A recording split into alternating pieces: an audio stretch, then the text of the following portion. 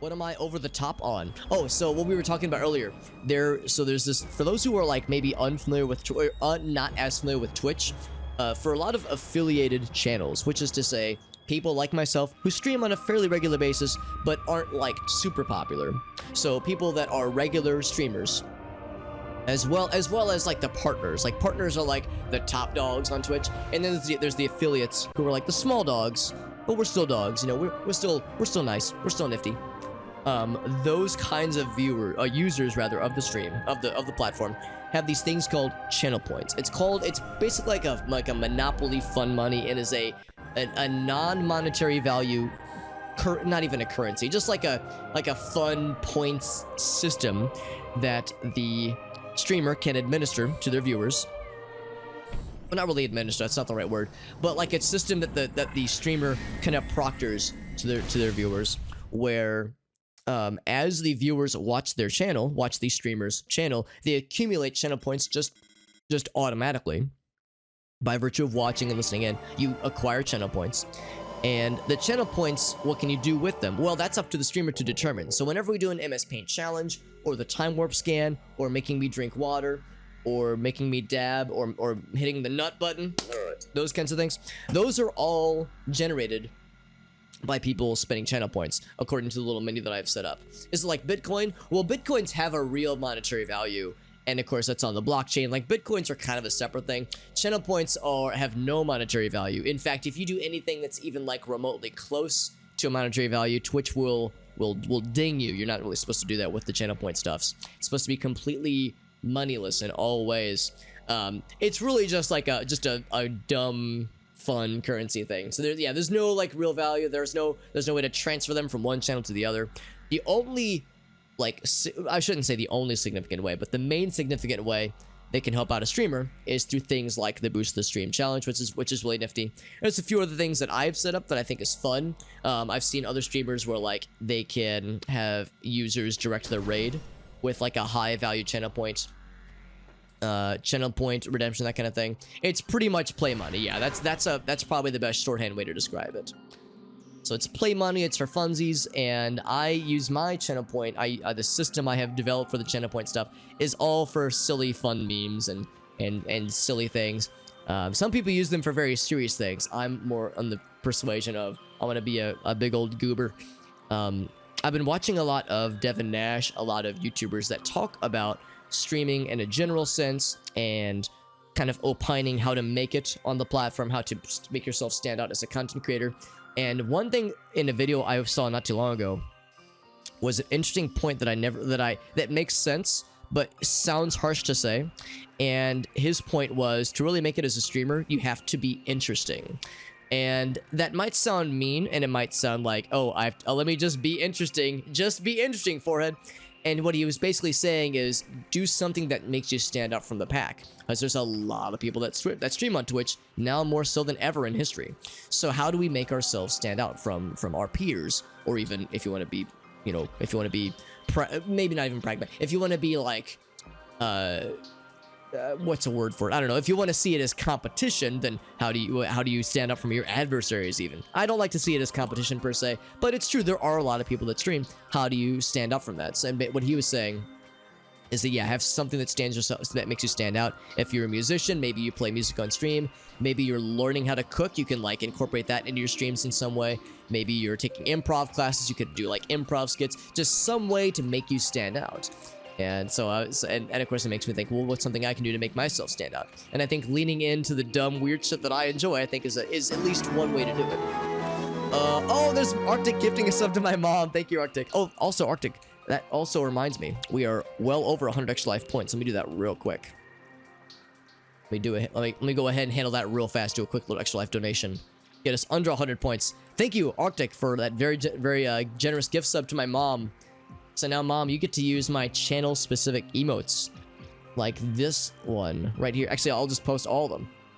Look at those. Look at those handsome emotes. Look at those. So now you have all those for a month. Hello, Ellie. Good to see you, my friend. There's a drawing of Alex with his butt stuck out. That's correct. That's correct. There's, yeah, courtesy of Mr. Awful Devil, who made that image for us. That is one of my favorite images I've ever seen made, ever, in my extremely biased opinion. me do a quick donation real quick to my Extra Life profile using my own doll hairs. My own dollars. Boop. And donate. Doing well, Ellie. We're playing some Metroid Prime with mouse and keyboard controls. Whereas Metroid Prime is, excuse me, of course, a great game. And it holds up very well. There it is. It has held up, I think, very well over the years. However, the mouse and keyboard controls make it even more modern, or make it feel more modern, which is kind of fun. So it's a great way to replay a classic with a very unique, maybe not unique, but a very fresh and funky fresh play style. We're playing Metroid Prime. This would have been a GameCube game. I think it released originally in 2002. And now here we are in not 2002. Of course, this was the 2009 re-release on the Wii with motion controls that we're playing right now. We're playing with mouse and keyboard controls, and it's pretty darn sweet. So I'm looking up here. How do I get up there? I see there's this platform here. But we need to lower these platforms in some way, unless I could actually just jump up from the top. Maybe I could make that jump, actually. Let's try that. At first, I was like, no, I can't make that jump. I can't break these cuffs.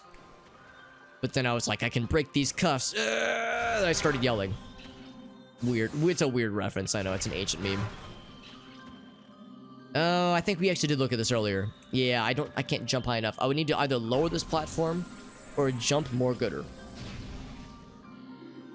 And I can do neither right now. So that path for now will remain, to my knowledge at least, unexplored. Everything else I think we have explored. Let me zoom out a bit on the map. So we just came from this area. Let's see. Is it? How do I do? Oh, no, it's not that.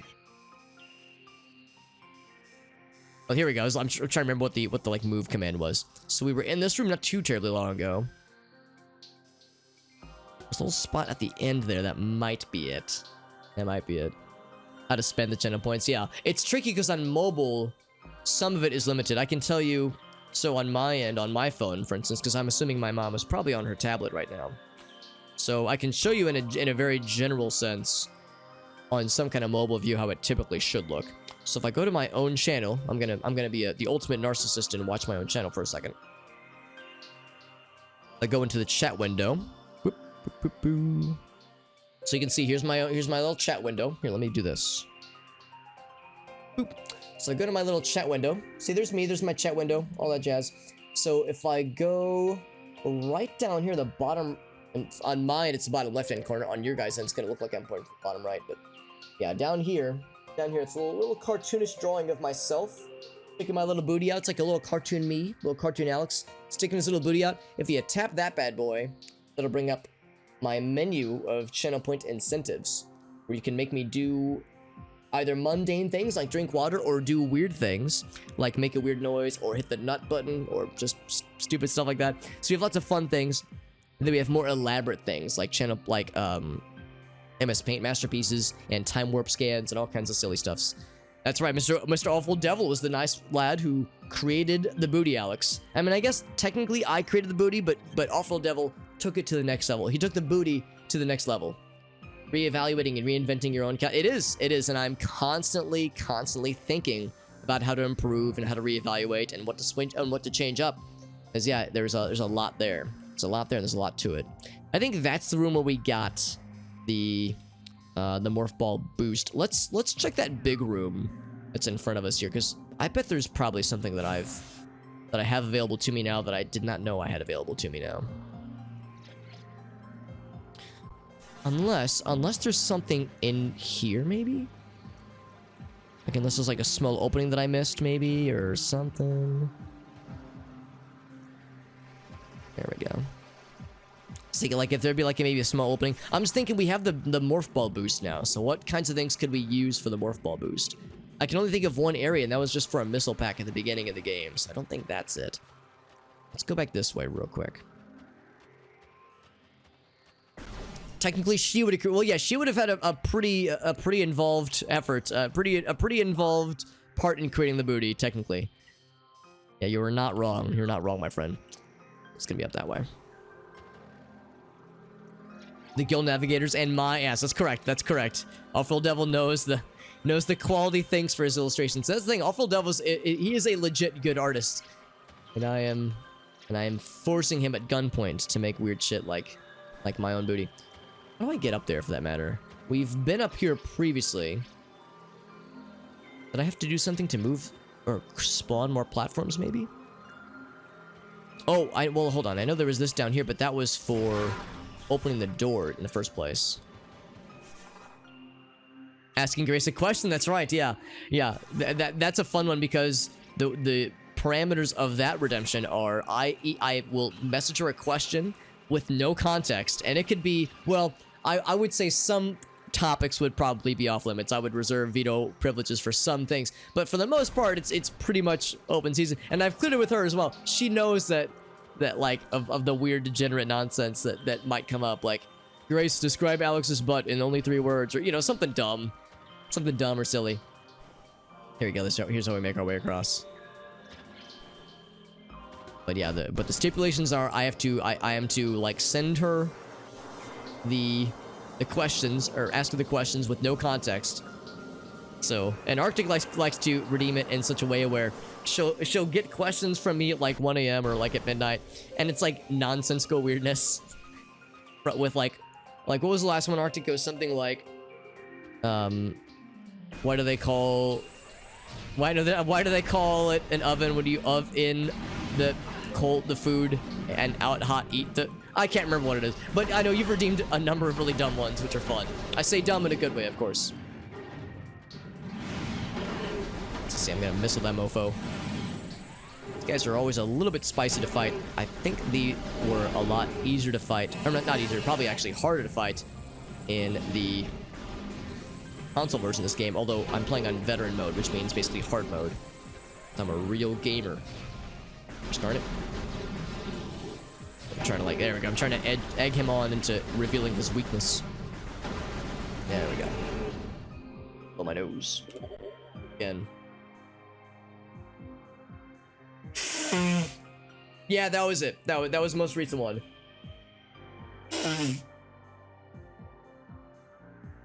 And I've mentioned to you where it's like, she's expressed to me, it's like, oh man, I feel bad. Arctic keeps redeeming these really weird ones, and I don't know how to respond. Like, I want to give him a valid response, but so oftentimes they're so weird, I don't know like what to say in response to them.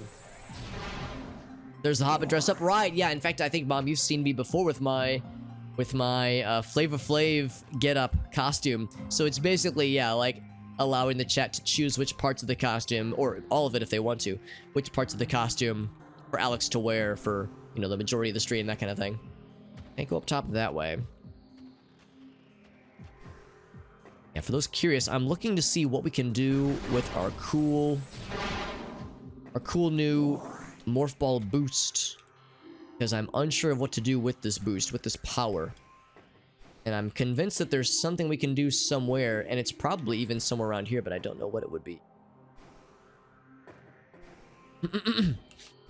Yeah, the silly costume, always a treat. Yeah, I like to think so too. I like to think it's a fun time. Back up to full health, and it feels so good.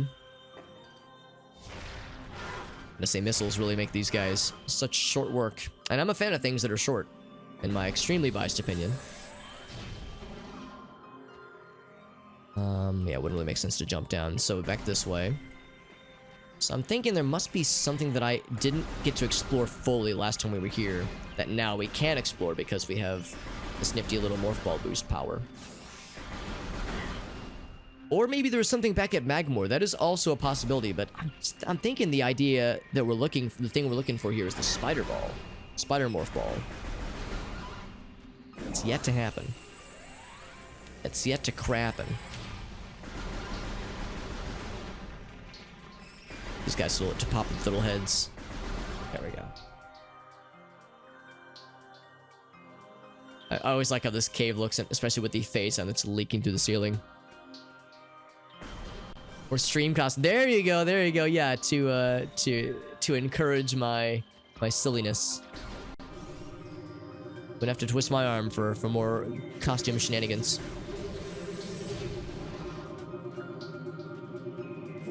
These guys are little bit stressful to deal with sometimes. The second you charge up your shot is when they get mad. Now, wait a second. Are we heading towards...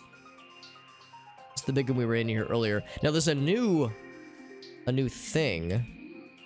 Oops, wrong button. There's a new room that we can't enter. Cannot be opened with that weapon.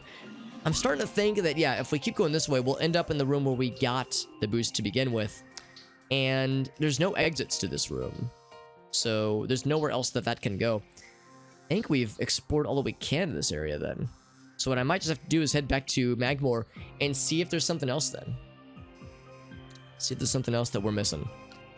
Because at first I was thinking it was going to be Spider Ball, but maybe the heads up thing, the little tooltip that we got that told us about the new technology that we needed. Maybe the timing for when it popped up was just a coincidence, because the thing was, the timing made it seem like it was hinting that we needed the Spider Ball form. But now, maybe that was just a coincidence. Maybe all we needed was just the boost. And from here on out, we're in good shape. So let's go back to Magmoor then. At a loss for gift ideas, yeah. Unfortunately, yeah. I'm a boring adult now, so I feel like Christmas and birthdays, that kind of stuff, are so much more fun when you're a kid, and for kids, because kid stuff's fun. Adults are boring. Adults are boring nerds, and I'm a boring nerd.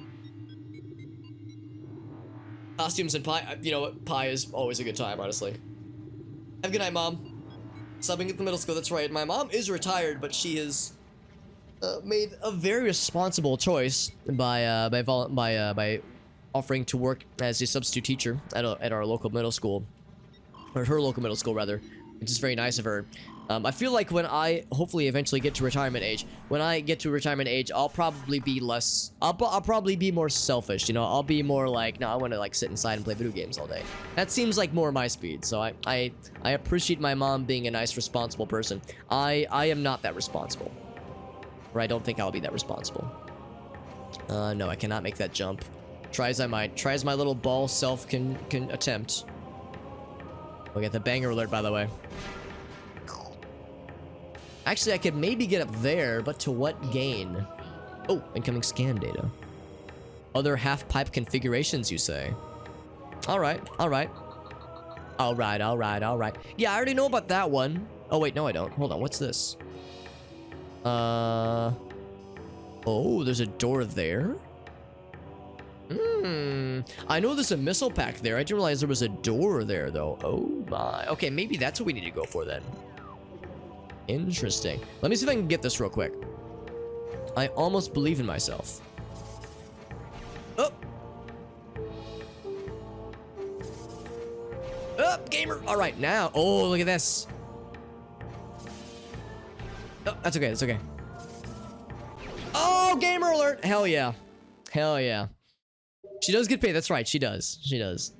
So it's not completely selfless, but still it is. It's very generous to offer your time like that. Your time is very valuable, Mom.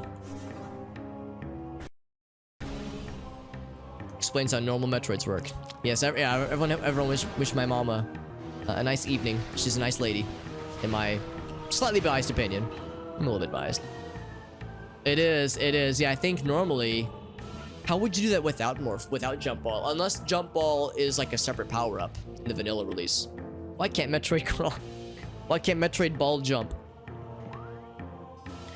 So let's think about this then. If our goal then is to get back yonder, in that case, we need to get back to, I guess, this warp right here, right? To Talon Overworld. Yes, we just got to keep going forward then.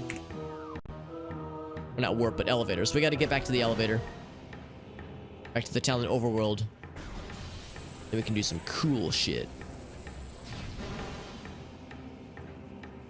So saying all these motherfuckers gonna be sitting here.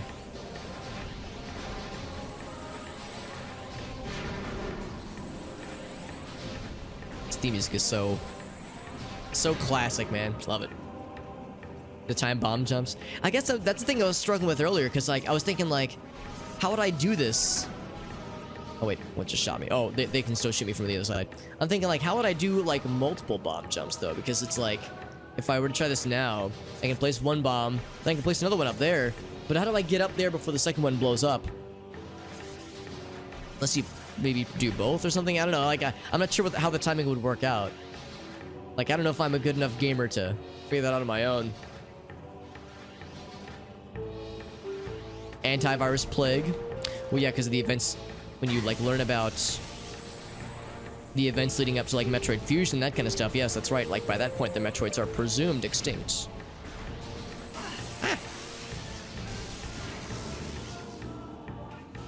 Higher scientist count of a race. Oh well. Oh, I see what you're saying. Yeah, like they're like so many of them are saying like, oh yes, the Metroids are definitely extinct. Just have to experiment. It's the only way, man. It's the only way to figure it out. Let's jump down.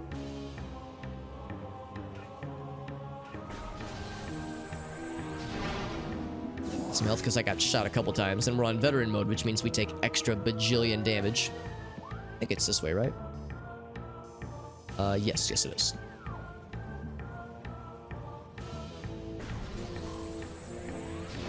Yeah, the more that scientists agree that this race of alien lads is definitely extinct, the more like everyone agrees that that's how it works, the more it turns out that there's still indeed problems. Actually, I can't remember in Metroid Fusion. Is it? And I guess this is mild Metroid Fusion spoilers. You know, no, never mind. It's better if I say nothing. Never mind. Part of it's that I need to replay Fusion. It's been probably since the game came out, so about probably almost 20 years actually. Same as this game. About almost 20 years since I last played that game. Just like this game. Apparently with Metroid games, I play them once and then I don't play them for like 20-ish years. Which is a shame because they're good games. I'm gonna lock onto you. I want to lock onto you. All right, fine. Do it that way then. I don't know why it takes me so long to replay these games. Sometimes it takes me a long time just to play them for the first time, even. In the case of Super Metroid, I never played that game until last year. Embarrassing it took me so long. Yep. But yeah, there's certain plot points about Fusion that I don't remember very well, admittedly. So I think I owe it to myself to replay that game. Although I would like to replay it anyway, just because it's a really good game. And it's worth replaying on its own merit. Can I go fast? Whoa! Just barely got clipped there. It's 2 fully charged shots. Bam! Oh, not quite, not quite. Yeah, it's gotta be a full charge. That's a good point too, Irasi. I could tell myself it's strategic. Because, yeah, it does allow me to re-experience so much of the game. I mean, this game, I remember a lot of the, like, pretty significant details. But yeah, there's a lot of minor parts of the game that I've forgotten. A lot of the plot points, a lot of the main bosses, like the really memorable bosses I remember in one way or the other. But a lot of the intervening bosses I don't remember. A lot of the levels and areas I don't remember very well. Certainly the puzzles. Somewhat of a Metroid gamer. Yeah, I'm like Scooty Puff Jr. Metroid gamer. The thing in space, yeah, it's awesome. Fusion's a really good game. There are some people that don't like Fusion because it like does a lot of narrative stuff. It's a lot of text and a lot of like story that you can't not be exposed to. It kind of like it insists upon itself. It kind of like it's very what's the way to say it? I don't know. It's just very plot heavy and like narrative heavy. And Metroid, in all fairness, doesn't usually have like a lot of narrative like Fusion does. So not everybody likes Fusion, but I do. I think it's a great game. And it was my first more modern Metroid game. So my only Metroid experience, actually that's not true. I guess Metroid Prime would have come before that. Maybe, think about this. Would Metroid Prime have come first? Because they came out around the same time, I think. Because I always tell the story that my first Metroid experience was Metroid 2 on the Game Boy. And it was my only Metroid experience until the early 2000s. And I never played Super Metroid. Part of it is I didn't own a Super Nintendo. And in fact, I still don't, but I have a Switch now, which is, you know, which has a number of Super Nintendo games on it. That's what allowed me to get around to it, finally. The right amount of story. Man, I loved it. But I know that some people did not like it, and some people even say that Fusion was what led to Other M, because it was regarded pretty well, and it made the director, I don't know who the main guy is for Metroid, but the main Metroid guy, it might have put a bug in his ear that said, oh, I should be allowed then to like go crazy with story exposition which is not the main problem with Other M. Other M has so many problems. Cutscenes, the presence of cutscenes is not that game's problem, but I digress. Some people argue that fusion is what led to Other M. And I think, disagree with that notion. Yeah, Sakamoto, that's the guy. That's the guy. Yeah, apparently so much of that game's plot and its awfulness was his idea. We cannot blame Team Ninja on it as much as we would like to. There's something in this room. Oh, I know what the something is. Something in the way she moves. It's over here. Metroid Dread is really good. Yeah, that's what I've heard. It retcons a bunch of stuff. Well, my understanding is that Other M apparently does some, like, legit lore things. Like, the whole notion of how Ridley is frozen when you see him in Fusion. Like, that gets explained. Like, there's some Ridley things, which I think are actually kind of cool. In Other M, like from a lore perspective, where it's like, okay, I can see what they're going for. This isn't half bad. But then there are other story things that are just disgusting. Alright. So I did look up the right controls now. Just how you get up here. This whole time, I thought we had to, like, do some kind of other challenge to get up this way. It's gotta do the half pipe. This had been around the time when the Tony Hawk game's really popular, so gotta get the timing down, though.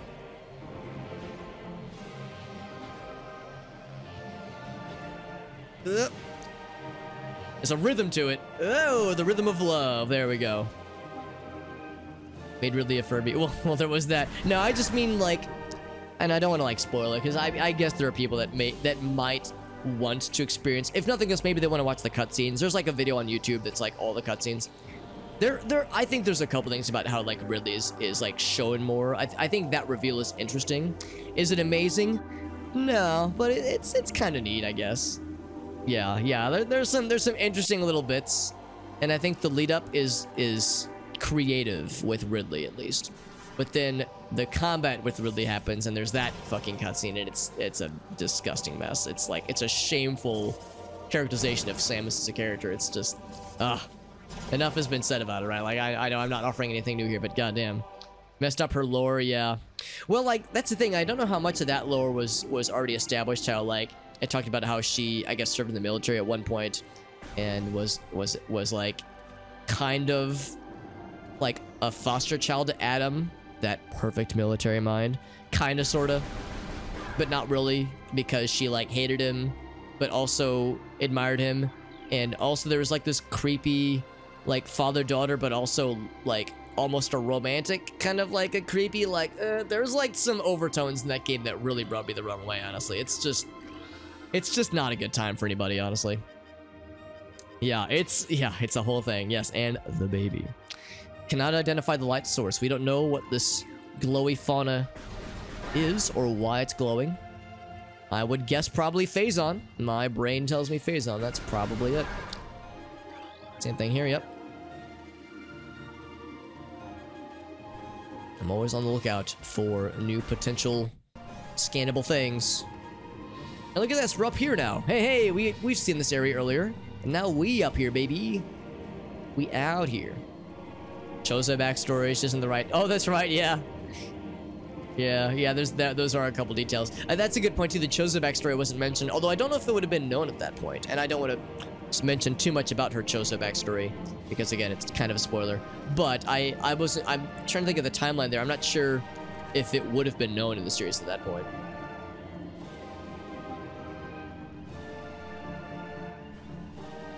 The bottle, is that what it's called, Off-World Devil? The bottle ship? Oh wow, it never even occurred to me. I guess that was a detail I had intentionally left out. Space jump, now we get the double jump, baby. And look at that, it's like actual boot. It's kind of like when we get the boot from, what was that game I played, that FPS? Kur. When you get the boot, it was really just a metal foot. Double jump, baby. Oh, yes.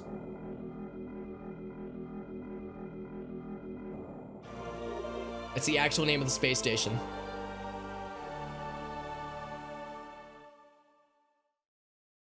Yeah, they made her shorter, right? Yeah.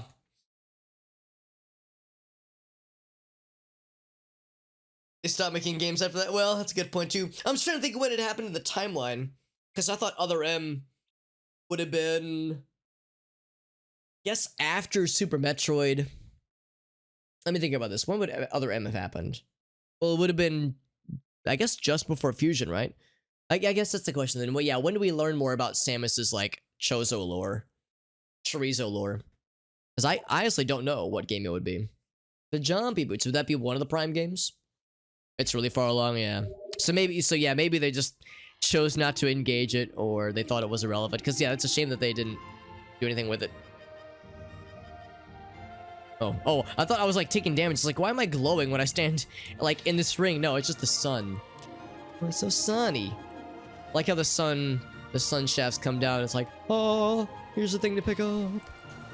I have a double jump now. Oh, it's so nice. Double jump, and it feels so good. Interquote between Super and Fusion. Okay.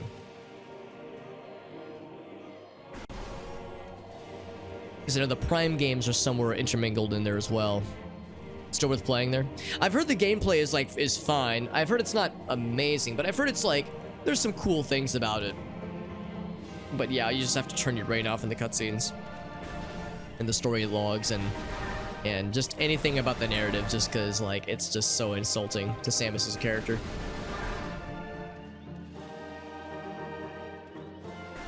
How the game like tries so hard to dress up Adam as that perfect military mind, when really he's kind of a dumbass. Honestly, like you think about the events that happened in that game and his short-sightedness.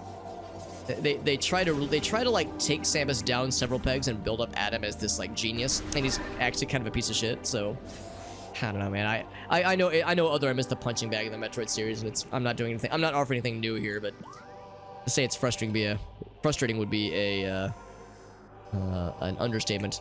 Let's go back this way. Now we have the double jump. We can actually get back to that other ice platform that we saw. Forced walking hallway. Yeah, there's the walking hallways, and Samus, you're not authorized to use that weapon because we don't want to do power-ups. We need some other lore explanation for picking up things. Like JD said, I'm sure there's probably more merit to the game than I'm making it sound like. I'm just bitter because I think... Because I was excited for Other M because I thought it looked really sick when it was first announced. And then when it came out, I read the reviews and I was like, it can't be that bad. Then I watched some like gameplay videos and it looked cool, but then like the cutscenes started coming out on YouTube and I was like, this is awful, holy hell. Like it was, I'm bitter because I feel like it was a squandered potential. Like it could have been really something special, and instead we got this game that just about everyone agrees is better off if it just wouldn't have happened. Yeah, you can't wear the variant. Well, I think, don't you start with the variant suit? I mean, they do give you some things, but yeah, it's pretty silly though. Also, I have the double jump, but I don't have the grappling hook, so I can't get up there. So I feel like this guy's gonna try to take a piss in my cornflakes. So I'll preemptively piss in my own cornflakes. There we go. He's dead. And then there's Chunky. Almost killed the series. Yeah, yeah. The hype versus reception. Yeah, I'm not the only one. I'm not unique in being sad when, like, excited for the game and then sad when it came out. I know a number of people had the same feels. I know that feel, bro. Apparently, a lot of people knew that feel, bro. A lot of bros knew that feel. Oh, you began with... Oh, see, you could even use the various... That's just absurd. Holy moly. Some kind of 2D, yeah. Maybe like a fan mod that just like has a lot of the gameplay, but either gets rid of the cutscenes or maybe retextualizes the cutscenes to be maybe more lore appropriate, or just quieter, maybe, or something. Or uses an updated Samus model or somehow to make her look taller, or make her compatriots look shorter by comparison. That's a good point too, JD, because Samus Returns apparently is quite good. I haven't played that version of Metroid 2. I've only played the original, but I've heard a lot of good things about Samus Returns. Of course, Prime 4 is in development. We got Metroid Dread, which apparently is a banger. So, like, now is a pretty good time to be a Metroid fan, but for a while there, it was a pretty dark time in Metroid history, I would say. Let's go back this way, see if there's anything beyond horror. Oh, we need Spider Ball. Right. We need Spider Ball times. Okay, never mind. So this is a dead end for now. It would probably take... It would be a significant undertaking, but I can dream, can't I? That'd be a pretty significant undertaking. Looks like this monster, whoa, is not It did not respawn, which is good. Just take a quick little... Oh, there he is. Take a quick little lava bath.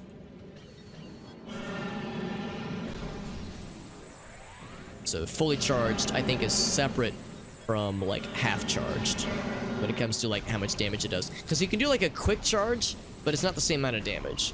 Yeah, it has to be, like, the full animation to really count. I'm pretty sure that's how it works.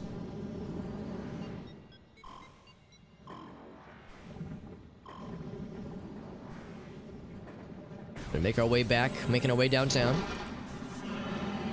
So we'll take those missiles. And I'll also take shooting this guy in the face. Federation Force, the Triforce Hero. That's what I've heard, yeah. I actually want to play Federation Force. I have not played it. I'm pretty sure I don't own it for that matter. And I would like to. But I'm bracing myself for not loving it. But probably still enjoying it. Like, it'd be fun with friends. Pretty much like JD said. It's like, it's a good romp. Like, probably not as good single player. But would be like... Oh, there we go. Would still be worth a playthrough with some homies. Just for funsies. Oh, heck. Can I wiggle free? I cannot. Yep.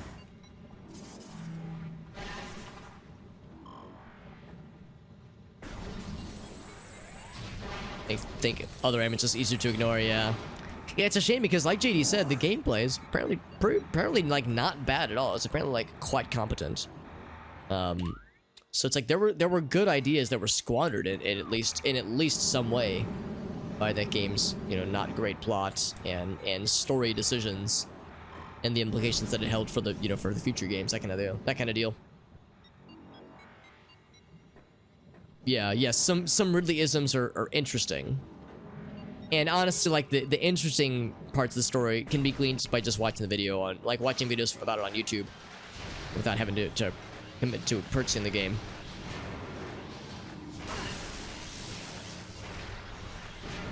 I don't know how expensive the game is nowadays, but you'd have to get a used copy, obviously, and I don't think the game is terribly valuable per se, but you'd have to hunt it down as opposed to just having it abundant, like, obviously clear, rather readily available, unless you wanted to emulate, I suppose, which is always an option. But, you know, usually a lot of the purists would rather have, like, you know, the physical copy. A different skin. That's right. Yeah, you're right, JD. In fact, yeah, I'm not doing it right now because I've already been to this room and scoured this place pretty thoroughly. But yeah, as I'm playing this game, I am playing it fairly slow whenever we're exploring a new room because I want to get all the juicy lore tidbits. Because yeah, there's a lot there that I'm pretty sure I would have experienced when I first played the game years ago, but I've since long forgotten. We need to get back to the Phendrana drifts, so we have to go this way, I'm pretty sure. Yeah, I remember... Oh, right, I can't stand on that. Learning about these pistons and about the crystals in the walls there, all that jazz. So yeah, there's a lot of interesting little tidbits. There's the Chozo lore, I'm sorry, the Chorizo lore. There's, oh, the research to be gained. There's like all kinds of nifty things.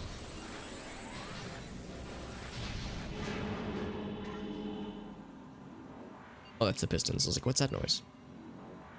Really was kind of shoehorned. Probably. I mean, probably to a degree. I'll admit, I only remember like a few of the Ridley encounters and Ridley lore bits. And the ones I remember are kind of interesting. Could it have been some other monster? Yeah, it could have been. It didn't have to be Ridley, but they wanted it to be Ridley. So that Samus could be a scared little girl in that whole sequence. That's like the bottom of the series for me, man. That moment where Ridley is happening and it's so scary and she's this scared little girl and thank goodness the man saves her. That's like, I think that's the low point of the whole goddamn series, which is to say, like, otherwise the series is good, but like that's the low point of the game, and that's like the part where that game really doesn't jump the shark, it dives underneath the shark or something.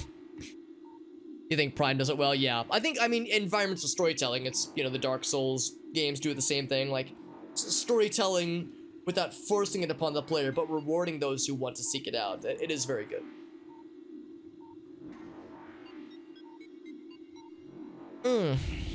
Yeah, for those who want it, yeah.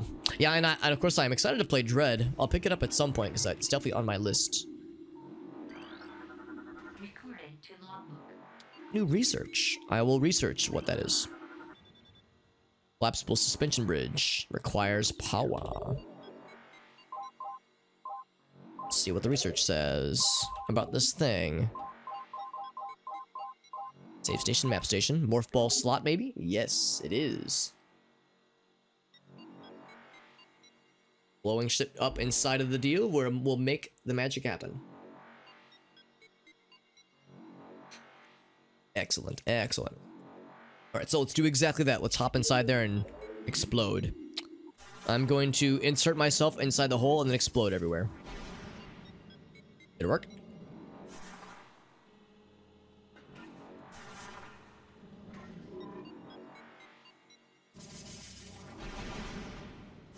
Did it work? It said it would make a suspension bridge happen. No, but this bridge was already here. Oh, requires power. Oh, okay, so I think this is offline right now, I think is what it's saying. Maybe? Standard spinner device. Oh, not bombs.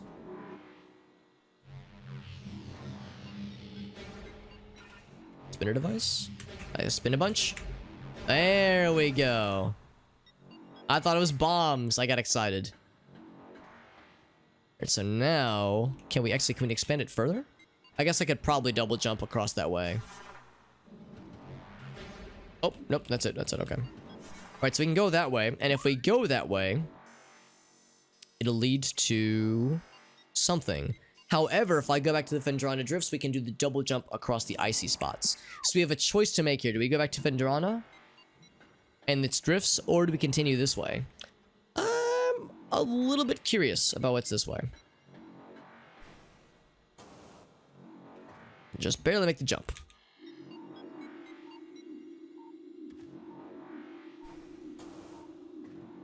Really is in that game.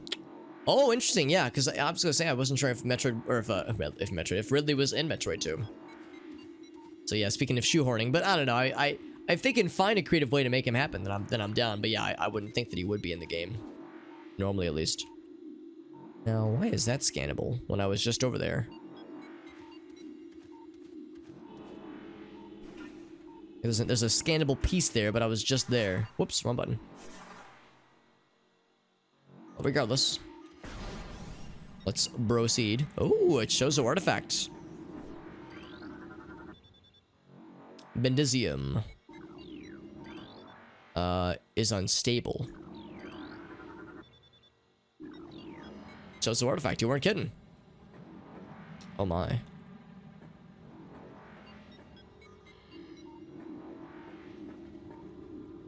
Do we know what Bendizium is? I think it's the crystals, right?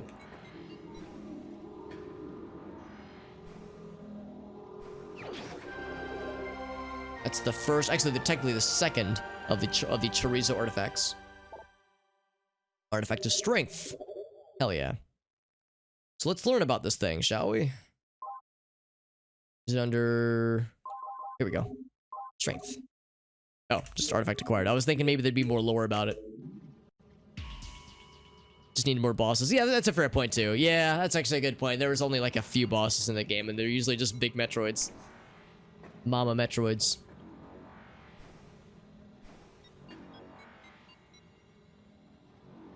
So this is like a Chozo statue. This is what they looked like, presumably. It's powerful bird creatures. So that is the end of that area. So now our only option then is to go back to Phendrana, and that is exactly what we're here to do. And also blow up these. There we go. There we go. Blow up these security turrets. Get them out of here. Oh, but the bridge retracted. Okay, well, I guess nothing else I can snipe these guys from afar. It's nice being able to take care of these from the distance. There we go. Especially with how annoying they are to deal with.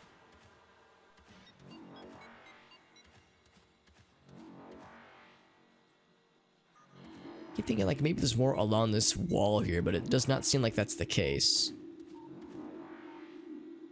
Nothing else I can just kind of slide down this way. Oh, I should have killed you first. I have to be careful to not breathe in those fumes. Oh, did I explore this way? Yes, that's how we came here, I think. Oh, no, actually, that's a separate area, but we don't need to go that way just yet, at least.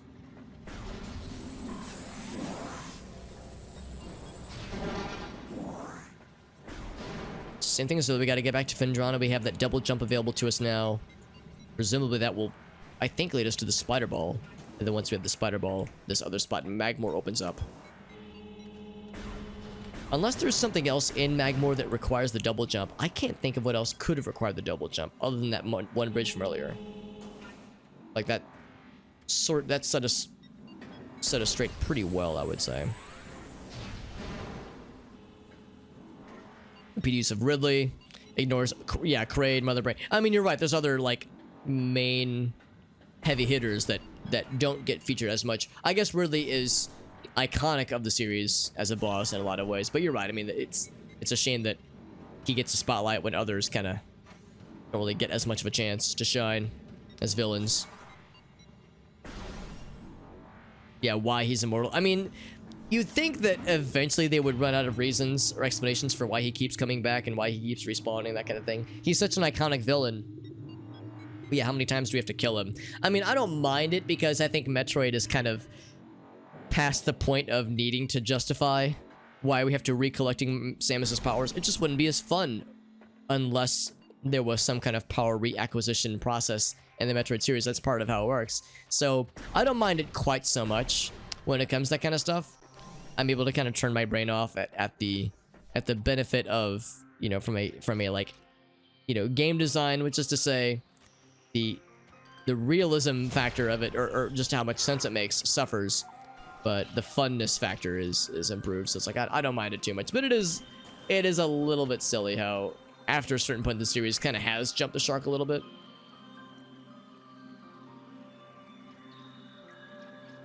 You don't have to. Yeah, exactly. It doesn't, like, when the story isn't forced upon you. And of course, Dark Souls is kind of the de facto example of that right now. But, I mean, the Metroid Prime games were a really good example of that, for that matter.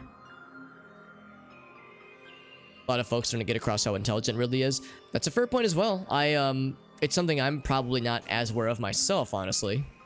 Like, just how smart he is, per se. But I think he, like, works with the space pirates, I think. Or something like that. Like, he's not just some savage monster. But, yeah, he's definitely, like... He definitely seems, or is built up at least, as a creature that is more cunning than you would think upon first seeing him in the first Metroid game. We finally made it up here after trying for very long, and I think there was something about this. Yeah, it's worn and weathered. Can we break it?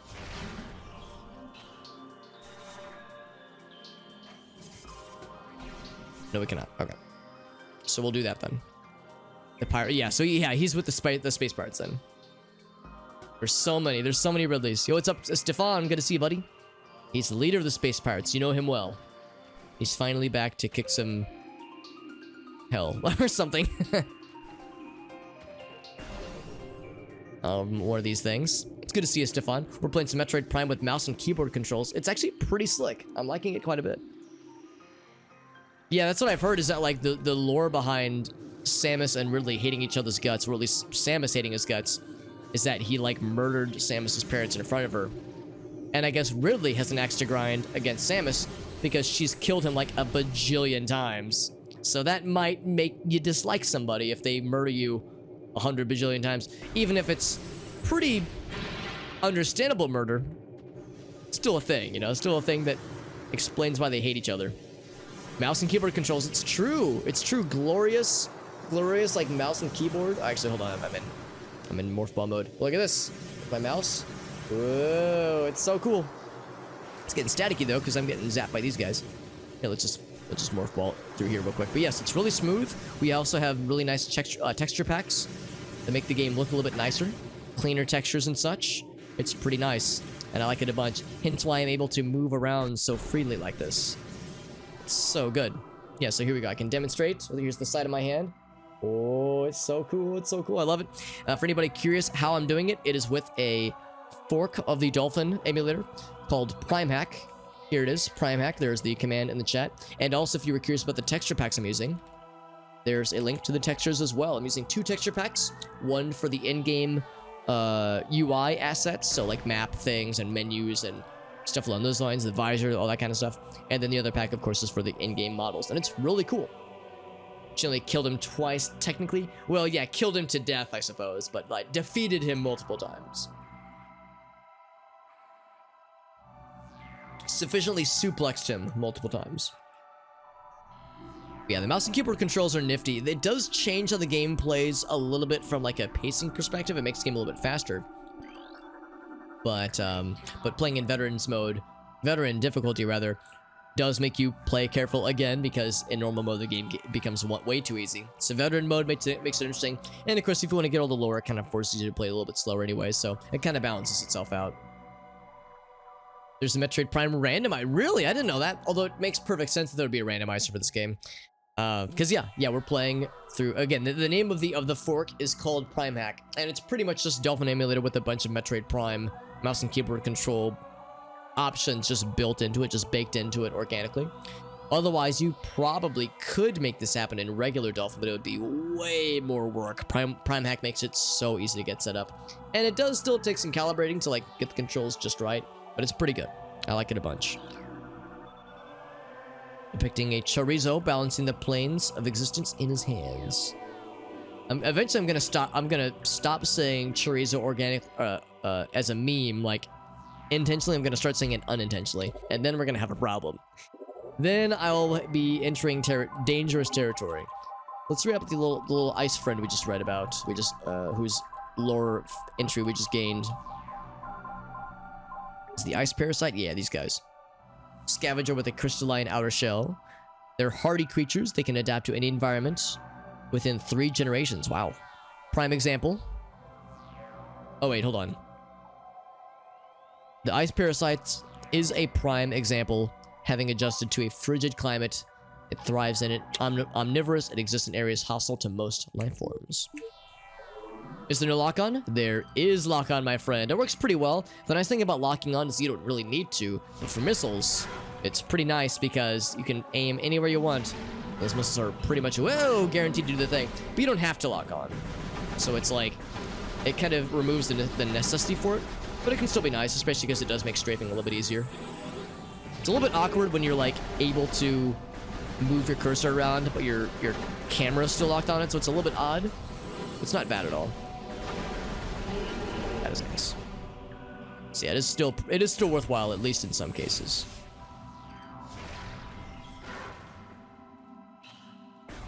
I need to get that health because I got a couple times. I wonder if these guys are. They require missiles. They probably require. Oh no, they don't. They don't. They just take regular bullets.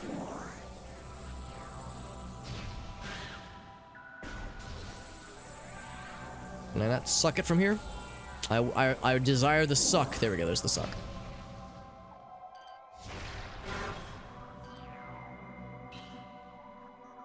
So we scan this lad. What else do we have? I'm gonna do some platforming then.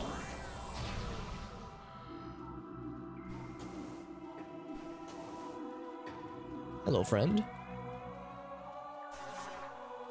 Alright, it's me. I'm the world. I'm the whole world that is balanced in your hands. The balance of the world and such. Well, up and away we go then. I'm gonna guess that there's gonna be a door up top. In fact, I can see it on the minimap. There we go. Full health again. It feels so good. Scan data. Predator activity. Let them try. Ooh, big scary room. Chapel of the Elders. It sounds very ominous and important. I wonder what it could be. Game's like, hey man, if you keep going, there's gonna be a friend awaiting you. Smiley face. And I'm like, I'm over here like, oh boy, more friends. Just what I wanted. And the game's like, yep. They're gonna love you. They're gonna want to eat you right up. Whatever they. I actually can't remember what the boss battle is gonna be, but I'm sure we'll be okay. We're smart people, right? That's what I tell myself. Here's some stuff. Must have a Chozo philosopher. Whoa, I fell down. That's okay.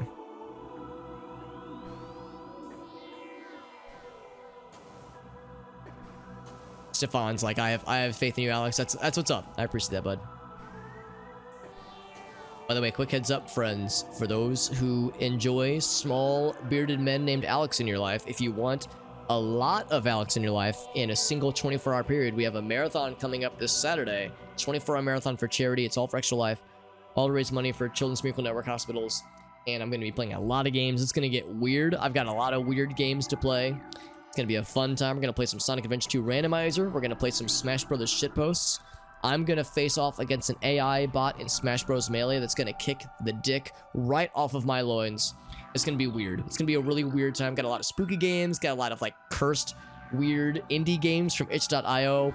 To say I'm excited would be a grotesque understatement. I'm super pumped. So Saturday's going to be a big old time. It has been I know, Stefan, it's crazy, honestly. But yeah, it always sneaks up on me. I'm always like, oh, I have a while until early November happens. And then sometime in mid-October, I'm always like, oh, I gotta do shit, don't I? I have to prepare.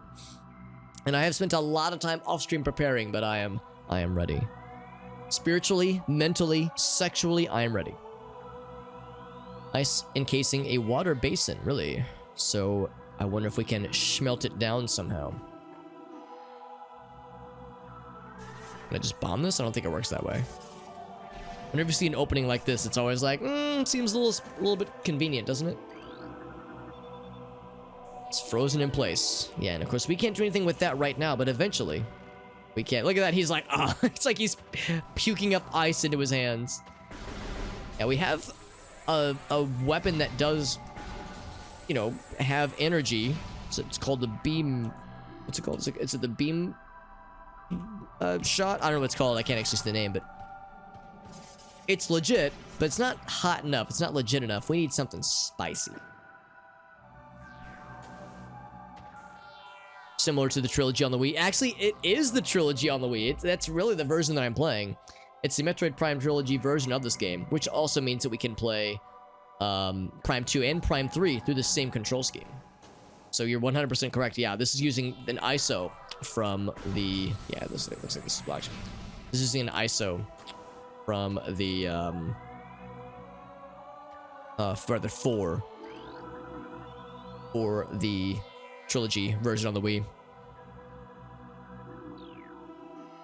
Alright, so we have before us a bit of a tricky situation here. So we got this thing closed. Looks like that's the only door leading out of here.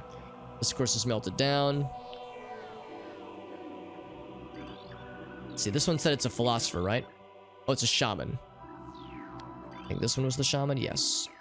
So is there something I can do with you specifically, my friend? Do I shoot you in the face? Do I place a bomb in front of you? Whoops, wrong button.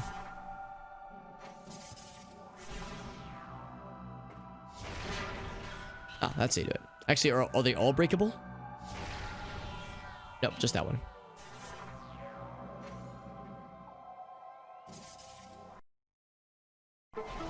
There we go.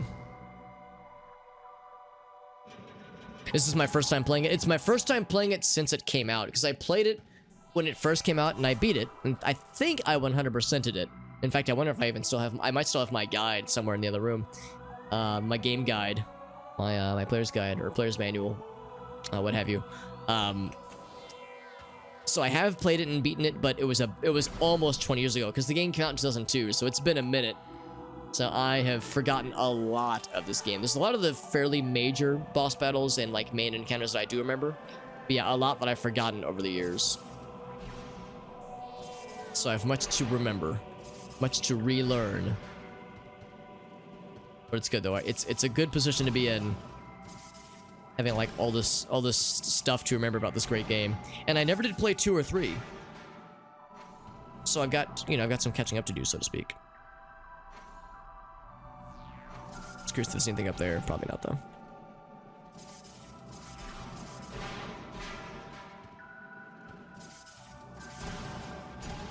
There we go. Oh, it doesn't stay broke, though. Oop, oop, oop. It doesn't stay broke, or woke, or bespoke.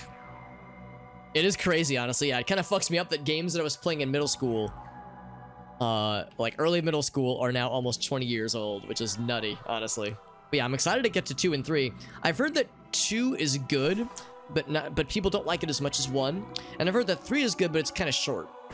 And I like things that are short, selfishly, obviously. Beaten multiple times. That's awesome, Stefan. That's dope. Yeah, yeah. Like almost over 10 times. That's great. Yeah, it's been a while, and I've wanted to replay it for a long time. It's not that I've been avoiding it, it's that I just haven't gotten around to it.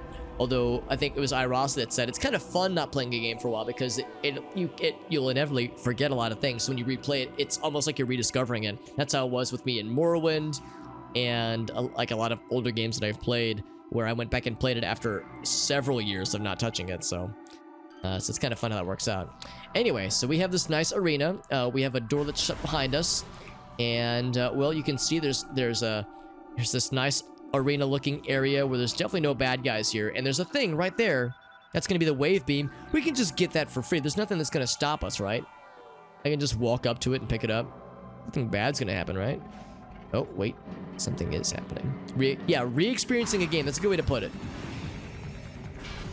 Yeah, definitely no boss fights incoming. Of course, this is like a mini boss fight of sorts. Or to scan these lads.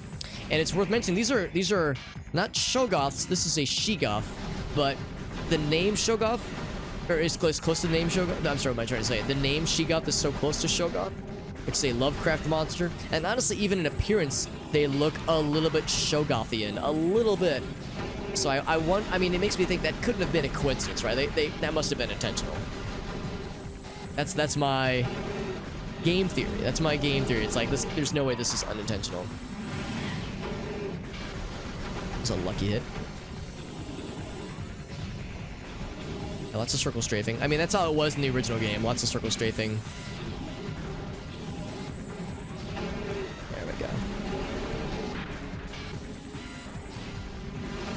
Except in this one, it's a little bit easier. Of course, you can still do it, though. And like with the Wii motion controls, it's pretty much the Wii version of that, but on mouse and keyboard.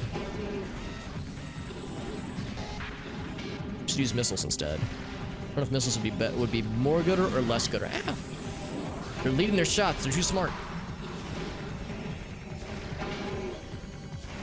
Damn it, they keep bouncing off. Yeah, it's hard getting with missiles to hit. Ah, fuck it. Let's just go back to beams. Because the bolts are so much larger.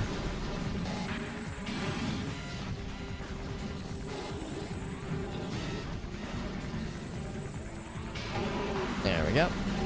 Gotta take their shell out, then they're extra vulnerable.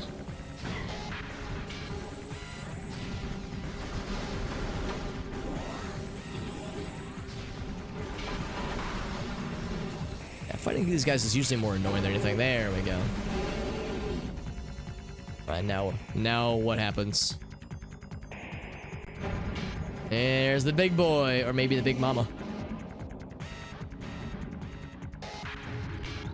Big mama. So this is Sheegoth Supreme. Yeah, we even were told predator incoming, a big spicy bastard incoming. Let's get some deets on this fool now that we've scanned his ass and his face.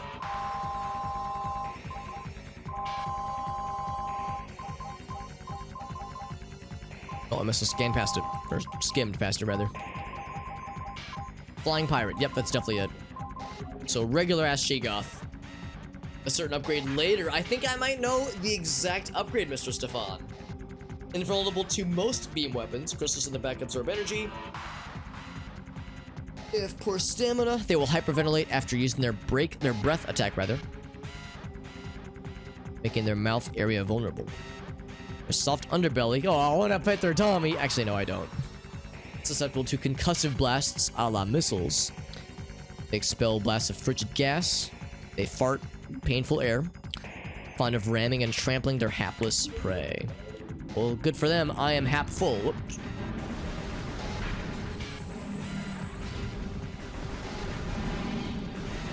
Great, so he's gonna hyperventilate.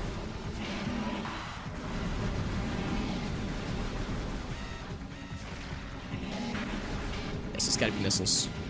In fact, I should have been using missiles earlier. Whoa.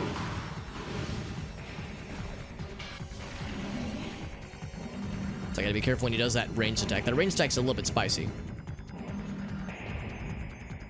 It's gonna be the kind of thing where he's probably gonna lead his shots, so I'll try to hit him with the old razzle-dazzle.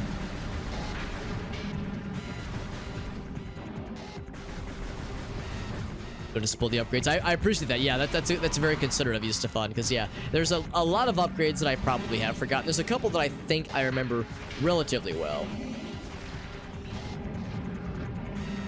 Yeah, some of them are very, very fun and very memorable. It's kind of cool. It drags the shots to him. I guess I'm shooting over this way. It's kind of arcing the shots. That's an interesting touch. Oh, that's when he's vulnerable, right? I need to be doing that as well. It's not just that attack. But that attack as well. It's getting spicy. Ouch.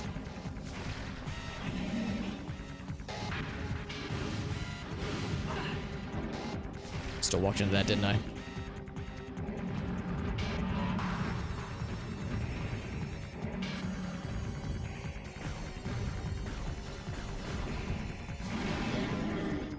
Actually, looks like he is just vulnerable now. And with charge shots to... Oh, okay, I need to be paying more attention to that thing when that becomes disabled.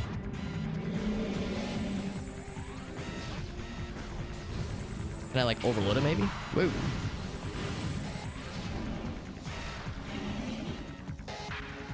With a ton of missiles. Oh, here we go. Yeah, he's open. Oh, well, he was open.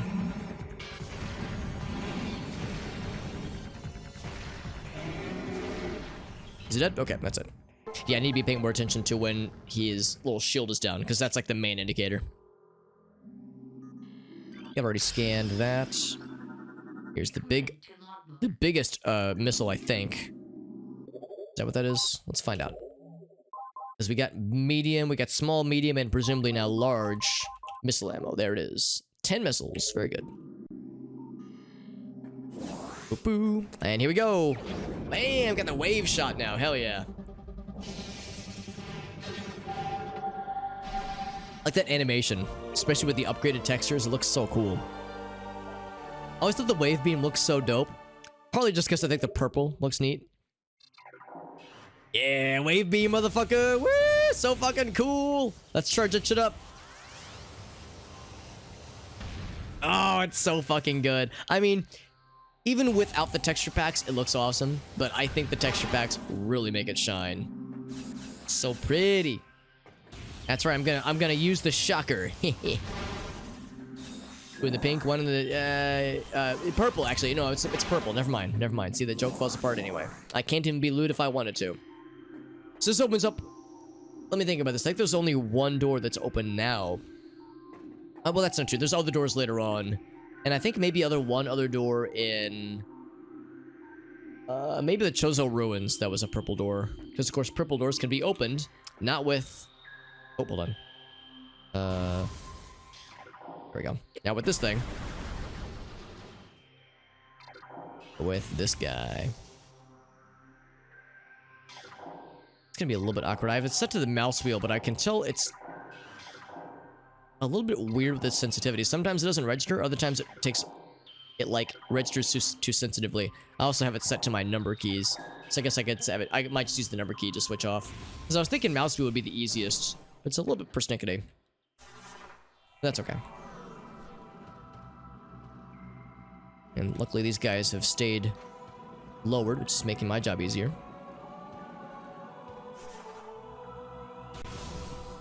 Right, so in my mind's eye... Oh, I guess I can kill these guys now. That's really cool. In my mind's eye, I was thinking we would actually be getting... Oops. We'd be getting the ice beam or the fire beam somewhat soon, so we can melt this guy down. Because we can't melt it down, we can't get the major thing that's in this room. Every beam is elemental. You're right. Yeah, you're right. Every single one has some kind of element to it, as opposed to like the wave beam or something like that. But I do like it. I like it a bunch. It has shut itself off, yes. And to be clear, none of these other ones can be destroyed. Only the shaman was destructible, it seems. So let's go back to the one room where we saw there was a purple door. Actually, we can just check the map. Make our job easier for us. So in Phendrana, at least, I think there's only one other room. And it was... Oh yeah, there it is, It's all the way back there. Kind of hard to see. Also, I haven't saved in a minute. It would probably be worth my while to save. I don't plan on dying anytime soon. But, you know, these things kind of happen sometimes. I've yet to die on stream, IRL or otherwise. I've yet to die in this game, at least on stream. I intend to keep that streak going if we can.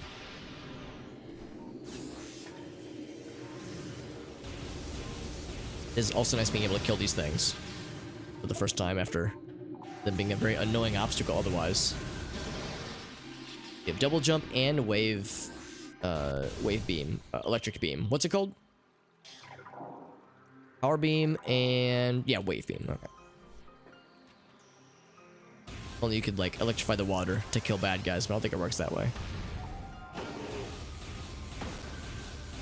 I knocked his ass down. That was cool. Am I like hitting past his armor? I don't think it works that way. It does not. It does not work that way. I could have left him alone, yet here I am starting shit. I think fire is the best way to fuck these guys up. And electricity is like spicy fire. So it kind of works. Kind of, sort of. Yeah, it's wave beam. It waves high to them. We're just greeting them with violence. And it does stun them, which is nifty. So you can do that to get in the old razzle-dazzle, which is nice. There we go. Oh, also with the time warp scan. Let's do it, baby. Let's do a quick save, and then we'll hop to it. While I terrorize the wildlife in this area.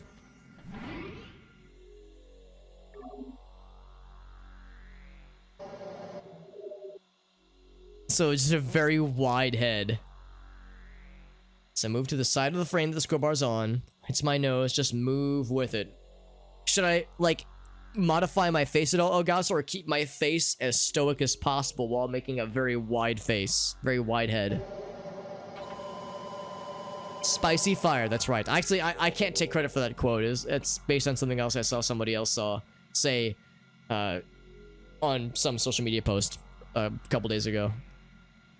It was asking about, like, I remember what the context was. It was some kind of, like, discussion from some video game. It's like, why, like, I'm the fire representative for this game. Maybe it was, like, the Mega Man boss. Like, why do we need a Lightning Man? I'm Fireman. Like, why do we also need Lightning Man? It's also, like, a heat energy, yeah, like a heat source.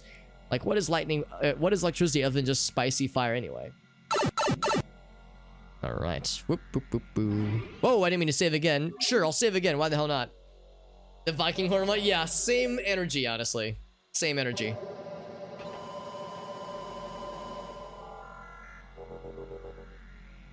The cockeyed one. Yeah, the cockeyed one's fun too.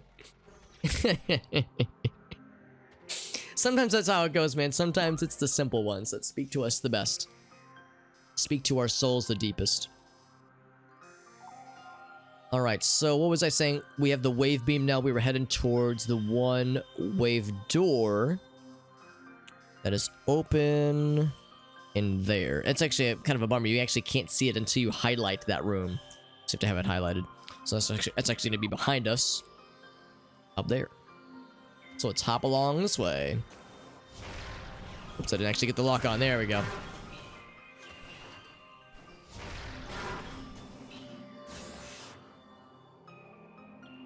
Oh wait, hold on. Am I a liar? Am I a filthy liar? It is that way. Okay. Oh, I was confused because it's the other door.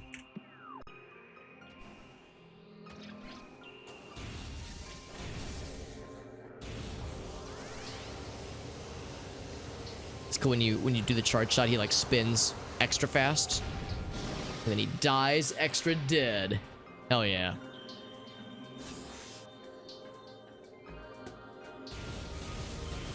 Oh, Gabi's got one. All right, Gabi, hit us with your Grace GF question, and I will text it to her at this exact moment.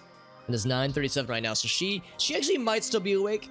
I would imagine she's probably asleep. So, which means I'll get to the answer tomorrow, or when I hear back from her, rather. Probably tomorrow. If you got a queue, feel free to post that shit. Wait. I need to change that redemption to make it so that it requires the text when you redeem it, because it occurs to me it's... Oh, that was cool. It bounced off him. It occurs to me it might look a little bit weird that you can redeem it without the actual question being present there.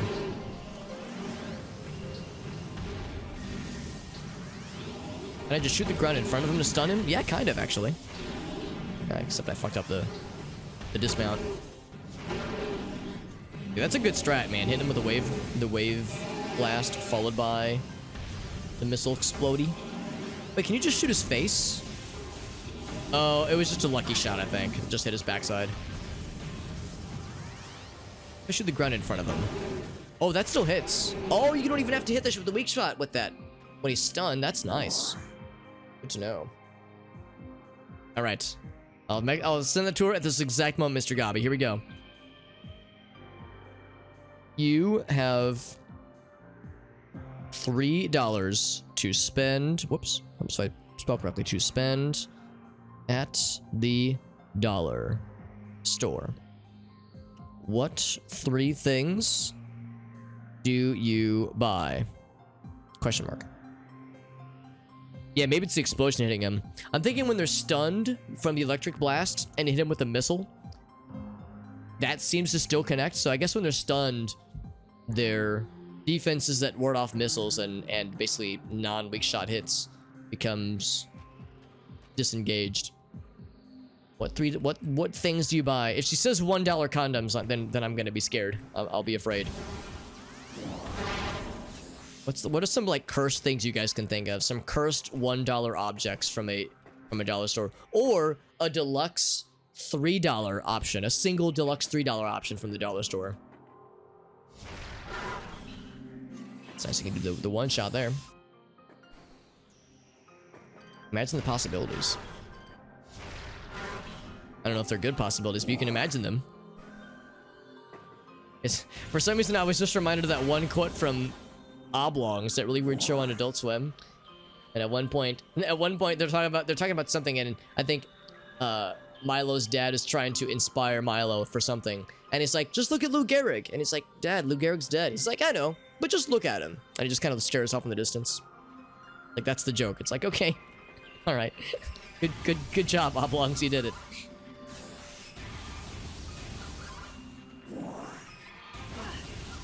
Plus, these guys are still equally as annoying to deal with. I don't even know if you get the ability to like hurt these guys while they're still in the ground. Oblongs was an interesting show. I didn't love it, but I didn't hate it either. It had some very good moments. I was more of a Squidbillies guy for a long time. Squidbillies was my go-to show for like weird absurdism like that. Squidbillies had some good shit for a while there. I really liked it. And it was one of those shows that I used to not like, and then it kind of grew on me, and then it got to the point where it's like, I think I get now what the show is getting at with its like beyond absurdism humor. And yeah, I became very much a fan. 12 quarters and swallow. Oh my god, that's pretty fucking weird, Elgaso. Speaking of absurdism humor, that's some good shit. Actually, it would lead to some bad shit. It would lead to some unpleasant gastrointestinal duress, but for a good minute there, it'd be pretty funny. So if I shoot him in the face... Oh, and yeah, actually, he reflects back to me. So the face hits don't count, but if you shoot the ground in front of him... Oh, it also doesn't count, okay. Like how the other guy just, like, tackled my ass after I'm fighting his homie. Yeah, so it's not just a matter of hitting the ground in front of them. The ground... like near his backside will work though, which is interesting. So if I shoot the ground behind him, there we go, baby. So if I shoot the ground like right here. Oh, never mind. Okay, I was thinking maybe their face becomes vulnerable. Not necessarily always though. There we go. So you gotta get somewhat close to them to be able to hit him with the missiles. Yeah, you would be committing to the bit quite a lot. I would definitely respect the commitment. I would respect it and also fear it simultaneously.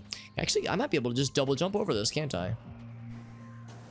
Not quite. Not quite, but I bet we can go over that way. Yeah, we haven't even explored this area much because we couldn't. We had no way of doing so earlier. Now we have all ways of doing so. In fact, yeah, earlier we were able to cheese this with the bomb jump, not bomb jump. Well, yeah, the bomb jump alongside the morph ball jump. But now we don't need any of those things. Scan Visor, because there's probably more stuff to look at here.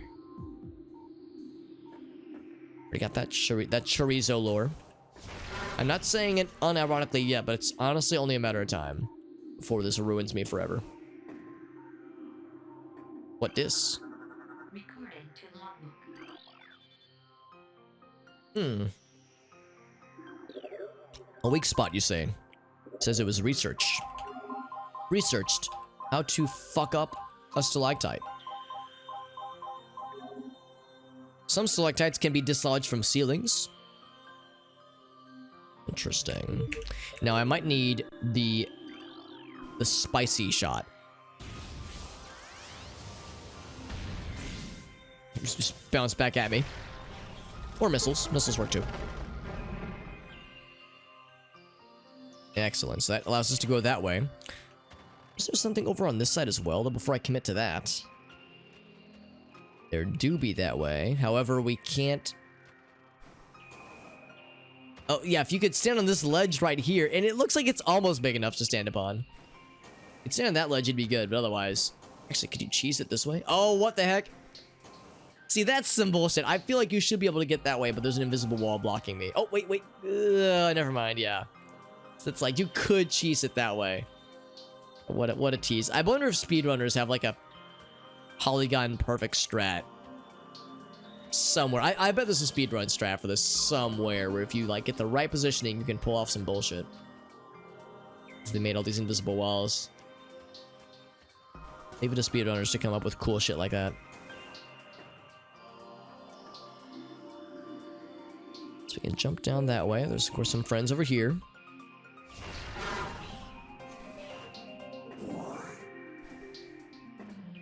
Should I jump down there? There's a door, which we have not been through. We have been through.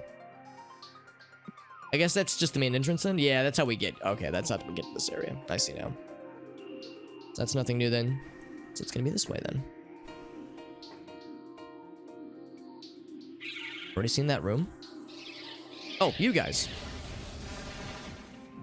We just dive bomb and then auto explode, making my job that much easier. What this? Ice covering can be melted with extreme heat, which we don't have yet. Eventually we'll get some extreme yeet though. That'll be nice.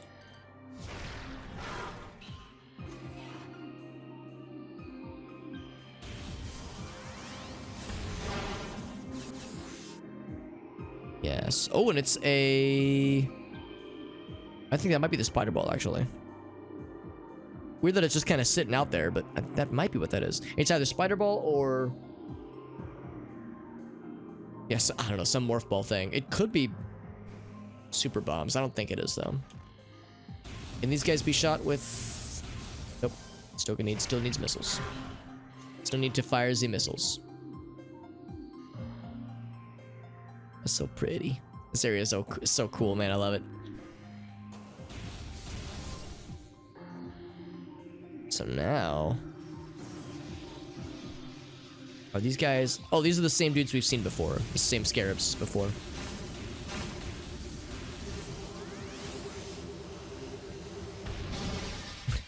It's like he was trying to find us. He was trying to reach us, but he couldn't. Also, like the touch right here, where there's a small opening in the ceiling, and the snow is leaking through, but only in this spot. That's a cool touch. Like fun stuff like that.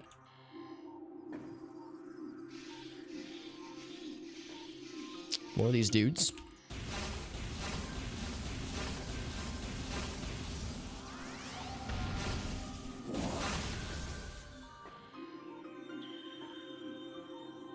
Seems like we've seen several things now that require icy things. So it makes me wonder if we're gonna get the fire beam fairly soon. But it would make more sense for us to get the ice beam first since we're in an icy area. So we'll see. Unanchored platforms. We're just floating here. Standard spinner device. I like those. When we access hatch.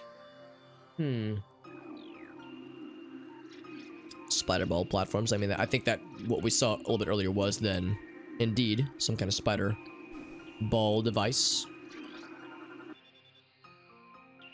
Something can activate it nearby. Something, you say. Something in the way she spider balls. That classic song by the Beatles. Let's see, there's this guy right here. Whoops, fell in the water.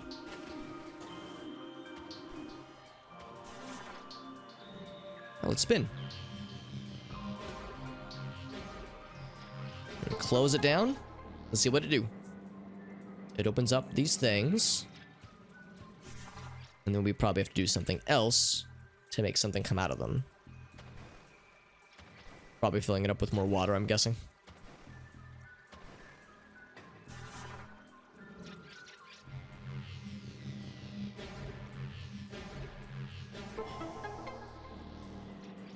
Oh, we're just opening up more of them. Oh. Is there one up there too? There was one on the other side. There is. We can't. Oh, never mind. That's just the little access hatch thing, I think. Yeah, so we can't open that one. Let's go back to this other side, though. Whoops.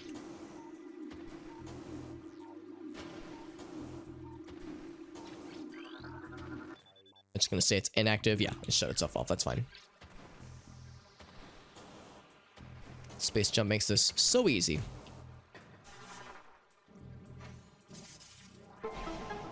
And now... spring forth. Hey, there we go. More icy water. So now we can access the second area.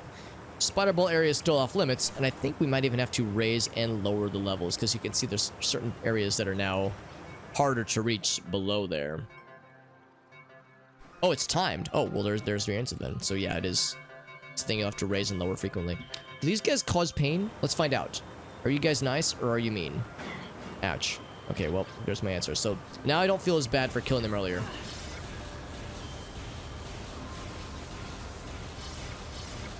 As at one point I was like, oh, these are just nice birds and I'm murdering them. Now I feel less guilty.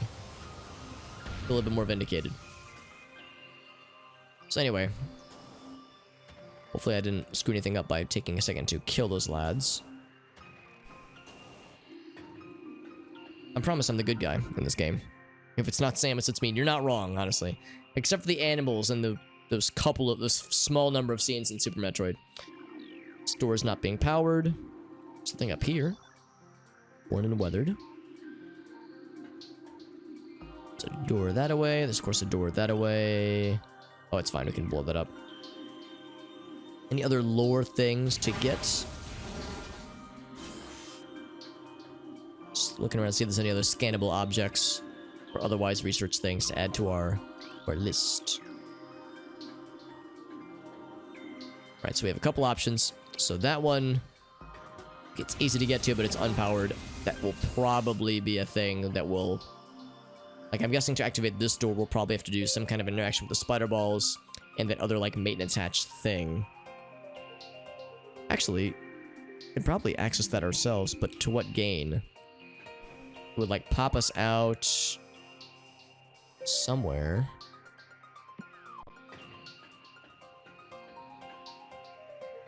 Could probably get to that without too much trouble, but yeah, I don't... the question is, like, what would it get us? So I guess that's one option.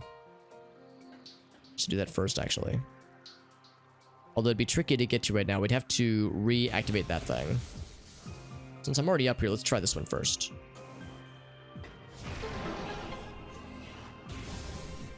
Oh, it's another save zone. Sure. Not a bad thing at all.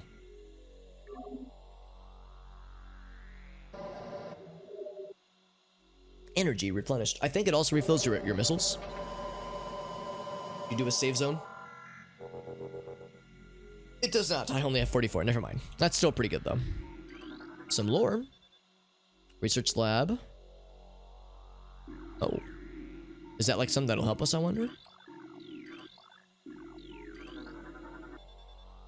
Glacier 1. Secure zone. One of those blueprints are a functional thing, or if it just looks nice. I guess we'll find out. The other option is this door right here, and then the last option, of course, is that little spot down there. This little spot down there feels like a bonus thing, whereas that feels like it's the right path. I'm gonna check this first. Whip. Whoa, who saw that coming, right? Who didn't see that coming, rather. Let's try this part. Oh, not there. It's over here.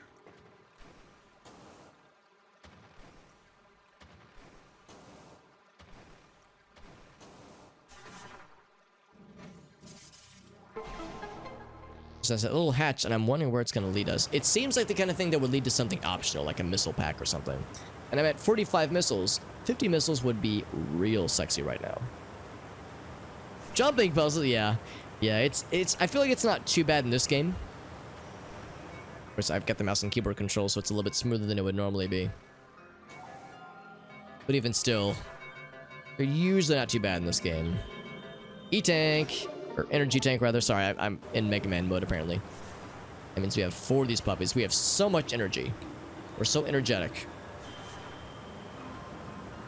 Wait, hold on. Let's launch out. That's satisfying. Alright, so now we got that explored.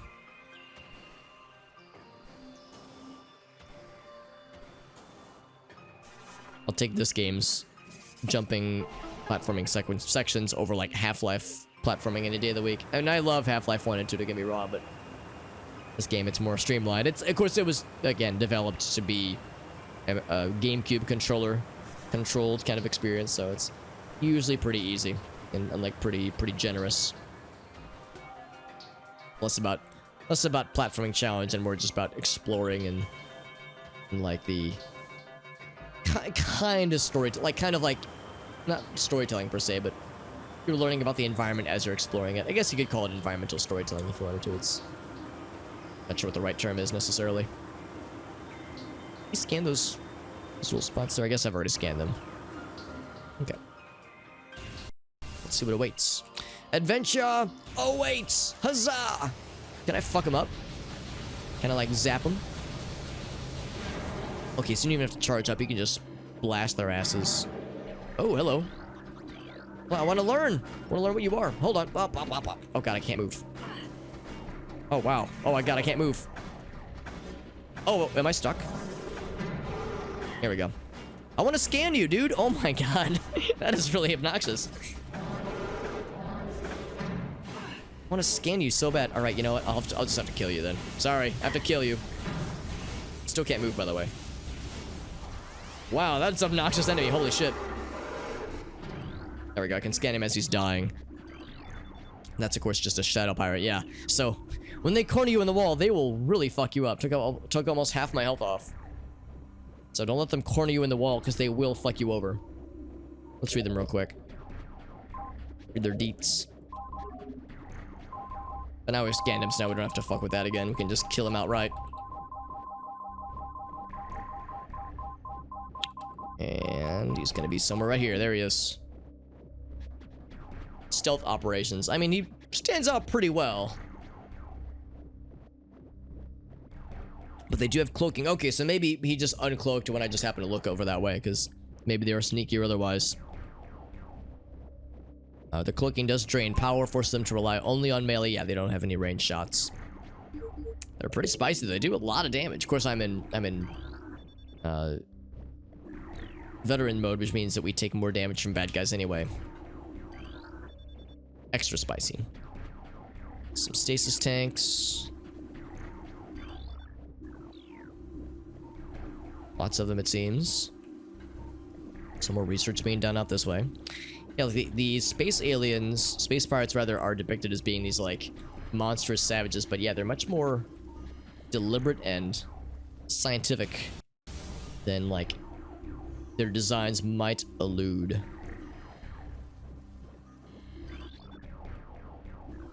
Oh, I guess I could have like turned off the turret right here instead of exploding them. Well, exploding them is more satisfying anyway, so I have no regrets.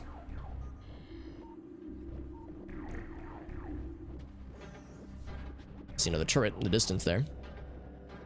Oh, hello. Are you a friend? Nope.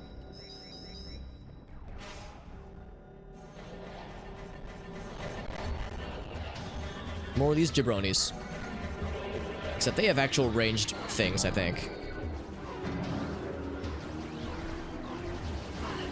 I'm trying to learn. There we go. So these are regular ass space pirates. With ranged and melee. Oh my god. They really like melee, don't they? Holy moly. Let's get them with a charge shot to stun their asses. There we go. That works.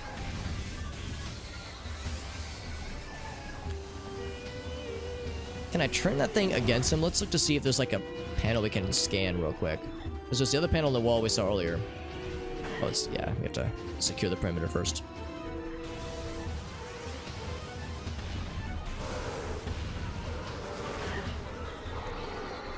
That's satisfying how the missiles send them really flying.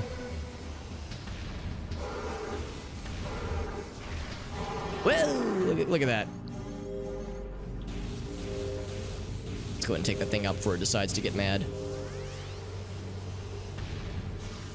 Get mad, get glad. Actually, earlier it looked like regular shots were hitting it, but now it looks like it does take charge shots. Never mind. Oh, hold on. Oh, he was just malfunctioning. Okay.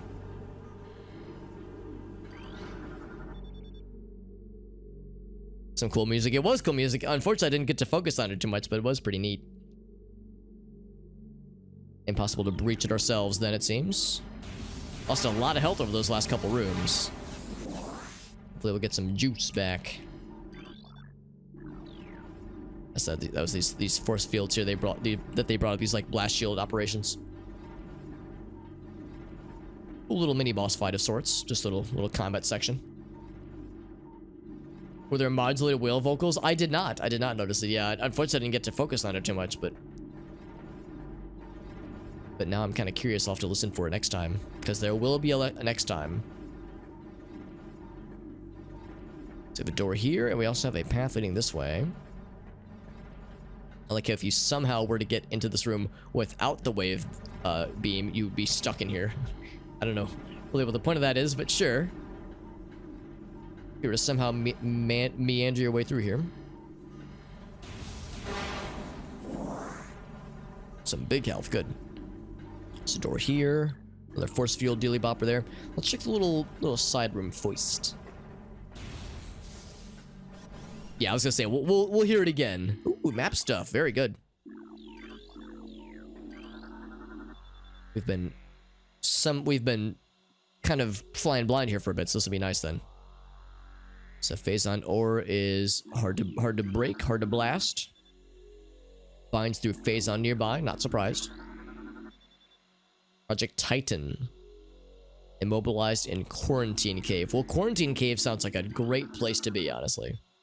East Quarantine Cave is restricted to blue level security. I'm sure there's nothing scary in Quarantine Cave. I'm sure it's fine.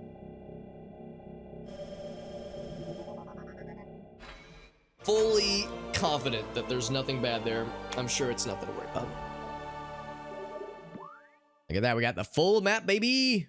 Whee! Look at that. Oh, look at this. What's this? Oh, whoa. What's this? Notices your... Hold on. Let me set this down. Notices your... Oh, we don't actually have a name for it, but yes, some large arena thing. I'm sure it's not a boss battle waiting to happen over there. Couldn't be.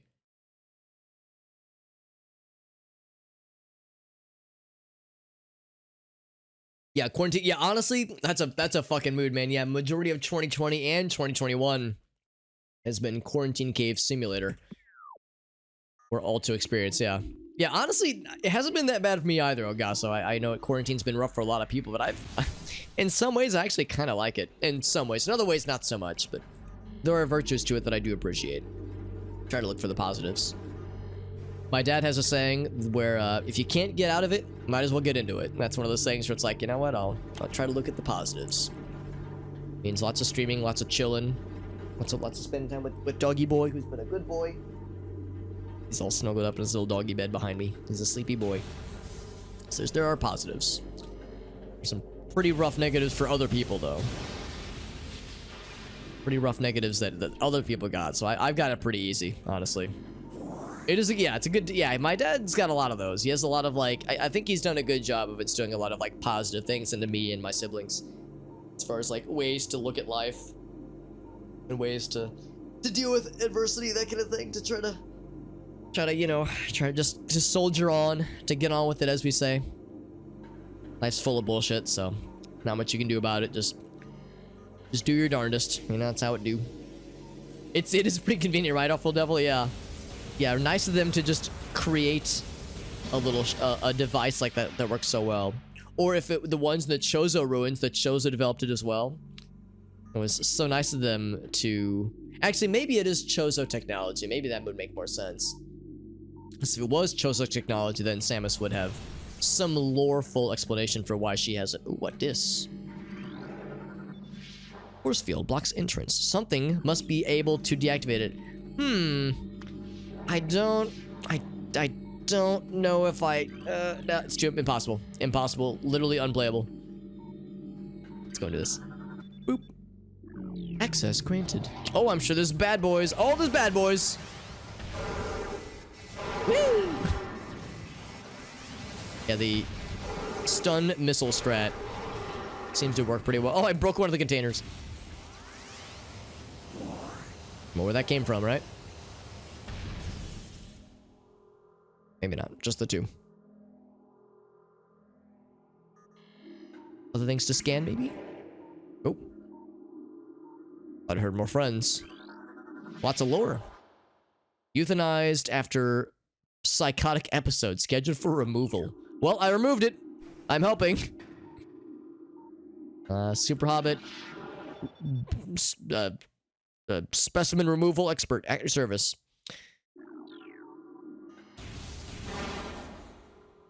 Oh, no health. I'm still kind of low on health over here, fam. Phase on fluid bath level. Ooh, that doesn't sound fun. 70%. Diagnostics. Yeah, another testing chamber.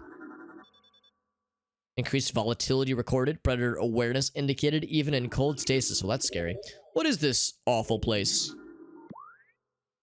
This is the research lab, Hydra. So we learned about this area. I got its blueprints earlier. Look at all this lore stuff. There's also buttons to press, but I want to hold off on that until I've scanned all the other stuff.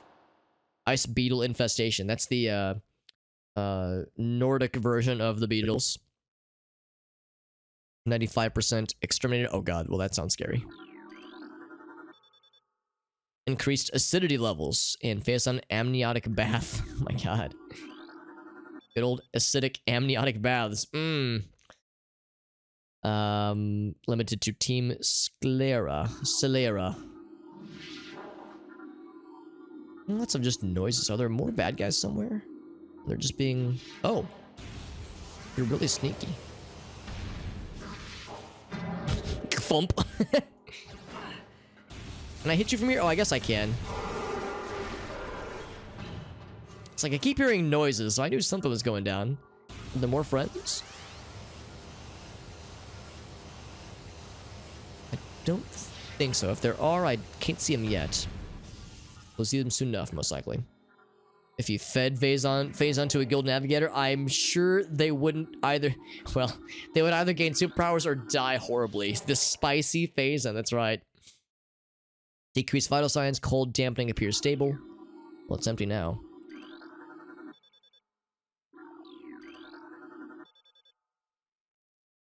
Life signs normal. Pulse is popping off, though. Mass increased of 4%, so it's slightly larger and faster energy, faster pulse. Step into the hologram. Wheel things over this way, and then I'll start scanning the red things.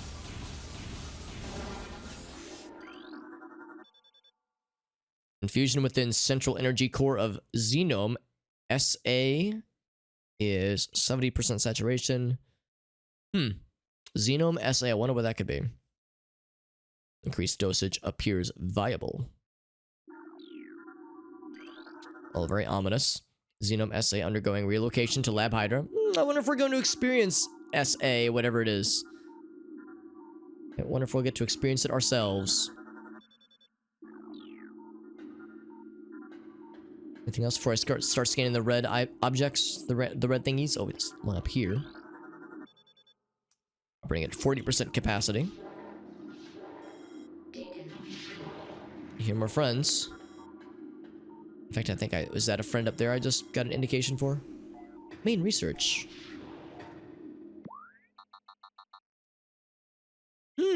Research core, you say? I wonder if there's anything spicy over there. The one way to find out, friends. Alright, so let's start scanning some red objects. Get some tasty shit. Pirate data. Now we're cooking, baby. Now we're cooking with gas.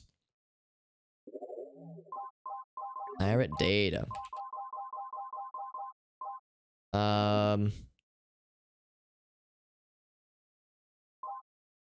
I don't know which ones I have and have not read, actually. Is it this one? Initial tests on exposing Talon 4's indigenous parasites to Phazon. Oh, that's Mega Team Up. How you doing, guys? Thank you very much for that raid, my friends. Thank you very much. How was your stream? Thank you, Hacker, for that follow as well. Oh, that's right. You guys were playing. I actually saw that earlier. You guys were playing just some various games and demos. What kinds of games you guys played tonight? Was it like, were there any standouts that came to mind? Thank you for that follow. Thank you for that raid as well. Thank you very much, my friends. Thank you, Drunk, as well. Thank you for joining in. We're playing some Metroid Prime. It's Metroid Prime 1 with mouse and keyboard controls, courtesy of a dolphin fork called PrimeHack. It works really well. I like it a bunch. And if you are curious, if you or anybody is curious about how to experience this yourself, there's the linky dinky. It's right there, and it's pretty cool. I'm liking it a lot, and this is my first time playing the game in since the game came out, which was almost 20 years ago, if you can believe it. So it's been a while since I've touched this game, and it's great getting back into it. Currently reading some lore, in-game lore. It's like an RPG Maker kind of game. Yeah, it's not me, it's my basement. Interesting, yeah. I asked because we actually have an Extra Life Marathon coming up in a few days on Saturday, November 6th. I'm going to be doing a big old heckin' 24-hour marathon stream for charity. It's all for Extra Life. It's a fundraiser for Children's Miracle Network hospitals. Children's hospitals, basically, throughout the country, throughout North America. And Saturday is going to be a big old marathon for it, 24 hours, full of weird games and like shitpost games and horror games. So I'm still looking for game suggestions to play. I've got a pretty full list as it is, so I think we've already got like a pretty saturated list of games to get to. And in fact, I probably won't get to all of them. But I'm always looking for suggestions, and it sounds like Mega Team Up. Sounds like you guys got some cool stuff you've experienced. And thank you, Mega. That's nice of you guys to say. I appreciate that. Yeah, I'm excited for it. It's going to be a fun time. We're going to be doing some Sonic Adventure 2 randomizer with crowd control, where people are able to spawn in weird effects with the game, and it's randomizer, so it's already going to get weird. We're going to be doing some Smash Brothers shitposts. There's a few shitpost games that are called Supra Smash Bros. There's a few of those that we'll be playing. There's also a Smash Bros. Melee bot, like an AI bot creation that another streamer has made, that is made available to download and to like test out. So we'll be playing with that, and it's gonna kick the shit out of me. And then we're also gonna be playing, like I said, lots of indie games and some horror games, just some itch.io oddities. I'm very excited. And then yes, 5 hours of Windows Solitaire. No, it's the Legend of Soltar. If you've watched Aqua Teen Hunger Force, yeah, he's a warrior, right? I'm a fan of in that episode of Aqua Teen Hunger Force, they talk about Clam Digger, where one of your friends calls you up and says, "I bet I can dig more clams than you," and you have to say, "No, I bet I can beat you." And the point of the game is to race to the beach and find parking. Anyway, we're playing some Metroid Prime, and it's a fun time. I'm excited. Kind of like Mayrocrat, a little bit like Mayrocrat, similar levels of shit postery. Oh hell yeah, Mega Team Up, my man. I love it. Video hole, that sounds familiar, Sherlock. Or Shercock, rather. The game was upsetting. The one that Team Up was playing? Because I'm curious. Yeah, I'm curious to look that up later. Yeah, no, there's some pretty off-the-wall Aqua Teen references to make, but yeah, there's some fun ones out there for sure. But thank you for joining, my friends. Like I said, we're playing some Metroid Prime. Also, I know it is getting late for some people, so if you have to get to bed or if you have to hop off and do other things, get a snack, what have you, I won't be offended if the view count goes down. I appreciate you guys coming in to hang out with us, though. It's very nice of you. And like I said, if you want big stream, if you want, I'm a short guy, so if you want big stream, short streamer, we'll be doing more of this on Saturday, and I'm very excited for it. What are some other things you have planned for the rest of this week? Mega Team Up, or even this weekend for that matter? Because I got big weekend plans, but I like to hear other plans as well. Gotta head to bed. Yeah, it's totally understandable. It's like, in my time, it's 10 o'clock right now. It's after 10. Other time zones, it's like well past 11. So people got work in the morning. Like, I get it. I understand. Leave the computer on. You're too good. You're too good to me, Team Up. I appreciate you guys. Thank you very much, my friends. Some Inscription. Yeah, Inscription looks incredible. I feel torn because I want to watch people stream it, but I've heard multiple people say when you do play it, you want to go in as blind as possible. So it's like, I want to watch it, but I shouldn't watch it. So it's tricky. Demand that they, yeah, it apparently is a really good game. And I remember when it was first shown off, I think there was a demo that a few streamers played a year or two ago, and I remember being like, this game's going to be special. So it's like, it looks really cool. Oh, and Crab Game. That's the problem. I'm curious about Crab Game. Oh, sorry, I was AFK. I'm curious about Crab Game, but I feel like I need to watch Squid Game first to really appreciate it. But I am curious about it. Yeah, you want to play. Yeah, you want to play it for sure. Play it as blind as possible. The reason we got this text log thing up is because reading some in-game lore about what the space pirates were testing or were conducting, what kinds of experiments they were conducting in this lab.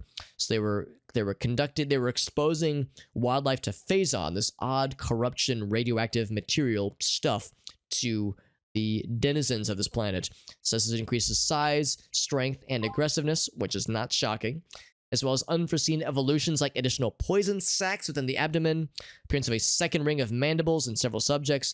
Creatures were chosen because of their resilience, and it appears possible that with enough exposure to Phazon, they may one day be able to survive on any planet we transport them to. They wanted to weaponize these creatures, because that's what space pirates do. They do unethically scientific things to weaponize them.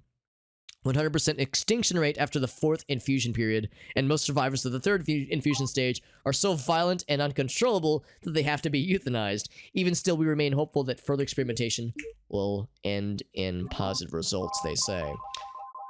See if there was anything else. Yeah, there was not. But there's more where that came from. And again, this is mouse and keyboard control, so look at this. It's so smooth. I can even demonstrate my arm with my mouse there. So nice. Mouse and keyboard controls, so smooth. And again, it's through PrimeHack. We're also using... PrimeHack is the name of the fork, at least. We're also using some... Oh god, I didn't even notice this. We're using some really nifty texture packs to make the game look a little bit prettier, a little bit cleaner. So if you like what you're seeing and you want to try it yourself, there's the command for PrimeHack to get the link, the PrimeHack link, and then here are the texture packs that I'm using to make the game look a little bit prettier. It's not like, you know, a huge overhaul per se, but it's nice. It definitely helps. Let's read some more deets. We just read that one. There's a couple over her. Recorded to logbook. Surprising amount of groundbreaking. Yeah, that's the thing. Like in this game, we were actually talking about this earlier, how like Ridley is kind of dressed up as this like savage monster, but Ridley and the space pirates are actually a lot smarter than the game might otherwise lead one to believe upon first glance. They're very methodical and unfortunately very smart and very scary. Excuse me. Let's get some Phazon analysis. Yeah, Fight Crab. Fight Crab is a game I do want to pick up at some point. I need to just purchase it next time it goes on sale. That'd be a fun stream game for sure. Fight Crab looks hilarious. And probably a little bit different than Crab Game and Squid Game, that kind of stuff. $20. 20, yeah, that's not too bad. That's not too bad. The problem though is that I have so many games, man. I have so many games, it's a problem. But I really ought to make a special exception for Fight Crab. It looks like a pretty fun one. They're smart, but they growl and roar. Yeah, they do. I mean, I'm guessing they have some kind of language that they can communicate to each other. Codify the newfound energy source as Phazon. That's right. There we go. V-index mutagen. We have some reliable data about it. Indications point to a meteor of unknown origin. Right, because this meteor landed on Talon 4, and this caused this corruption to spread, this Phazon radiation. So we don't know where the meteor came from, but wherever it came from, it had this Phazon on it. Appears to possess the power to mutate organic life forms sufficiently to withstand its poison. Poison of the Phazon, that is. Mutations appear promising, with abrupt evolutionary leaps appearing in single-generation reproduction.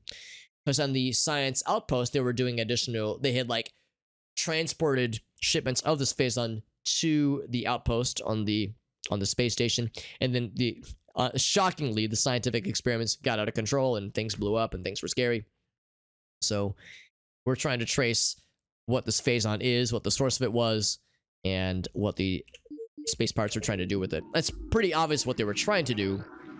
They were trying to weaponize it by like injecting it into the wildlife in Talon 4. What's this one? Parasite lava mining status. Mining operations near the crater where the phazon first appeared. 44% increased in yields, they say. Mining system is getting more streamlined.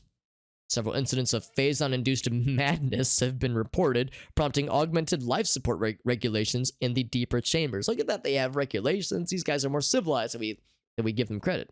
Sometimes. Symptoms include loss of equilibrium, erratic respiration, muscle spasms, and in the most extreme cases, hallucinations. Reminds me a lot of the filth from Secret World Legends when we played that last year. Timeline reassessment for the refinery operations is recommended because the material proves more unstable than initial analysis indicated. Yeah, it's kind of spicy. Kind of spicy and kind of painful. Recording to logbook. You need to be like that one guy in Secret World Legends who determined that the filth causes madness and violence and awful, pathonic nightmares and hallucinations. So he was like, what if I microdose on the filth? What if I inject like tiny little microscopic amounts and slowly increase the amount so that way the madness is more controlled and I get like all the benefits with like the power that it brings, but with less mental deterioration. And it ended exactly as you would expect that it would. Security breaches. Yes, yeah. Tell me about the things that didn't go well. Financial corporate. Yeah, they have a corporate office off-site where the managers you have to report. And when the managers were being like, "Oh yeah, our space station is blowing up," corporate was like, "All right, we'll include notes about that in our expense reports," but didn't offer any actual assistance. So terraforming and retrofitting of security checkpoints on Talon 4. But they're researching the alarming epidemic of breaches by local creatures. Turns out they don't like it when you shit in their water supply and such. Door records show no unauthorized entries, which means the creatures are slipping in undetected or finding their way through subterranean tunnels. Small breaches of this latter sort, and plug them whenever we can, but it's unlikely that we will ever achieve full extermination within our current timetable. They have timetables, they have estimates, they have spreadsheets probably. Can you imagine? I'm imagining like the space pirates with their big muscly and armored carapaces, but they're at little computers typing away on their little keyboards. Filling out spreadsheets, they have TPS reports. They have like meetings and estimates and they get stressed out and to take the edge off, they go home and stream on twitch.tv. There's a short bearded space pirate Alex that's like, hey guys, we're playing Metroid Prime with mouse keyboard control. That's how I imagine space pirates talk. Like I have this, we're kind of crafting this scene in our heads, or at least I'm crafting the scene in my head. How this all looks. A spice pirate, yes, spice pirates. Yeah, sipping his coffee, asking about TPS reports. A bloated bureaucracy. That's exactly what I'm implying, oh gosh. That is exactly it. Do not handle sedated xenomes without proper ice containment equipment. You gotta follow protocol, man. Or else you'll get written up in a report. And 3 write-ups and you're terminated. And I need this job to pay for my wife and kids. Oh, hello. What's that about wife and children? I'm sorry. I'm more excited about murdering you.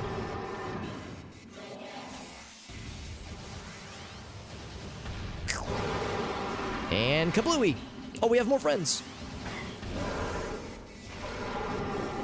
Lots of health, thankfully. As his corpse just pulsates and bounces around from being electrified. Okay, let's just do missiles then, because I can't hit shit then. More lore. I think there's another dude over there. Let's go ahead and find him now, actually. He gave them a raise. Yeah, a nice 50-cent raise or something. Something really classy. To really T-pose on him, what I could do is hit him with a charge shot to stun them, and then while they're stunned, do this and like plant a bomb on them or something like that. Like just to like T-pose on them, just to dab on their asses. Yeah, and Ridley is the space pirate leader, so yeah, he's the TPS report manager with the suspenders, drinking coffee, asking him to come in on a Sunday.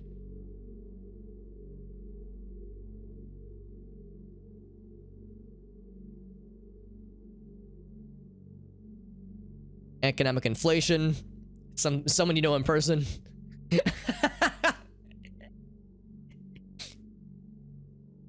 yeah, sometimes you have to, what's the word? There's like a word for it, like context switching with the brain, depending on who I'm talking to. Type switching, what have you.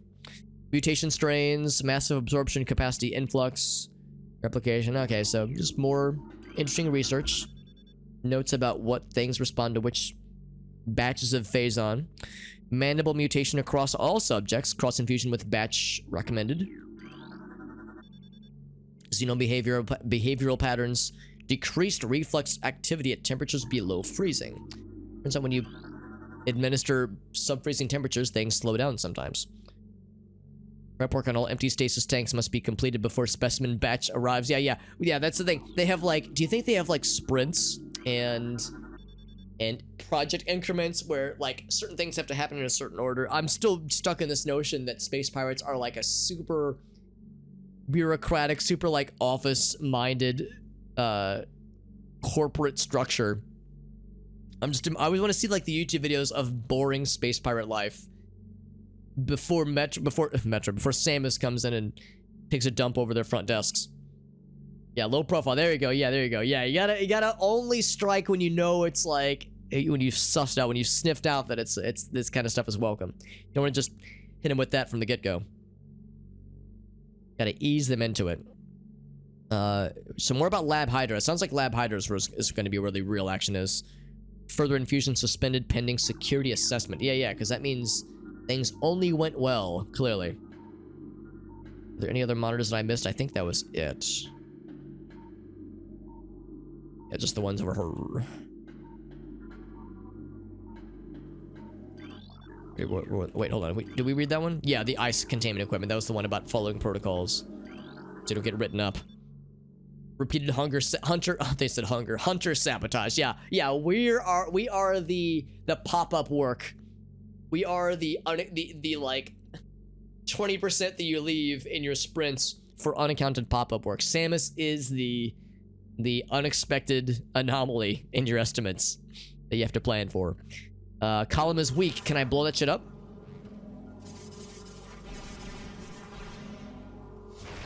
I cannot.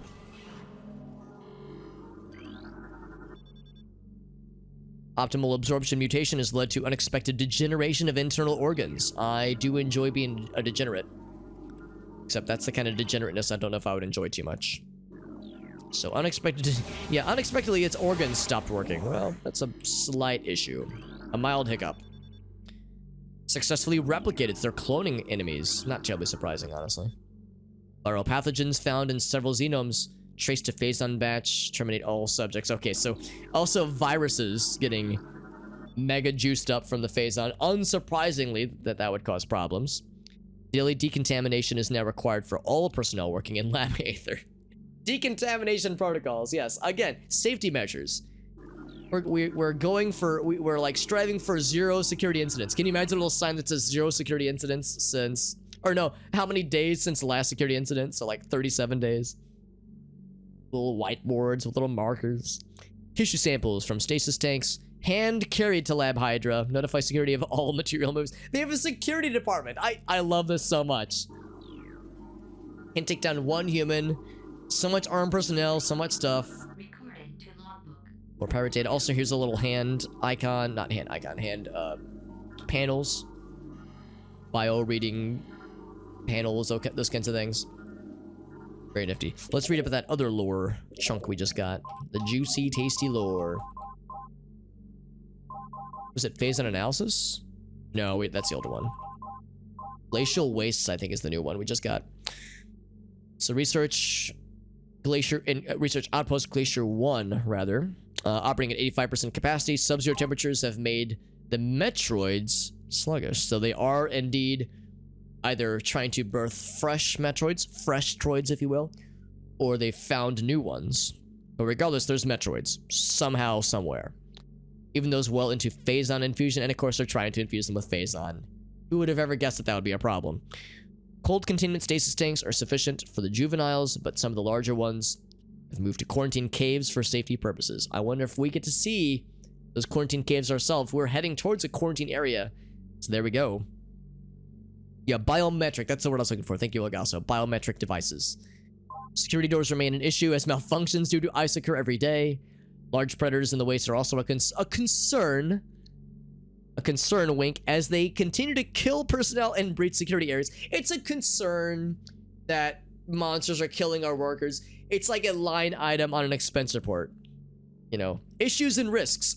Personnel keep fucking dying. It's become clear that our containment teams cannot neutralize all of them without a vast increase in munitions and soldiers. AKA, we need more research. We need more resources. Give us more money, please. The magic words that all management, all like top tier, like top brass managers don't want to hear from their lower, from like middle management is, we need more resources. We need more budget. Nothing else here. Whoop. It's kind of fun how it just kind of poops you up. Just slap some phase on. Yeah, it's the meme where the guy's like, he's got the flex tape. A problem, a space pirate problem, phase on. Whack! That's what I'm thinking of right now. Yeah, days since last Hunter incident. They would call it a Hunter-related security incident. Since last slain coworker. Oh, he didn't get zapped. That's okay. I'll zap him with my blasty. Oh, there's another one. Another one. Ouch.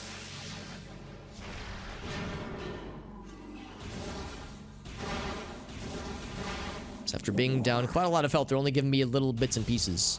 Can I snap that lad from afar? What helps if I don't shoot that instead? I think I hit him.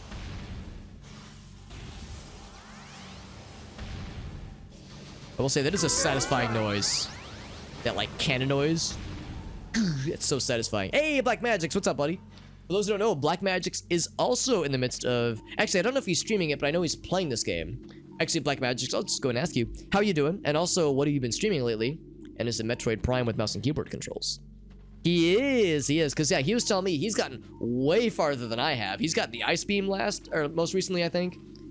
I only just got the Wave Beam a little bit earlier. I've been playing this very slowly. Trying to drink in all the environment. Trying to savor the lore. I've been playing real heckin' slow. I'm a slow little boy. They gotta thicken their holding containers, that's right. They gotta get good. Look how he can't reach us. Whoa, down he goes. Oh shit, there's more friends. Got the X-ray visor, man, he is plugging along. Yeah, I'm a slow piece of shit. If you want to see somebody who clearly is a lot more efficient at this game than I am, make sure to hit up Black Magix. He plays a lot of games, not just Metroid Prime with mouse and keyboard controls, but other stuff too. A fellow variety streamer and a fellow St. Louis streamer person. Oops. What other kinds of fun stuff do you have planned on the agenda, Mr. Magix? Bam. Oh, I'm gonna try the T-post strat. Here we go. Gonna dab on this motherfucker. Oh, helps if I don't miss. Hold on, I want to stun you real quick. Hold on, it's important. Oh, it didn't work. I wanted to just dab on him with a bomb shot while he was stunned. Got the new Forza. That's cool. I have a couple friends that are into Forza. I don't hear about it as often nowadays, but actually with the new one coming out, I'll probably hear about it a whole lot more. That's pretty cool.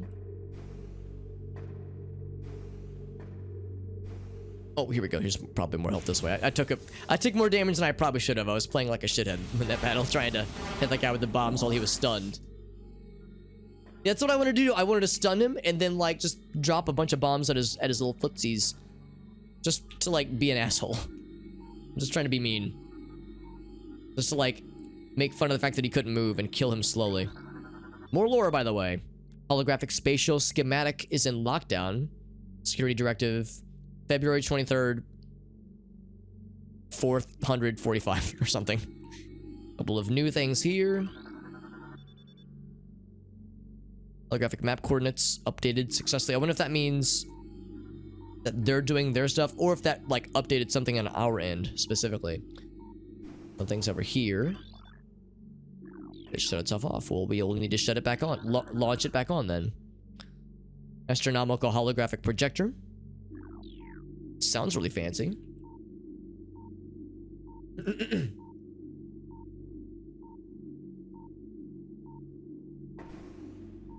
Few more little bits and pieces on the walls here. Extensions are currently inactive, need to be manually rotated. That's what these things are going to be for, I think. More stuff along there. There's a grappling hook spot, I think. Oh, no, it's not. No, it's not. It's just a projector. Grappling hook isn't until a little bit later, methinks.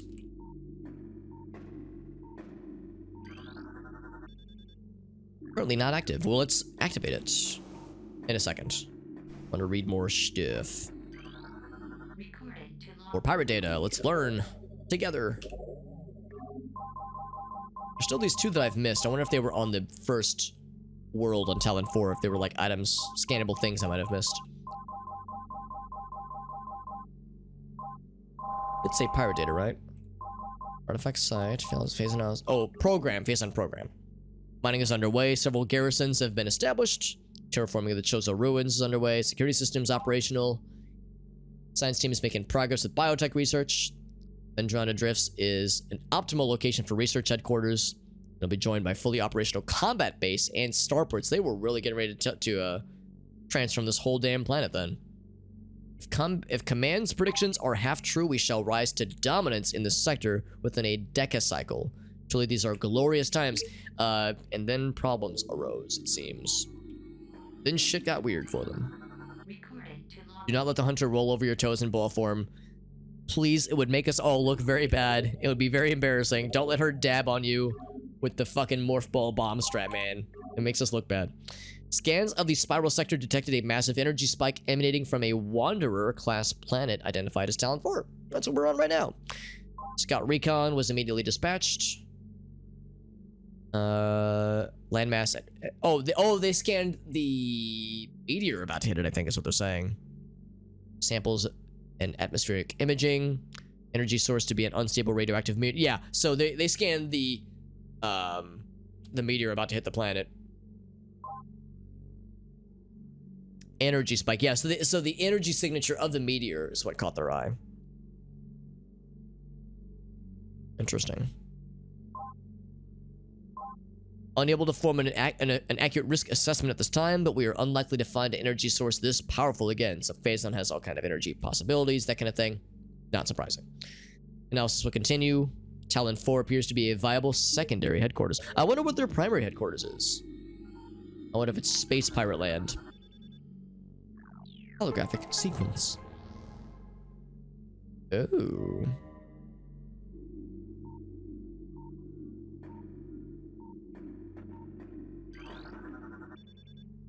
Astronomical holographic projector. So we can't activate these things yet, can we? Let's launch this puppy.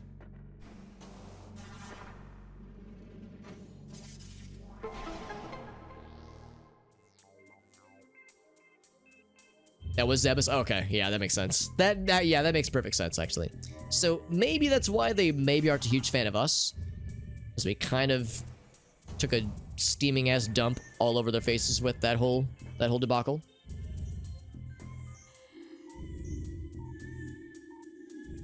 Oh, I should have gone the other way, I think.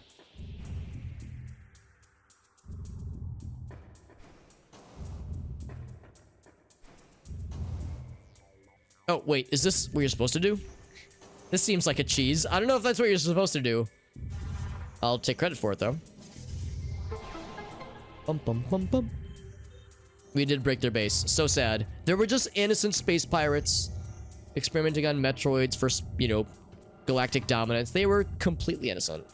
We were so mean. SMH, my head. Samus is the real villain.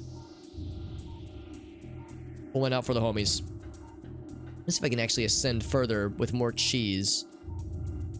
I have a feeling I probably can't stand those like pillars that are those pistons.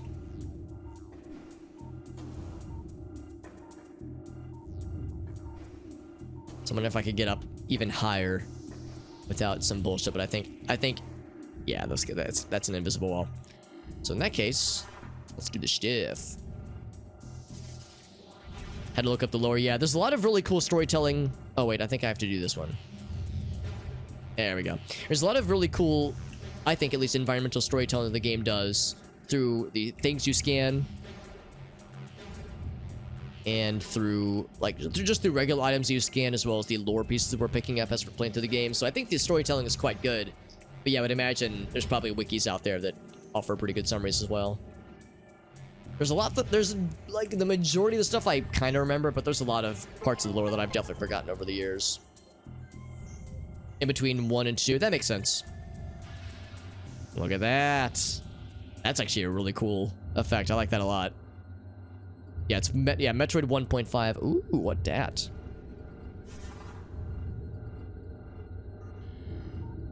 Let's find out. Planet Billium. That's in between, formality-wise, it's in between Bill and William. 3.8 trillion teratons. That sounds big. Planet Urmine the second. Trillion teratons. Very good. I know it's not the second. I was mostly shitposting. I want to scan the other ones. There's Billium again.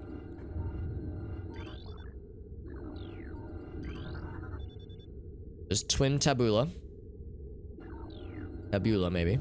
Of the Rasa variety. Let's actually go up so we can get a little bit closer. Did I up the graphics? I did download a couple of texture packs. So here are the texture packs I'm using.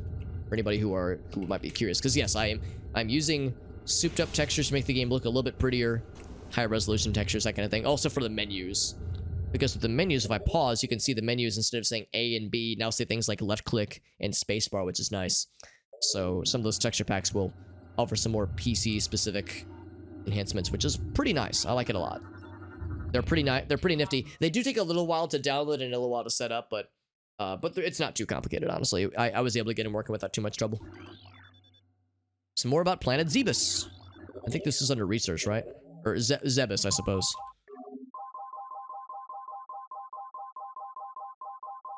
There it is. That planet that we fucking suplexed in Metroid 1. Some more sampling and up the resolution. Yeah, like the resolution stuff definitely helps for sure, but the textures are nice. They're not required, obviously, but they're nice to have. Planet's crust is delicious. Earthic ore, of course. I'm thinking about pizza crust now, and now I'm hungry. Class XIX planet. Zebus is inhospitable to most bioforms. Was considered unremarkable until it became a base for space pirate forces, and then Metroid exploded it. John Metroid. Recorded to logbook. This is Talon 4, right? Yes, it is, and it's even bigger than Zebus. How about that?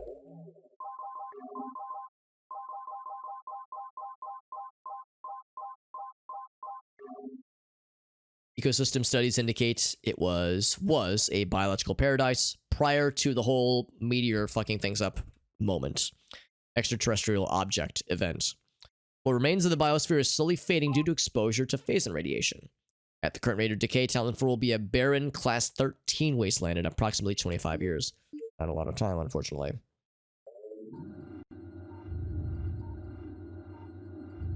Prime 2 has something different on that. Interesting, yeah, because I've never even... I've seen a little bit of Prime 2 gameplay, but I haven't played much of it, so... Rather, I haven't played any of it. So... I'll be curious to experience it myself. Oh, floating little guy there. But... yeah, I'll be curious to see, like...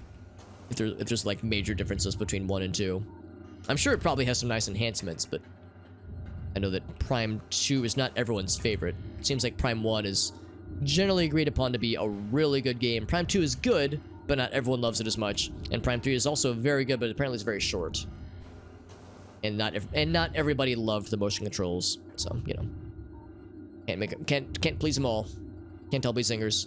Hey, what's up? Woo! Who killed all the Metroids? Couldn't be me. Couldn't have been Samus Aran. Metroids, never heard of her. Now we have an object there. Let's go ahead and grab it. It's super missiles. Hey, I forgot super missiles were in this game. Excellent. You didn't like it, really? Because I actually did. The reason I'm playing this right now is because I got the ISO from my hard copy of the game, and before I started streaming this through PrimeHack, I was split kind of 50-50 on whether or not I wanted to do PrimeHack with mouse and keyboard controls or do the motion controls. And I actually really, really loved the motion controls. I loved it, but streaming it's tricky because the position of the sensor bar is key for everything, obviously. So yeah, I loved it, but I will say that it took me a little while to find like a good placement for the sensor bar on my desk relative to how I, usually look at my webcam and my microphone, that kind of thing. It was just a little bit of a tricky setup. But if I wasn't streaming it, I probably would have gone for motion controls. I really liked it. It felt very immersive and I loved it. And of course, this was 2009, so it wasn't great, obviously. But I enjoyed what I played. I played through the introduction on the space station, a little bit of the Talon 4 area, just to kind of get a feel for it. I loved it, but yeah, I know it's not everyone's game, rather. Or it's not even everyone's game necessarily, but it's not everyone's preferred way of playing the game because the motion controls are not everyone's favorite in general. Dimensional world hopping, yeah, like that part sounds neat, actually. Just weren't a fan. Yeah, exactly. That's just how it is. Some people just don't love it as much, and there's valid critiques to be made for sure. Now, how do I switch to missiles? Or super missiles, rather. Because... let's see. Arm cannon, secondary items. Fire missile launcher, return to beam mode. Unless it just made... so I still have regular missiles, right? Let's find out. Flashing the door blocking... so this is a regular missile door. Oh, I think you do it this way, right? Charge it up. And then fire missile? No, that's not it. Shit, I can't... I'm sorry, I kind of clicked through the thing we just read about. And now I'm a doofus, and I can't remember how to actually do it. Missile launcher. Beam combo. Okay.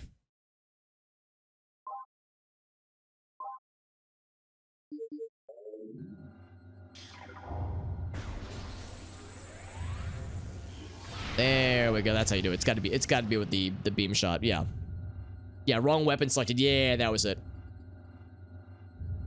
Not each fan of the Metroid games usually, because I love them, but they are, they are definitely different kinds of games. The main thing I would say with Metroid Prime is that it's really not a shooter. Metroid Prime games, they're first-person games, and there is shooting involved sometimes, but it's like they're more of an exploration game, or more of a different kind of thing. Because that's the thing, if somebody's expecting a regular shooter, they're going to be disappointed by Metroid Prime.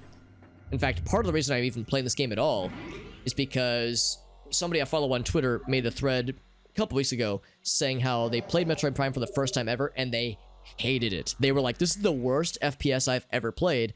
And obviously, as you can imagine, the thread was very people disagreeing, either agreeing with him or disagreeing with him.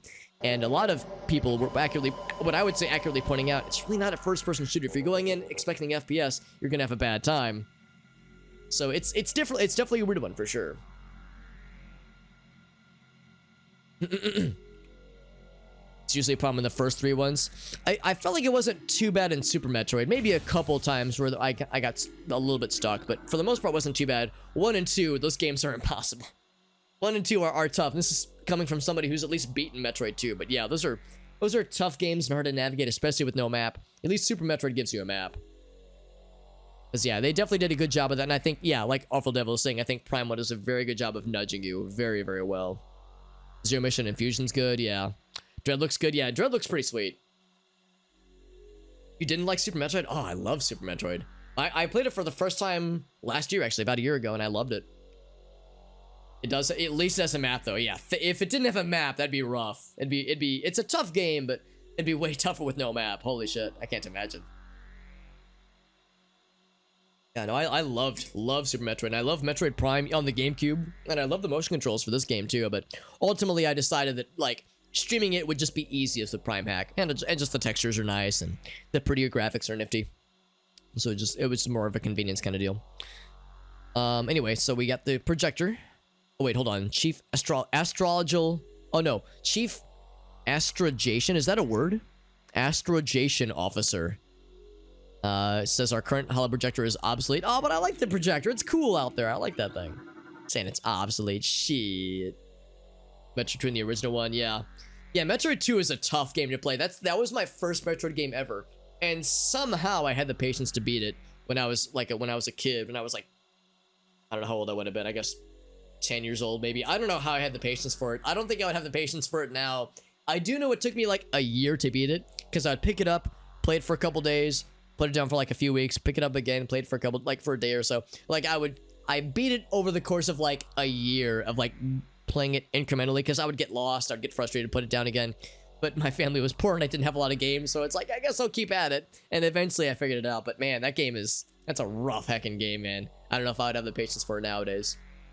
Super Metroid's so much better than Metroid 2, though. Metroid 2, like, I can't really recommend in the original game, at least. But at least Super Metroid's, like, I find is a lot nicer, a lot kinder to the player.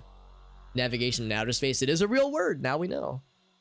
Yeah, it's a tough game to play. You think it's easy to get lost in 2? I wouldn't doubt it, actually. Maybe 1 is not as hard as I think it is, because I've tried playing 1. It kicks my ass every time. It's just a hard game. Report to main observatory. Maintenance required on both holo modules. Very good. At least I have full health again after a couple of pretty rough combat sections.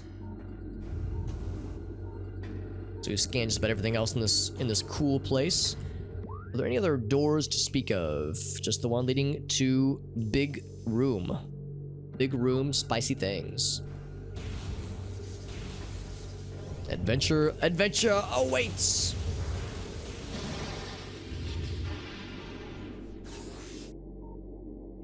Oh, we already know about these guys.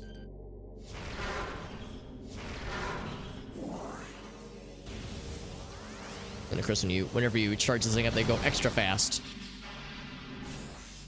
I like that it makes that noise every time, because by this point in the game, you've figured out that missiles open up doors. We don't have to make the secret noise, but I do like the secret noise. It's the simple things. This room is very glowy and cool. I like it.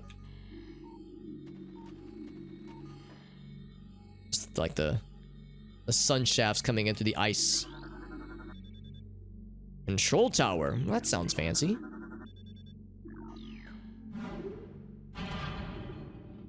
Also in Metroid Prime 1 on the GameCube or on the Wii, you can't look straight up or straight down. In fact, there'll be times you'll notice, like, when Samus puts her arm on the cannon. I don't know how to, like, cause that to happen necessarily. And you look straight up, it'll kind of, like, glitch out sometimes. So there's some graphical weirdness when you look straight up or straight down. Couple of just weird oddities. The secret noise, it does. A drama movie. Yeah, yes.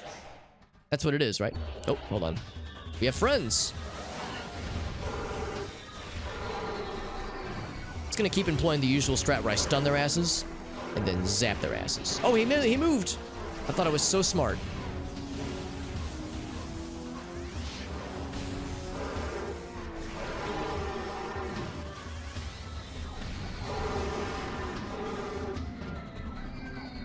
What this? Oh, this flyboys. I think I've already scanned them. Yeah, I've already scanned these fools. Something tells me they might not give a shit about charge blasts. I might have to only do missiles. Oh, never mind, they do give a shit. But missiles are probably the easiest way. Let's use our cool new toy that we just got. Oops, wrong button. I have to use all 3 of my mouse buttons for this one. It's a little bit awkward. Oh, we just fucking melted his ass. Damn. Didn't have to do it to him like that, Samus. He had a wife and family, maybe. Oh, no, he's still alive. Or a different one's alive, at least. Just fucking disintegrates this asshole. Good lord. I would almost feel bad, but I don't.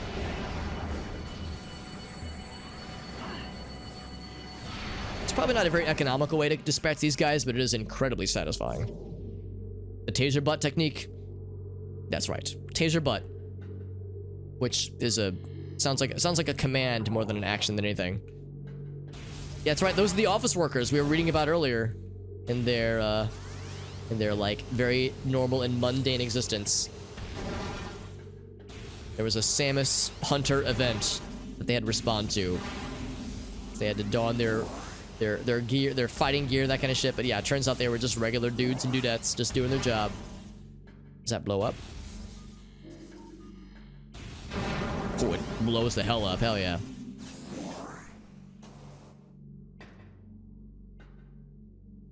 How do the door locks know? Yeah, I guess they're tied to some kind of life sensors. And why not just keep the door locked forever? They could just keep the door locked forever and Samus can't progress. You know, they that solves the problem. Maybe they thought, I don't know. Maybe you could say, oh well, yes, they would like disengage the locks if Samus died or something. You know, that way the office workers could do what they needed to do. Extreme heat, by the way. That's exciting. So many video games would be impassable if certain doors were just locked and the key was dispatched. Lock the door and throw away the key. The story of Dread. Well, that's the thing, because Dread is a sequel to Fusion, and Fusion, until Dread came out, was the last game in the series. Latest game in the series, rather. I don't know anything about Dread's story, and I definitely intend to play it, so I'm looking forward to trying it out, but... Also, these speakers? Interesting. It's like an air siren. So yeah, it's not fully encapsulated, but they got barriers up there at least. But yeah, no, it's a good question. Like, I have no idea what their plans are. Prime 4 presumably takes place after Prime 3, but Prime 3 would surely happen before Fusion, so I'm not sure what the overall timeline plan looks like.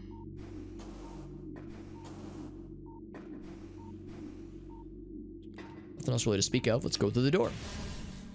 Oh, that's how we came here. I'm an idiot. Whoops.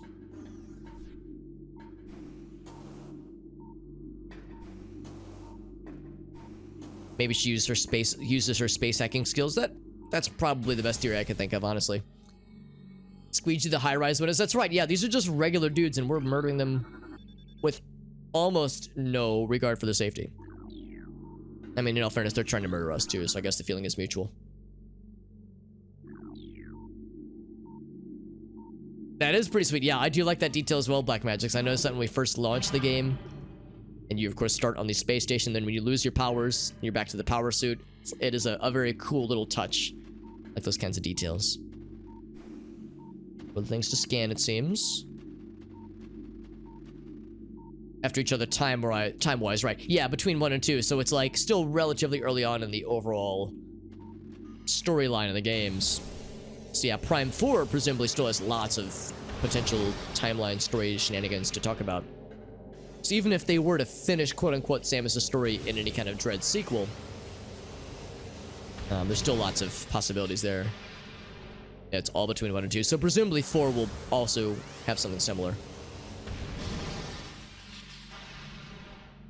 Or it's gonna be after Dread. Really? Wow, okay, so it won't be a direct sequel to 3. That's interesting. Well, maybe they got some plans. I guess we'll have to wait and find out. So it kind of closed the 2D storyline. Okay. I wonder if that means there'll be no more 2D Metroid games, or if there will be alternate timelines or something.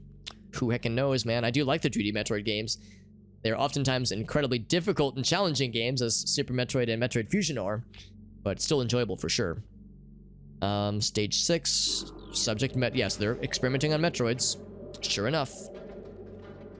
Yeah, maybe. Oh, there he is. You can even see him in there. Samus is like, excuse the fuck out of my goddamn French. What is this shithead doing in here? I thought I killed you, assholes, she says, under her breath. I'm imagining Samus is like a really vulgar, like pissed off lady. Like, god damn it, Ridley, you son of a shit. I ought to piss in your cereal. Or something, I don't know. That's how I imagine her interactions with Ridley would be.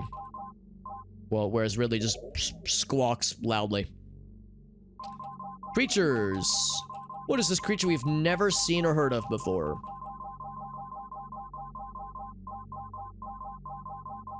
Where is he? Where is he? Ah, the titular Metroid. There she is. Swears like a sailor. I sure hope so.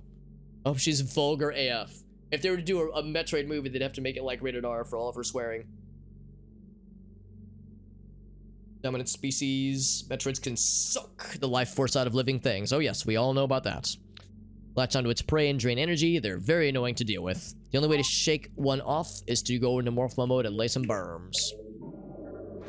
Oh, Jesus. Speak of the goddamn devil.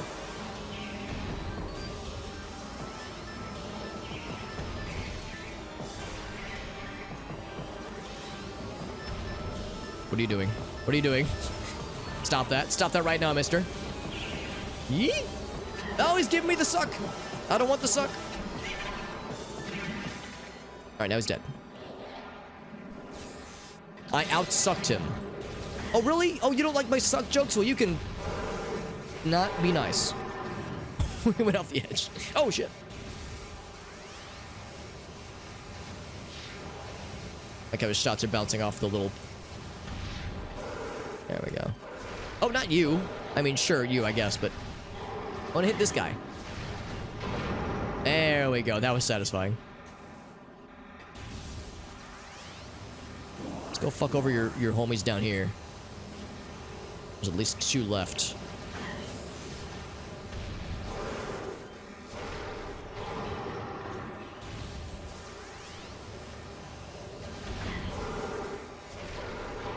Bye! As he gets yeeted around. Ooh, missiles. I like those. Voiced by Chris Pratt. It's a me, Mario. That's not the voice. Tommy Wiseau. Ah, Metroid, you're so funny. Can you imagine? I don't want to imagine it. It would be weird. Should I just go ahead and, like, fight this fucker myself? Yes.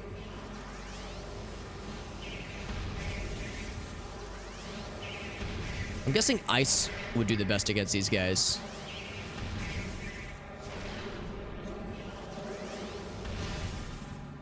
That is satisfying, by the way. Let's go back up so we can scan all the stuff. Some kind of DK film. That would be fun. I'd be down. I mean, I'm interested in the Mario movie. I mean, the memes for the Mario movie have been hilarious, but I am unironically interested in the Mario movie. So I'm very much curious to see how it all goes, what they do with it. No fucking idea how it's gonna go, but I'm curious. And a DK movie, yeah, I'm down. I have yet to see the Sonic movie, but I loved Detective Pikachu. So, I mean, video game movies can be good. I did not shoot her. I did not. Oh, hi, Craig. Yo, some carrot cake, JD. Hell yeah, that sounds wonderful. Sonic movie. I remember you said, JD, you specifically were telling me that the Sonic movie is worth watching. If you're a fan of Sonic, you'll like it. And I am a fan of Sonic. I think I would like it. It's a Woo recommendation too? Hell yeah. Woo knows what's up, baby. Who were you streaming tonight, by the way, dude? I know you stream on some days that I don't stream. So I know I've lurked on a couple of your Wednesday adventures. Stasis tank contaminated beyond acceptable safety standards. Somebody shit in the containment thingamajig again. Monday, Wednesday, Friday. Nice, yeah, because I don't usually stream on Fridays or Wednesdays. It gives me time to stalk Woo in his channel. Like a little creeper. House of the Dead. House of the Dead. Video game movie. Oh, I see what you're saying, Alpha Devil. It took me a second. I'm picking up what you're putting down. Yes, very much made. The video game definitely came first. Definitely. I like when there's, of course, the obvious example of this is Street Fighter the game, then Street Fighter the movie happened, and then they made a video game based off of the movie, Street Fighter the movie the game. They really need to make a movie based off of Street Fighter the movie the game. Keep this process going. It's so absurd. Anyway, temperature stable at 3 degrees Celsius, aka centigrade. So just above freezing. Environmental diagnostics satisfactory. Got the day off on a Thursday, very nice. Yeah, I heard it's not very good. It was a Saturn game, right? I heard it's like not a very good Street Fighter game. It's funny that it exists, but that's about it. Metroid brain scan results in. What kind of brain are you scanning? Some kind of brain of a mother, maybe? Internal organs of Metroid, singular, I guess, limited to nucleonic absorption cells and massive energy reservoirs. Yeah, they wanted to make a more Mortal Kombat era game, and that's probably what they were gunning for. Like, very specifically, more Mortal Kombat-y. I think at that point there was also Mortal Kombat movie, so yeah, it was like direct competition, I suppose. Hey, Stefan. Oh, a fun fact about the Netherlands. Oh, shit. So, I don't have any fun facts about the Netherlands. I'm sorry. The Netherlands do not exist inside of the Minecraft Nether realms. The Nether, that's what they call it. All right, I'm sorry. I have no Netherlandian fun facts, Stefan. If there was another subject you were curious about, though, I'd be happy to hit you up. Or if you wanted me to just conjure up a fun fact about myself, I can just pull it out of my butt. It's where a lot of things are stored when it comes to my brain. I tend to talk and think out of the same orifice sometimes. Talk, think, and fart out of the same orifice. Containment fields 100% efficient after adjustments. So I'm glad that they adjusted things. Also, I smacked my microphone just now. No Netherlands in the Netherlands. Just some kind of Alex fun fact. What's a good one? I've talked a lot about like some various family stuffs, siblings and whatnot. Actually, here's one. I think I've mentioned it on stream, but I don't know if I've mentioned it too much detail. So my oldest brother and his family, my older brother's married. Him and his wife have 2 kids. It's a nice little family unit they've got going on. They're all very fun together. It's always nice getting to see them on Thanksgiving. However, they used to live in Denver, Colorado. However, they just, or rather Boulder, Colorado, really close to Denver. But they just moved a few months ago to Ireland, of all places, motherfucking Ireland, which is awesome. My brother works for a software development firm, and he asked if they had any expat opportunities, just out of curiosity, a year or so ago. And they were like, actually, yeah, we have one in Ireland. You can apply for it if you want. And he applied for it, and he got it. It took several months to make it all happen. And of course, there was also this minor issue of COVID happening last year. Minor issue, which kind of slowed some things down. But yeah, they managed to make the move happen a couple months back. I've seen some pictures and screenshots of it. It looks beautiful out there. Of course, they got their kids in the schools out there, which is great. And it seems like they're really enjoying it. I'm hoping that we'll get to see them sometime around Thanksgiving or holidays-ish sometime this year. I wouldn't blame them if they wanted to wait till next year maybe, because they've only been there for a few months, but we'll see. I'm hoping that we'll be able to get to see them, and I hope the next time I get to talk to him, I hope he has a very charming Irish accent. So, it's more of an Alex's brother fun fact, but it is very fun. I'm very excited for them, and only a little bit jealous. The good news is my passport is up to date, so if I ever need a chance to have some Ireland in my life, I can hop over there and have a nice little visit, which would be a really nice time. They don't do Thanksgiving in Ireland. It would make sense that they wouldn't. There's probably not a lot of countries outside the United States that do Thanksgiving. Also, I just said do. So yeah, they wouldn't have any automatic time off of work probably. They'd have to use PTO. So regardless, it's very exciting, and I'm happy for him and his family for being out there, and I'm only a little bit jealous, just a little bit. Anyway, they're hooking mandibles of the Metroid. Wait, I'm sorry. The hooked mandibles of the Metroids will penetrate the skin of its prey and siphon pure force energy. We already know that. That's not news. But it is good to know. Canada has some kind of Thanksgiving. Is that what's... Actually, we could probably ask Kurtafi about that sometime. Is that what Boxing Day is, or is that the day after Thanksgiving? Because I know Canada does some kind of Thanksgiving, but it's a little bit different there. And their day after Thanksgiving festivities are different than ours. Grenada, St. Lucia, and Liberia. Really? Interesting. Are they all around the same time of the year? I would have never guessed anything. And honestly, other than the United States and Canada, I would have never guessed any of those 3, Grenada, St. Lucia, or Liberia, would have it. It's fascinating.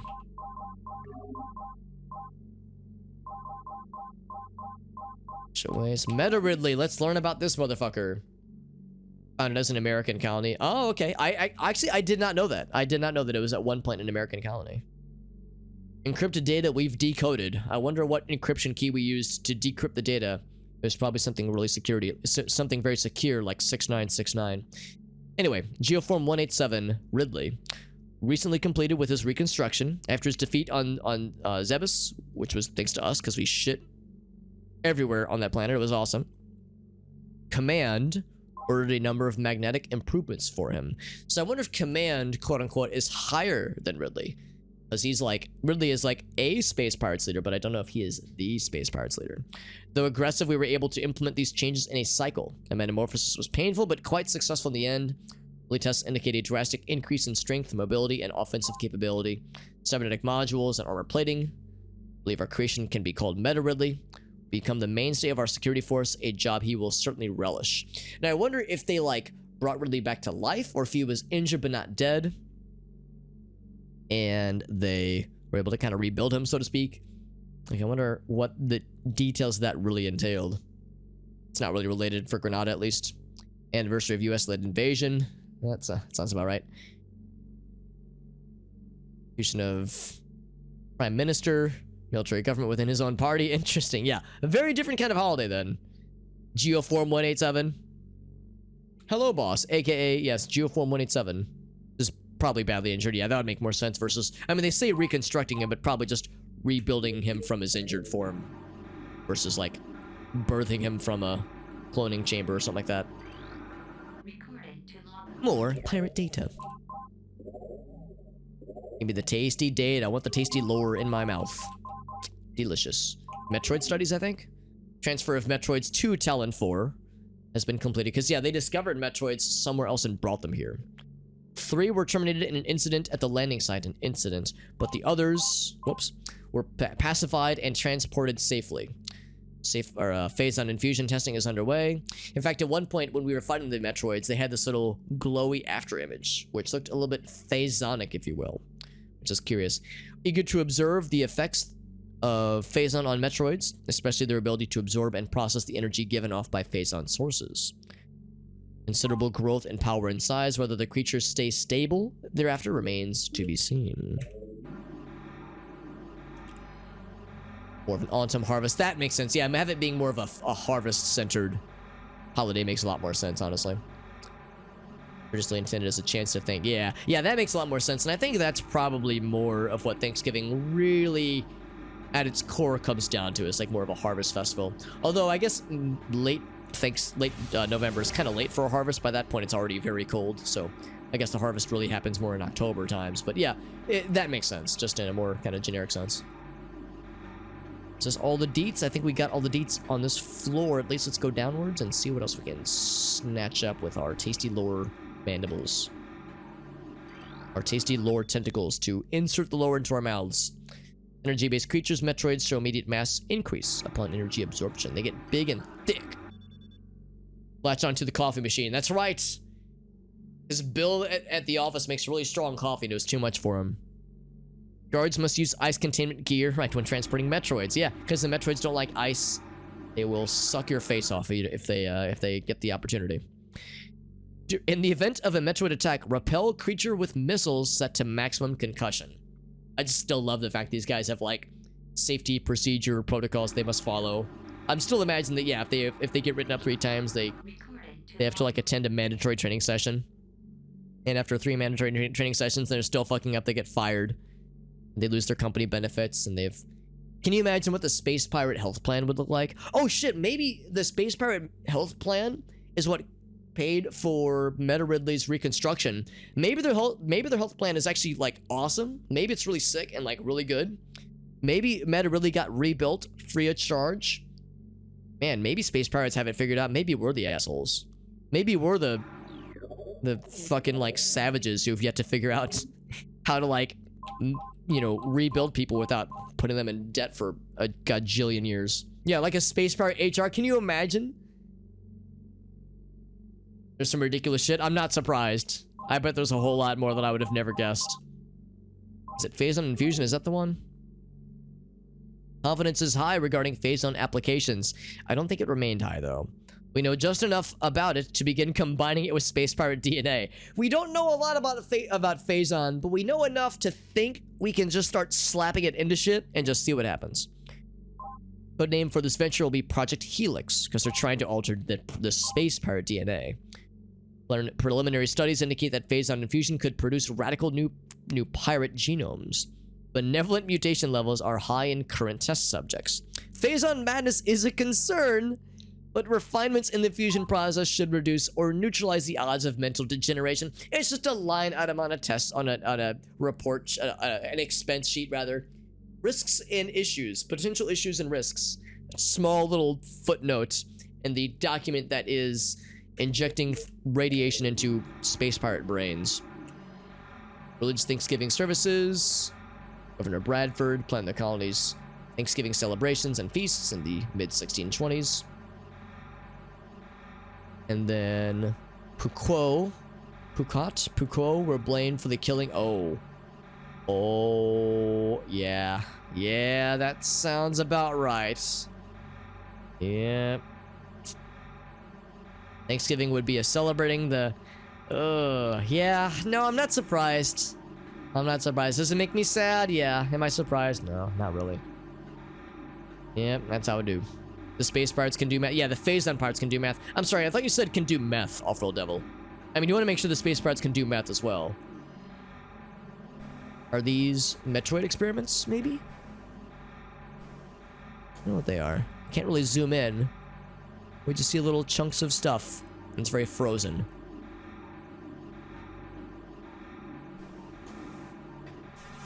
So we can get this real quick. Gotta be real careful. Also, I like unmorph balled at the right animation, so like Samus was like kind of frozen in time. Platform active. Boop. Try that again. With that missiles, we've been on 45 missiles for a while. I want a cool 50.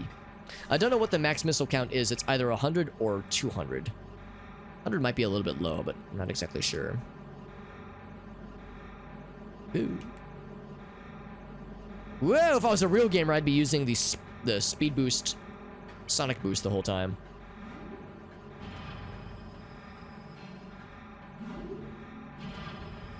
Just put him in the 3-story freeze cube thing, freeze tube rather. It'll look really neat. I'm guessing these weren't space chunks, like dead body chunks. They were at one point alive. But then when the whole station went derelict, well, it's not entirely derelict, but it started to freeze over. I'm guessing, well, actually, maybe not. Maybe this is, actually, I don't know. Because, like, the ice buildup makes it look like it was unintentional. But they were saying they wanted it to be pretty cold, so, I don't know. Yeah, maybe it was an experiment gone awry. It wouldn't shock me. Kind of similar to the experiments we saw on the space station where there, oh, I went too far, actually. On the space station we saw, there were experiments where, like, the experiments had gone awry, and there were test tubes that looked like this that had just various space chunks, and the info for the test said, like, oh yeah, this didn't go well, because things weren't supposed to die. Subject has, like, no life signs, because its organs exploded or some shit, so. We haven't seen anything that explicitly said that, oh, wait, here we go. Motions near Hunter Metroid DG. This triggers psychotic episodes. Hunter Metroid, oh, DS. Dual screens. Showing signs of increased instability and a heightened immunity to cold dampening fields. Maybe they had to kill it to... euthanize it, rather. Euthanize it to stop bad shit from happening to them. Or maybe that screen down there will get us some deets. The remains of experiment 7526, conversion of elite pirate, unsuccessful. So this would have been a space pirate at one point, and then it exploded. That's how it happens. It's just a corporate lobby decoration. That's right. Yeah, this is the space pirate equivalent of those inspirational posters that you'll see with that one from it where it's like picture and then below it is like the inspirational quote font attitude, and then with like smaller text below it explaining the significance of it. Like that's the space pirate version of that notion. The inspirational posters. Motivational. There it is. That's what I was looking for. The motivational posters, because it's a hot meme on 4chan and Reddit and all that jazz.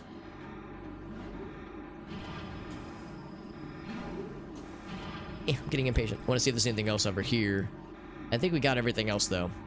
We scanned those things, so we're good. Mutated human reigns in your office lobby. Yeah, or experimenting on a human, they explode and die, and you just leave it there. Demotivational posters. They were the original image makers. They really were. They really were. Yeah, it's nice decor. Throw on meth for the morph ball size vent shafts. Yeah, that sounds about right. And making things that are fitted to salmon. I guess that's the thing too. I'm wondering if that's space pirate technology or Chozo technology. I'm thinking if it was Chozo technology, it would actually make sense. But yeah, if that's space pirate technology and Samus just happens to have the handgun, arm cannon that works out well for it, then it's a pretty hilarious oversight on their part, or just a good coincidence, I guess. Metroids infused with Phazon strain Vertigo are thriving. Dirty, flirty, and thriving. What's up, Iowan? Good to see you, bud. Hope you're doing well. Of course, I guess this isn't really a lobby. This is more of a test lab, but still, it's not exactly very motivational. Quarantine specimen exhibits highly aggressive behavior. I can't say I'm shocked. Metroids with space radiation cancer injected into their brains get aggressive. Who knew? Project Titan suspended indefinitely. I bet we'll get to learn more about Project Titan pretty soon. That's right. It's a warning to those who would dare fail their experiments. His quarantine cave is secured. Let's read some of the more lore entries then. We have a lot of lore entries to go through still.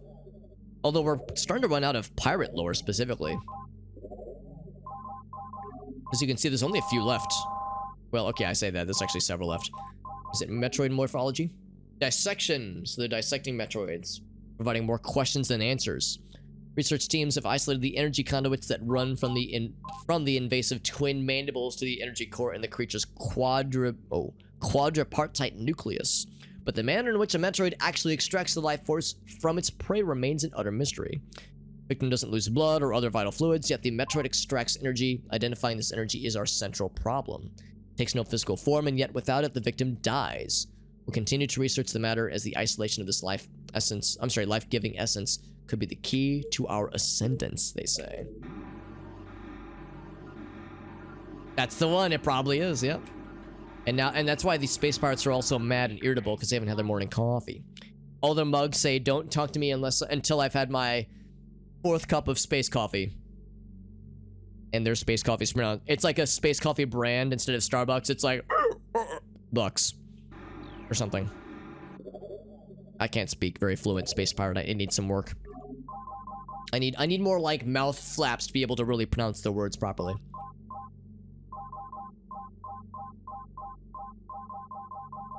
Metroid morphology, Metroid forces. Studies their biology. With limited progress. We might be more successful using the Metroids for our means rather than trying to reproduce their powers. If they could be adequately tamed, good luck with that, we would have no need of a proper understanding of their metabolism. Some more force of disciplined Metroids could wipe out entire armies. Once we find a way to shield them from cold containment weapons, they would be invincible. Use them to harvest the enemy they've consumed. We would have near limitless source of power at our disposal. I feel like every time the space pirates try to harness Metroids, because it keeps happening. They keep trying it, it keeps fucking exploding in their faces. I think they'd learn after a while. ATP from the mitochondria. It is the powerhouse of the cell. It's still a physical form, yeah, I'm actually not even sure what, like, ATP would look like in, like, that sense, but yeah, I don't know. Maybe like, the devs have, like, actually, like, they actually have the real lore and, like, the explanations on how it all works. CO12 contaminated beyond acceptable safety standards. People keep shitting in the space tanks rather. Empty spaces, stasis tanks. More research. The games like Alex are going way too slow. Let's get the ball rolling. I think we know about the research core already, but the game is really reminding us. You're too slow. Can I just blow this up? It's too easy, man. Holy shit. Oh, yeah. More scientists equals the dumber the race, yeah. Maybe they just have one really smart mega scientist, maybe. Samus tamed a Metroid? Yeah, kinda, sorta, yeah. It's bug science, which is much more exciting and weird. And unpredictable. Is that all the lore pieces? We actually already have all the stuff. Ooh, a thing. Alright, that's how we exit. Hold on, I hear scary noises. Let's make sure we got all the stuff. Pretty good lore dumps, though. Good lore poops. I think I hear more Metroid friends. Oh, it's you assholes. Wait, have I scanned you before? Oop. Actually, I can't scan you through here. I have to Okay. Oh, wait, I have not scanned you. Ouch. I must scan you. It's like I must draw you. So this is the ice beetle. Hitting him with the spicy heat. Guess I'm more annoying than anything. There we go. Let's read their lore into real quick.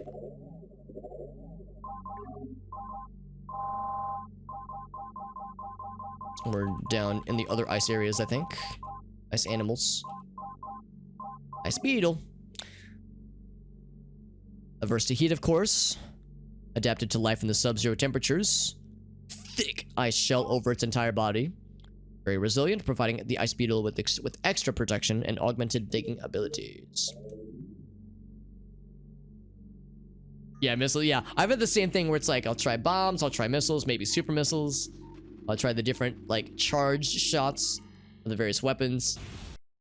Yeah, missiles is probably the most consistent way to get the job done. Thermal imaging software, you say?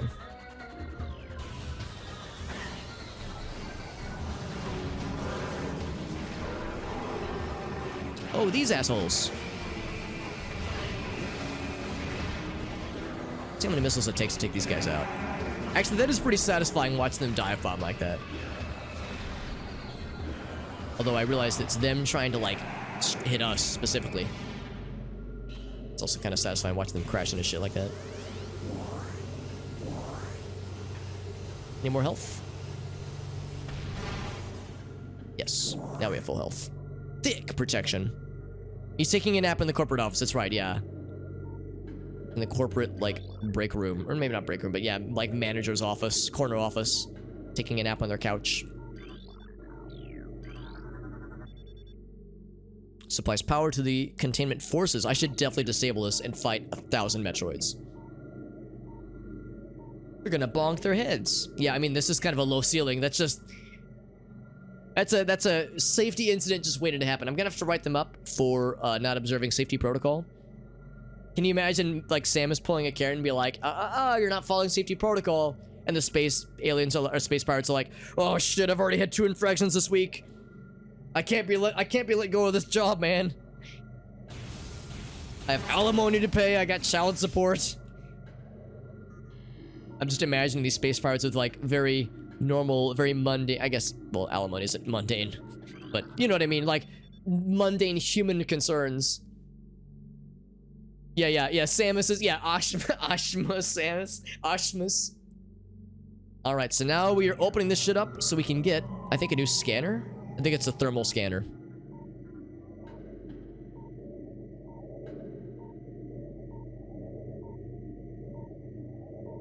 But as we disable more things, the Metroids are gonna pop out of their shit. Pop out of their little containment stations. And they're gonna be very excited to see us. That is a Metroid in my pocket, and I'm very glad to see you.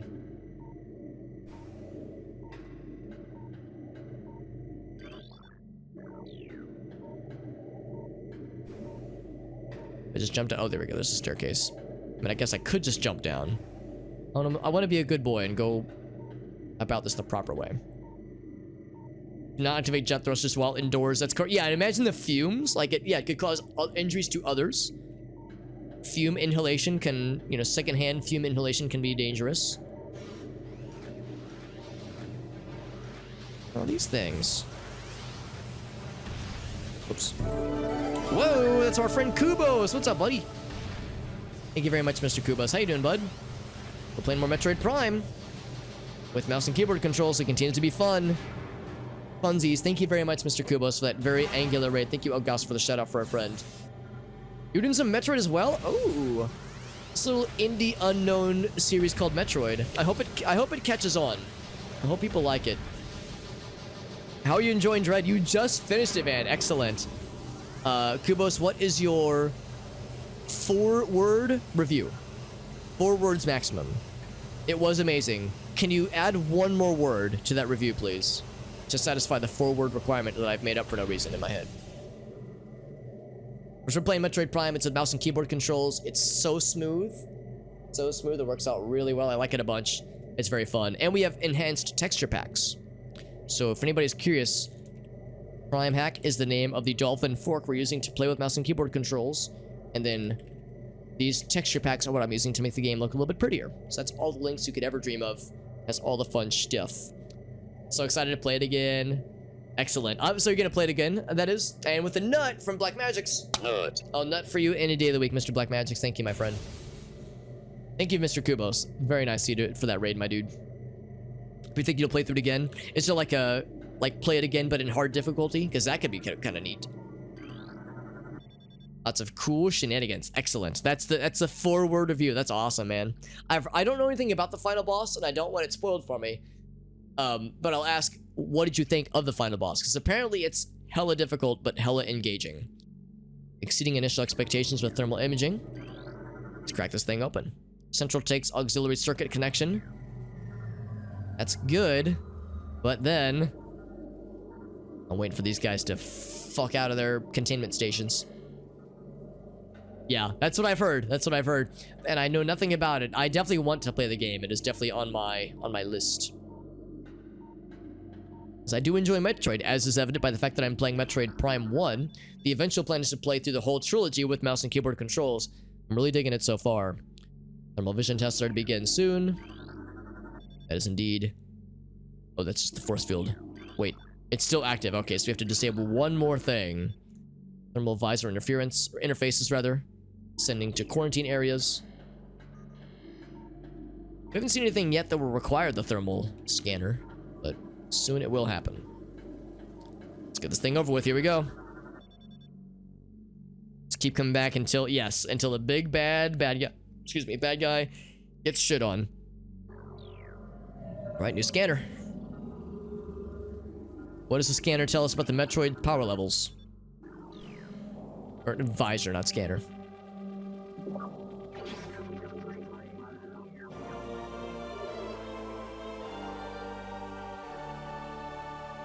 Hell yes. And now is where things might get weird. Who would have ever seen this coming? The Metroids would break out of their shit. Oh. Means it's getting dark. There we go. So we have these things. Fuck you. Yeah, the shock 'em and block 'em strat works very well. Stun them with the charged up wave cannon shot, and then missile the fuck out of them. I was gonna say, I'm waiting for you guys to open up. It's gonna be more up top though. I think I'll only have to fight one at a time though. I'm a good boy.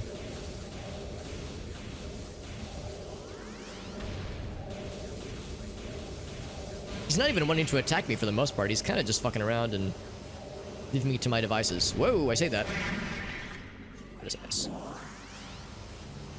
What's my favorite Metroid Prime beam? Probably the heat beam. The plasma beam. It's pretty sick, honestly. Project Titan requires it because it destroyed the coffee. That would make sense. You could use the thermal visor to maybe see the coffee, like seek it out rather. But yeah, I haven't picked up Dread yet. I want to, but yeah, I've yet to pick it up, and I definitely want to play it. It is absolutely on my list. Plasma all day, every day. Yeah, for sure. I mean, the ice beam is literally very cool, and the wave beam is very useful. A fully charged one. Charge shot from the wave beam stuns most enemies, which is great to follow up with a missile shot. Behold. So nice. But yeah, plasma beam is so disgusting and I love it. Ice beam is pretty dope though. I do like the ice beam. No, you don't. Oh, you still got onto my face. That is illegal, sir.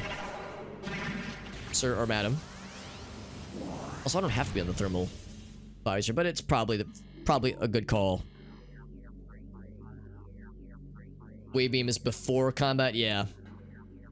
Or wave beam is for combat, and then otherwise it's plasma, yeah. Yeah, wave beam has some legitimate, like, useful use cases in combat, for sure.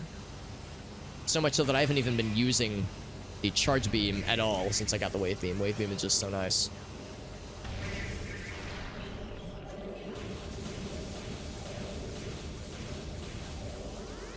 Let's do one more blasty. Bam! That's always satisfying, getting it right when they're charging at you. Let's scan it. Can I just blow it up? Boop.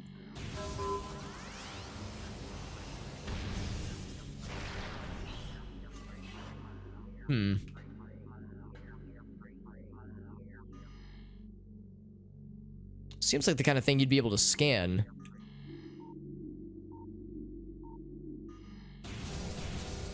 Oh, or I can just do that then. Dark and scary. Oh, and like staticky too. Spent way too many hours. Yeah, it's understandable. I know it is getting late for you, and for other time zones too, for that matter. But thank you for being here, Kubos. Thank you for that raid. Always appreciate you, my friend. Like I've said to others, like I've said about Kubos before, I will say again, Kubos is a fine gentleman and a scholar and a gentleman, and he plays a lot of cool games. If you like the variety streams that I do, I would recommend giving him a look-see. I think you'll like what you see. And I don't mean that to say that he's a handsome man, but I'm not saying it. He's a good dude, and he plays a lot of cool games, and I think you'll like him. I think you'll be inclined to agree. You'll say, Alex, you're a genius. This guy's cool as hell. I'll never doubt you again. Those will be your exact words. Hold on, I gotta scan you. What are you? You are sentry drones. Wow, shocking.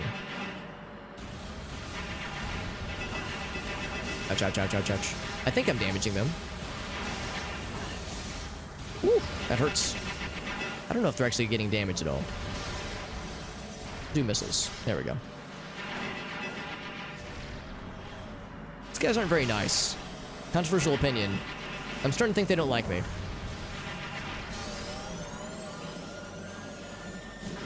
Damn. That was intense. Fucking intense. Can't activate these things at all. Lost a lot of health to these assholes. They dropped a full 100 health though, so they are... I think the game expects you to struggle on those guys a little bit. Here, more bad guys. Before you get the plasma. Yeah, that's correct. Yeah, I remember seeing the same kind of shit. So I've got the face melting cannon, but yep, gotta use the wave one though. Got that electric juice. Surprise, motherfucker!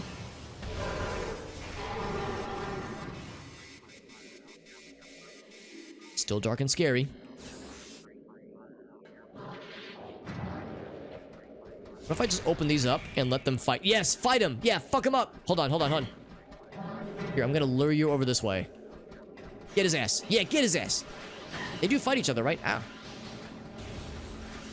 Oh, there's a turret. That's hard to see. Are they gonna fight each other? I want them to. Yes! Yes! Oh, I love it. I want to, like, instigate this infighting.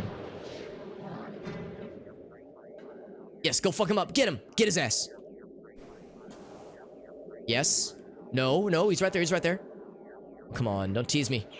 Get his ass. Oh, he's killing something else, I think.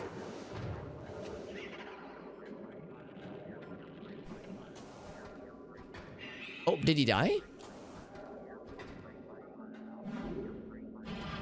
I hear him. Oh, there he is, there he is. This is too much fun, just watching them try to fight each other. I want to get a good shot of this. Fuck him up. Yes! That's so cool. I mean, it takes forever. It's easier for me to kill him myself, but it's very satisfying. Get him slide down. Alright, anyway, so now I'll kill you. Now I'll get the just desserts. Whoa, and then Nitro. Thank you, Nitro, for the raid as well. Nitro, you are raid number 3 tonight. Thank you, my friend. That's very generous. Yeah, I'm feeding my children. That's right.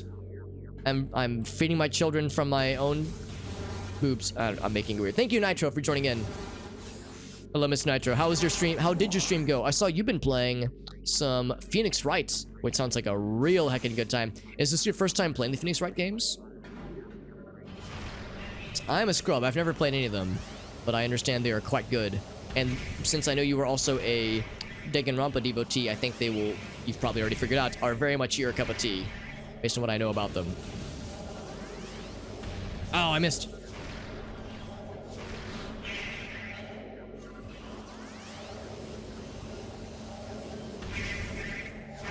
There we go. I was gonna say I know we're getting close. First time playing the games. Excellent. Are you starting with the first one then?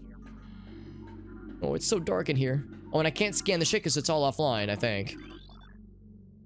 Oh, wait, we've already been here, haven't we? We have already been here. Yeah, we would have had to have been already here. Except I guess I didn't break all these things then or something. We're playing Metroid Prime with mouse and keyboard controls, and it's very good. It is, of course, this, of course, was originally a GameCube game, so playing with mouse and keyboard is a very modern take on this game's control scheme. The purists will tell you that I am committing a cardinal sin by playing this game in a non-standard format, but I am enjoying it. It is very fun. And it's only slightly kicked my ass a couple of times. I'm mostly a pro gamer still. That's what I tell myself. Let's go back up this way. Yeah, it makes perfect sense that after Danganronpa, you were like conditioned now. The Danganronpa conditioning for the Phoenix Wright games. I understand the Phoenix Wright games are actually pretty tough. Like, they're not easy games, and there's a lot of attention to detail, a lot of when it comes to the investigations and cross-referencing witnesses, that kind of thing. Apparently, it's really a good and like engaging kind of game, but yeah, pretty tough to play though. From what I've heard. There's a turret. Yeah, there's a turret over there. A turret, not a turd. I mean, maybe there's a turd. I don't know. I'll just use missiles. I'll fire the missiles. Maybe later I'll take a nap. But for now, I'll fire the missiles. It's still dark and spooky in these areas. So thermal imaging, or thermal... it's almost like a... Not really an X-ray, but just a... nighttime vision. Night vision goggles. Thermal vision goggles. He's going fast.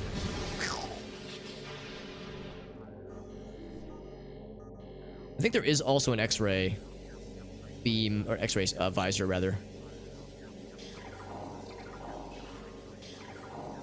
That doesn't look any different, really. Because, yeah, the X-ray one is something for later on, I'm pretty sure. I can't remember what it, like, what part of the game we need it for, and, like, how it's used, per se. I know it can see through walls, but I don't know, like, why you would need to see through walls. I guess we'll find out. How to press the witness on. Oh, how to, like, what to press the witness on, or, like, yeah, that kind of thing. Yeah, apparently it's pretty tough. I understand that for a few friends of mine that have played those games, they loved the games and they played them a bunch, but they had to use guides for a lot of it because, yeah, the game is... it's pretty spicy. You don't need evidence necessarily in order to press them. I gotcha. So you can press them without hard evidence. Yeah, the X-ray visor. Yeah, that's what I'm imagining in my head, because you can see Samus's hand inside of the arm cannon. It's kind of cool. Like, that's a detail I remember. Oops. For these assholes.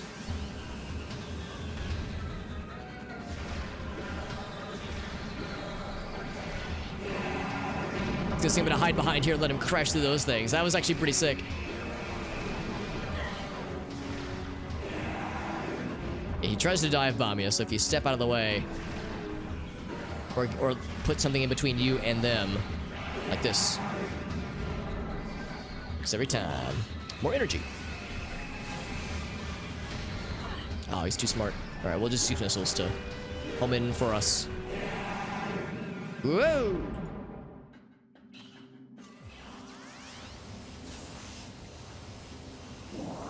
More health. I feel so healthy.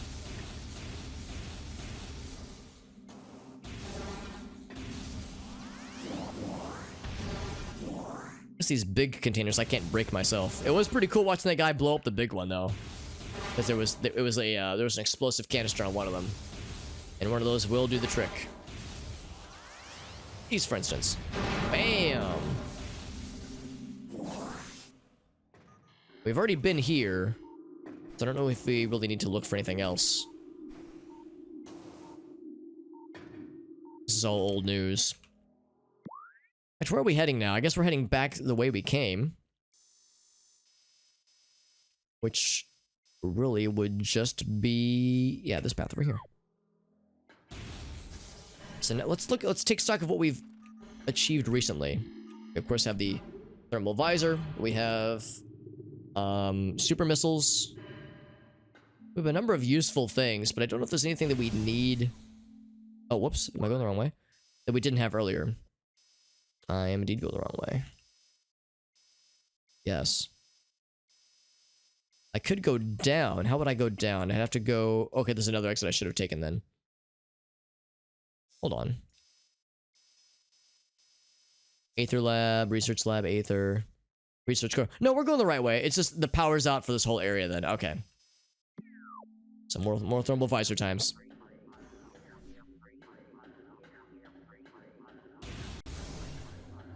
Hey, we really knocked out the power then.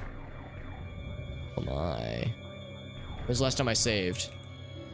Oh, never mind. We can see relatively well. That is kind of ominous though, with the music associated to it. We can mostly see. Oh, we have some friends. Are you gonna turn into a robot friend? I hope not.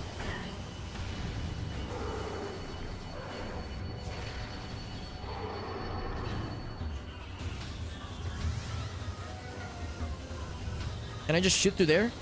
Can I be sneaky? I can't be sneaky.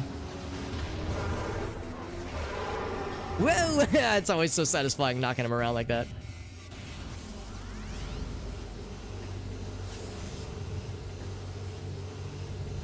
Oh, I guess that's it. I was thinking there'd be more bad guys. Some more missiles.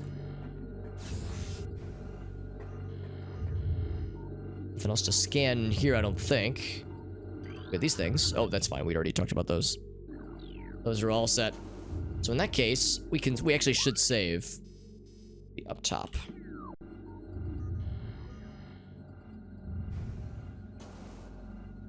We shut off the power to the home office. How did I get up top? Oh, that's right. I cheesed it. I don't even know if this is the right way to go about this, but it's the strat I used was jump on these things on the monitors. Oh, although you can slide off. Okay, so it's not perfect.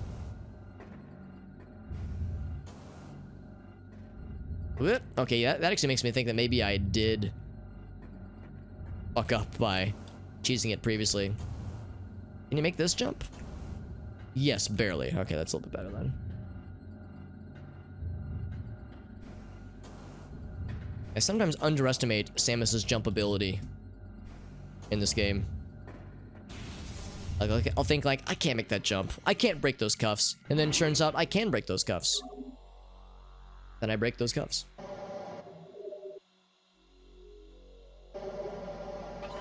And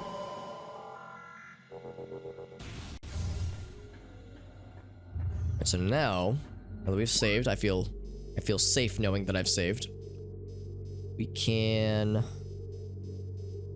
let's just go. Let's just take the southern, or lower exit rather. Oof. Can't reach it.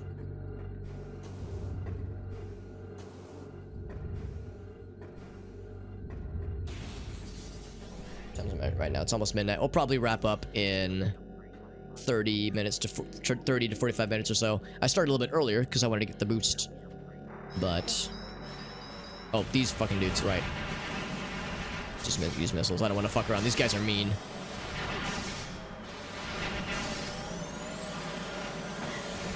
Oh, when it explodes, it's so bright.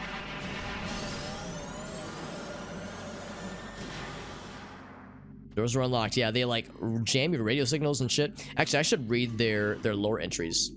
So those guys are really hard to deal with. I haven't already. I don't think I have.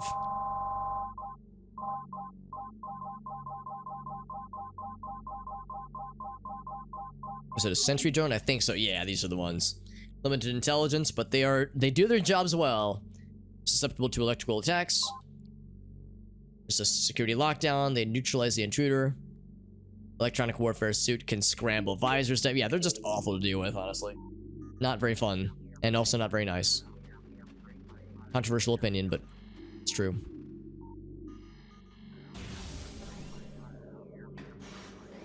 Some more Metroid fun times. Somehow we didn't notice these guys earlier, but they're definitely here.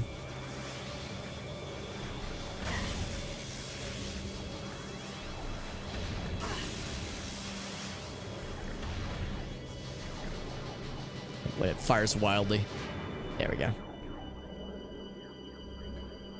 What dat? Oh, it's Sneaky Boy. There's a Sneaky Boy underneath me. Can I zap him through the floor? That'd be pretty dope. Yeah, kind of, actually, yeah. It's kind of cool. It is very dark in here. Whoa! Oh, that pissed him off. Oh, you know what? Speaking of pissing him off. I free my child. Ah, man, you're gonna go for melee? Come on, be a bro and let my child suck you. That's a sentence I'll never regret, ever. Oh! Did he yoink him back? Alright, fuck you. I'm gonna have to missile you, dude. I'm sorry, my space baby. I'm trying to feed you some brain juice. No, not me! Eat the big boy. Don't eat your mother. I'm trying to instigate some infighting, but it's not working out very well. Dang it. I'm having too much fun trying to get the Metroids to... I'm trying to weaponize the Metroids. Yeah, get his ass. Yeah, get his ass. Right, you can eat every butt.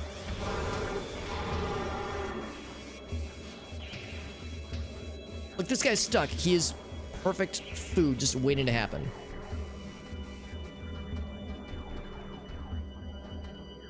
Buffalo Devil's like, Alex, I can't believe you've done this. I can believe I've done this. I think the baby just wants to eat his mother. Which is honestly disrespectful. What happened to the youth of today? No respect for the elders, I swear.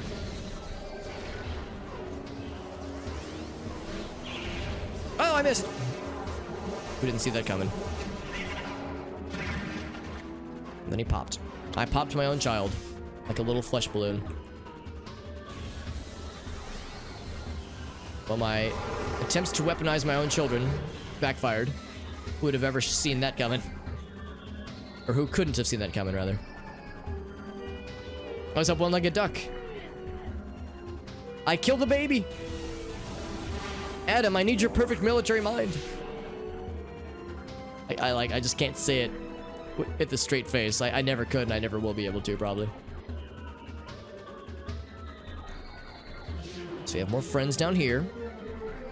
Hold on, are there any more Metroids that I can free? There is! I can free him from afar. Get him. Get his ass. Don't get my... Yes! Suck! Suck. Go forth and suck, my child. Sorry, I'm having too much fun. Yeah. Yeah, get his ass. Suck his face. There we go. Yeah, fuck him up. So satisfying. Any objections, milady? Tips hat, tips fedora. Alright, I think that's all the friends we have in here. Now, time to murder my own child.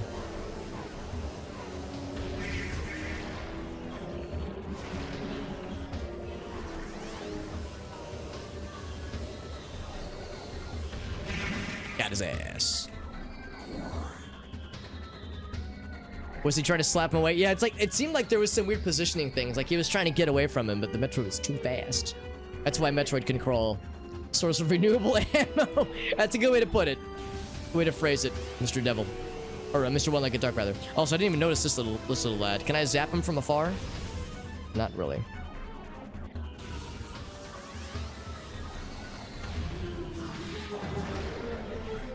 I was trying to lock onto him. There we go. And now it is quiet once again. Oh, hold on. Oh, I thought I heard a turret firing up. That was my own charge shot firing up, though.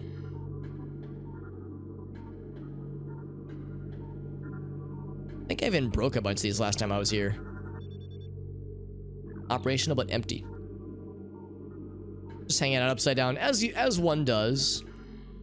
I mean, it's been a while since I've... Actually, that's not true. I guess I was in my the office for the employer that I work for. I guess I was in our office a few weeks ago. A couple times, but otherwise, yeah, I'm not in our office very often, so maybe that's just the thing that folks do nowadays. Upside down bat clinging. As a team building exercise, as we call it. The thermal visor is useful in areas like this, but I kind of don't like having to use it because it's so fuzzy. I like the crisp vision of being able to see things. I don't like the fuzzy and, like, formless so many things are. No health. I think. Yep, it's simple as that. Just this way.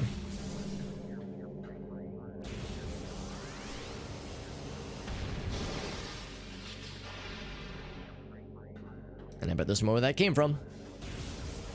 There is. Oh, that's cool when you walk over the heat vents. Kind of neat. It's a neat little effect there. More health. Still dark AF inside of here. What are you doing? You were like, looked like you threw something.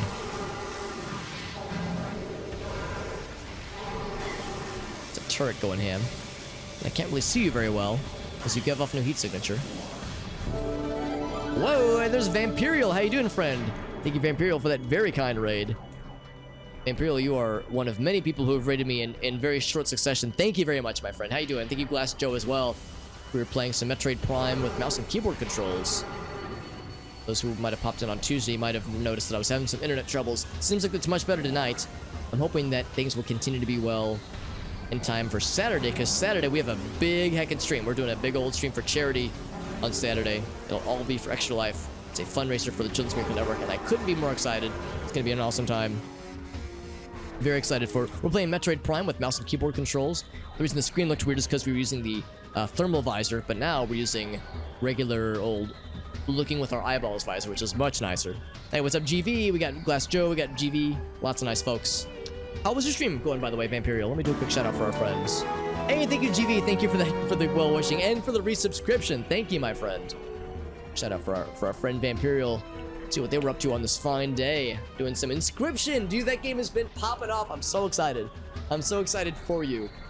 I'm hoping that Inscription's been treating you well, because apparently that game is super good and everybody's been loving it. Charity, she's a lucky lady. That's right. Yes, Charity. That's my that's another name for Gracie, my girlfriend, who has not responded to Gobby's redemption, by the way. But thank you, Vampirial, thank you, GV, for that resubscription. That's very sweet of you, my dude. Yeah, thankfully it's behaving a lot better today. For anybody curious, I did call my ISP the following day, but by the time the following day, because it was like midnight, I was thinking they wouldn't have business hours at midnight on a Tuesday, but I called Wednesday morning, and the problem, of course, had gone away, and they were like, yeah, it looks fine on our end. We don't see any issues. I did ask them to clarify, because I was thinking, like, well, I've been using my upload a lot for uploading YouTube videos and streaming a lot and doing my backups through Backblaze. Maybe I'm using too much upload and they're throttling me, but they, like, swore as far as they could that they don't throttle at all. And this is Spectrum, for anybody curious. So it's like, all right, I'll have to take you guys for your word, because I have nothing else to go by. So apparently the issue really is some kind of hardware thing, and I suspect it's my modem. But I've already had one technician inspect my modem, and they didn't see any issues. But they replaced my router. They've checked the lines, and they've checked a lot of things. So we'll just have to keep at it. I think what we'll have to do is next time the problem pops up, even if it's like 4 a.m., just call my ISP and be like, it's happening now. What do you guys see on your ends? And just try to suss it out from there. But for whatever reason, it's doing great tonight. In fact, I ran like a test stream last night for like 8 hours and didn't drop a single frame. So streaming at like 5,500 megabits per second, or 5,500 kilobits per second. So as far as I can tell, it's behaving just fine now. Oh, look at this sneaky boy. This is where the thermal stuff comes in handy. Thankfully, he is stuck. And that does my job, makes my job a lot easier. But loving Inscription so far, because I know Grovana's been playing out on his stream as well. In fact, GV watching you stream it was my indication that the game was out. Because I think I first came aware of Inscription when I think Vine saw spit on his channel like a year or so ago. And at that point, of course, it was just a demo. But I remember seeing it being like, now this looks something really special. Like, I was really curious based on what I saw there. So I'm really happy to see it's had its 1.0 release, or at least a closer release. I don't know if it's in early access or what have you, but I'm excited that it's out in a more complete state and more people are playing it. It seems incredible. Yeah, the lore seems so cool. Just the game really, breaks the mold in very cool ways. That's awesome, man. Metroid Prime continues to be fun for us, though. Like I said, this is glorious mouse and keyboard controls. Look at the smoothness. If I rub my mouse on my forearm here, oh yeah, it's so good. Love it. And for anybody curious, we have a very nifty command, PrimeHack. So PrimeHack is the dolphin fork that I'm using. It's just a fork off of the regular dolphin emulator. We're using the Wii version of the Metroid Prime trilogy with mouse and keyboard with that usually would allow for motion controls, but we're using a nifty little plugin through PrimeHack that allows it to hook the mouse to the Wii mode, so to speak. And then, for anybody curious, we're also playing with some texture update images to make the game look a little bit prettier. So this game, of course, was a GameCube game, and it looks really good for its time, but, you know, the textures are kind of old and kind of not perfect, so the texture pack makes it look a little bit nicer. And I don't remember what's off in this little side room. Let's investigate. We just got the thermal visor. Oh, that was the map room. Okay. We just got the thermal visor. We have super missiles. Obviously, you can see we have the wave beam. And we're still gallivanting about in the Phendrana drifts. But there's still other things to explore by, which I'm very excited by. Vampiro, what are some other things you plan on streaming in the not-so-distant future, my friend? So I'm excited by the fact that you're playing... Inscription. I know GV was playing on his stream not too long ago. In fact, I think he might still be playing it, actually. I know when I was working the other day, he was playing more Darkest Dungeon 2. I still need to play that first one, man. That first one's so fun to play. It was fun for me to watch on his stream and a few other streams. But yeah, that's a tough as balls, but fun as balls game. And I enjoy games that have fun with my balls or something. Let's save over here real quick, then we'll explore that way. I can't remember why we didn't go that way. I'm sure we had a reason. Let's find out, though. These little birds are still flapping beneath us. You know, GV said he has plans for the Dying Light DLC, and I've only played like the first half of Dying Light 1. I never actually finished the game, and I haven't experienced the DLC either. So I'll be curious to check that out at some point on his stream. Next time I can catch him live. Last time we were here, we would have already had the double jump, so that's nothing new. Oh, the door is off. We have to power it up. Oh, I bet we used thermal geyser. Yeah, or thermal geyser. Thermal visor. So that's how we determine what has to be clicked, I think.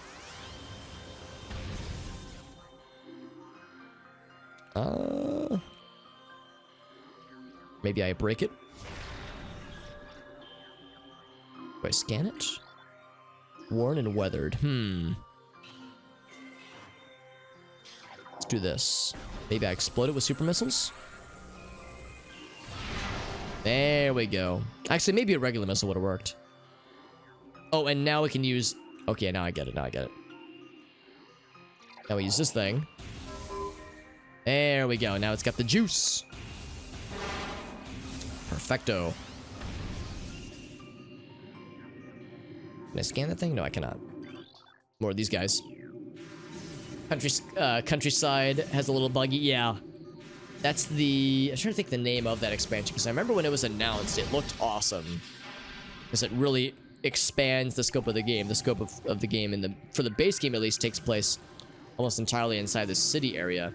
And then, yeah, the expansion just kind of opens up the game. It's almost like in Breath of the Wild when you first get the hang glider. It's like, holy shit, the game just opens up in so many cool ways. Some Resident Evil, some... Oh, .hack. Oh, shit, I don't know if JD's still listening in, but JD's my .hack guy.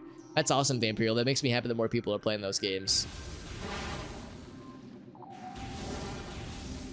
I didn't go that way because it's so ugly. Jeez, Awful Devil, way to stick it to this level, this part of the level.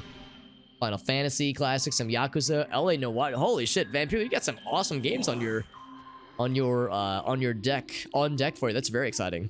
If anybody likes any of the games you just heard about, make sure to follow Vampiro, because Vampiro is a nice person. In fact, I'm pretty sure I follow you, Vampiro. Let me double check though. I'm worried that I don't follow you. So I haven't had a chance to catch your stream in a minute. Do I follow Vampiro? I do. Okay, good. I was worried for a second. Oh, who's that voice? Oh, gross. Ooh. Sounds like some short bearded man. It's the worst. The short bearded hobbits, those are the worst kinds. But thank you again, Vampiro, for that very kind raid, and thank you all who joined in from said raid. The following, that's what it's called. Thank you. Thank you, GV. Yeah, it needs to be super missiles. Okay, because we've seen super missiles in a few other places. Disturbance found in quarantine zone. You're telling me that when you quarantine big monsters, they get angry and disturby. I'm shocked. Absolutely shocked. But the original .hack on PS2, baby. That's right. That's right. Yeah, JD, that's right. Yeah, because whenever somebody mentions .hack, I think of you, JD. You're my .hack guy. My .hack .guy. .edu. .com. I should run you with admin privileges or something. Alright, so it's gonna be morph ball times. What boss we're gonna have?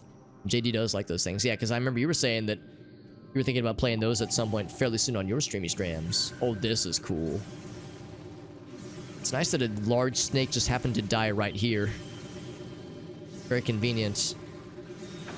Ouch. I could have used the boost. I could have used the boost to get through.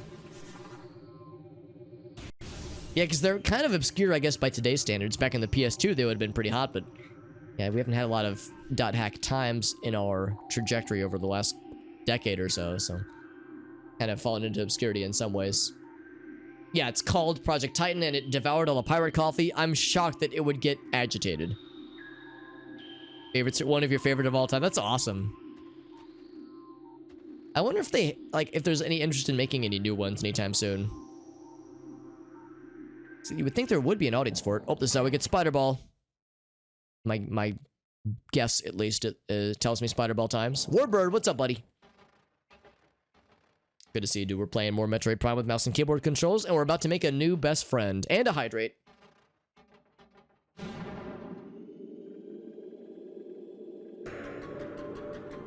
Oh, shit.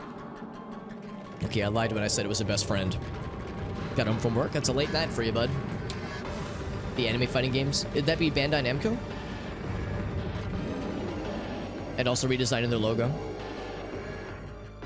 Fourth part of the GU series. Oh, okay. Maybe remake the originals, though. That'd be nice. Some Yakuza. Yeah, I've heard Yakuza is incredible. I have some friends that have been playing those games, and they're like, holy shit, these games are so weird and so fresh and so fun and so, like, goofy. It's like some of the best games they've ever played ever. Yeah, I was thinking the same thing, Devil. I'm thinking some Storm Atronach energy. This is Thardus, an animated sentient creature charged with phase-on radiation, and also he's a big meanie, and he doesn't do very good backflips, and he can suck a butt. So, let's read about this lad. Gonna be near the other bosses. Thardus. Gonna take a big stinking Thardus after the stream ends, if you catch my drift. Sorry, that's weird. That's weird. My brain has entered the silly zone. Given off by Thardus negates auto-targeting. Oh, good thing we have the mouse and keyboard controls then. May be possible to acquire alternate targets with a different visor. Ooh, interesting.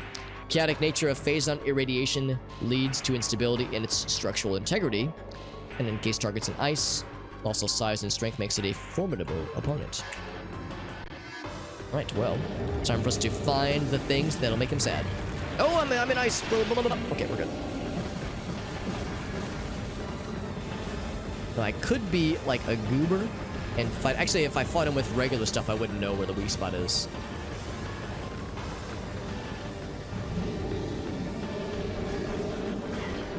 Maybe missiles are better, actually. Oh, shit. Return to combat visor. Yeah, so we gotta wait for that as our chance to strike. I wonder if, like, super missiles would really fuck him over. Let's switch back. Oh, okay, that's when you gotta jump. Got it.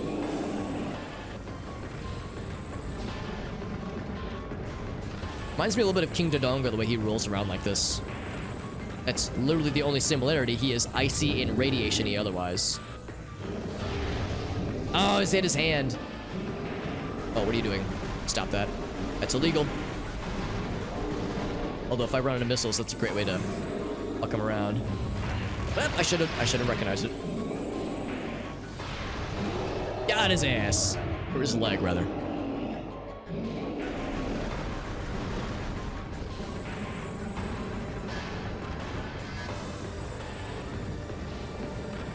Yeah, it's radiation storm Atronach. I think that hit.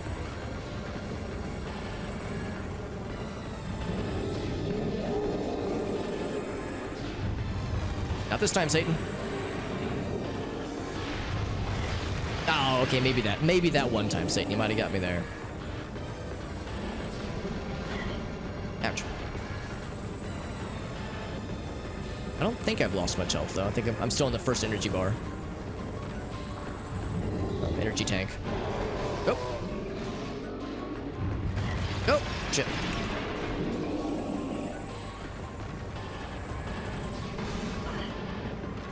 Yeah, still the first energy bar. Energy tank. Shit. Energy bar sounds like I'm talking about fucking Cliff Bars or something. Show your weak spot, foul beast. Damn it. I think he body blocked that one as well. I can probably just like hit him with regular shots. I probably don't have to use the missiles. Even though it's a very flashy way to deal with them. Probably pretty unnecessary. I wonder if there are challenge runs that people do of this game where they don't use, well, use minimal missiles, like only use charge shots on bosses like this.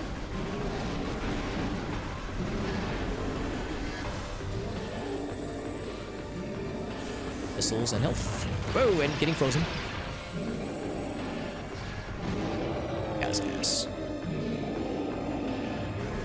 Now for the next weakness, yeah, I think probably charge shots for this stage here. Bombs can be nice and it gets really faded. Really interesting. Might try that when I go out of thermal mode and he's rolling around at the speed of sound. Damn it! Every time I think I know what to watch for, like every time I think I know the tell, it's hard to notice when we're in thermal mode. There we go. So yeah, now's my chance.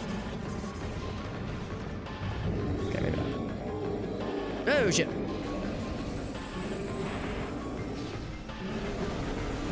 Nope, nope, nope, nope. There we go. And more missiles. Oh, I actually did jump, but I didn't jump. I jumped too late. So it's ball on ball action.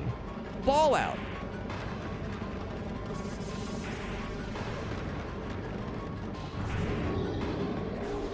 Your balls versus my... There's no diplomatic way to end that sentence. Whoa, shit. Oh, he like stops to avoid me sometimes. Like he knows what I'm trying to do.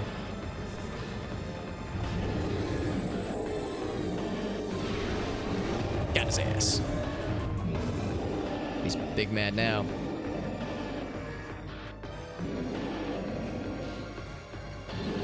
Can you give me a new weak spot? What are you doing?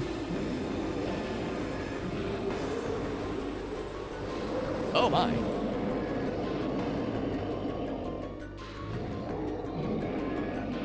He's got a little one in his betwixt his thigh.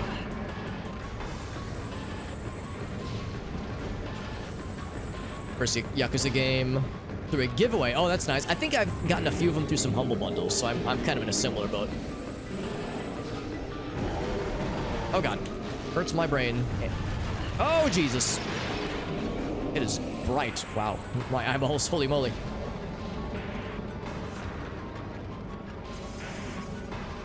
Having a hard time getting him with the morph ball, honestly. Like with the bombs, that is. And maybe I should come back when I'm a little richer. I was gonna say, I can get him when he's distracted. Is he dead? I can't really see his health bar. Oh, he's only half dead. This is gonna be a long boss battle. Watch the streamer play it. It was really cool. Yeah, that is my general understanding of that game and like the mini fans that the series rather, and the mini fans it has acquired over the years. Fully like well-earned new fans it has acquired. Ah!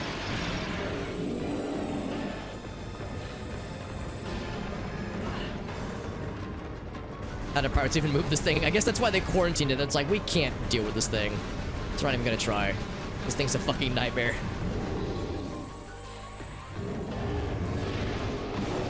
Got his ass. And health bars. He's a beefy boy. It's a tanky boy.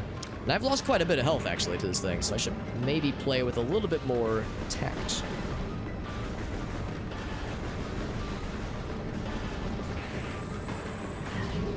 Ouch. I keep getting closer than I think I'm getting.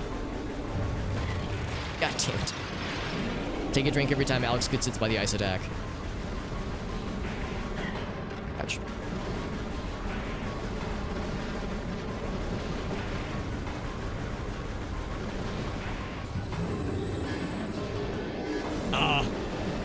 the right strat.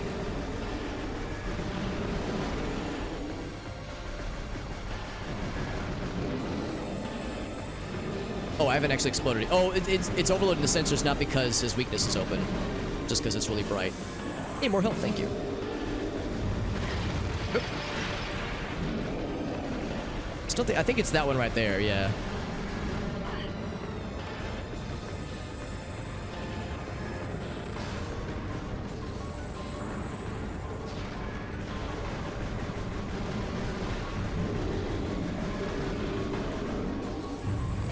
Oh, damn it.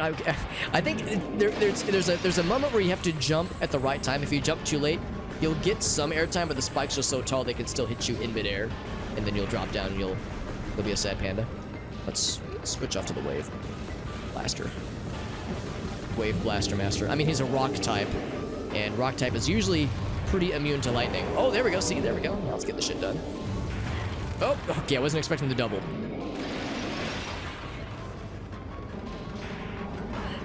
Ouch. It is so bright in here. Someone turn that lamp off? Maybe he was small in the labs. Maybe he was like a tiny little adorable little buddy, and now he's this giant monstrosity. But you like your ball form, don't you? Ouch.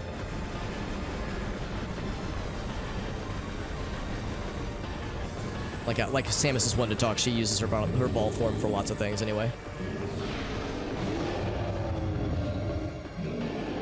Only a few of those sequences left.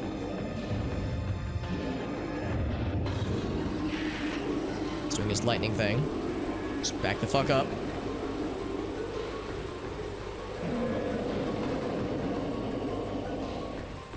He's big mad. The chest piece is the weak spot now. Ouch. How many missiles I have? I have 20 missiles left. That's pretty good. It's a few more fuck-ups on my end to account for. I think it has to be charged shots or missiles to hit that, like, to unearth his weak spot, and then any shot can do the trick on the weak spot.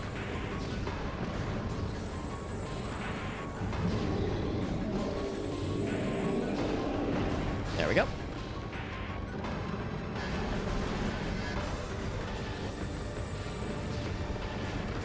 Actually, this might be the last sequence, looking at how low his health is.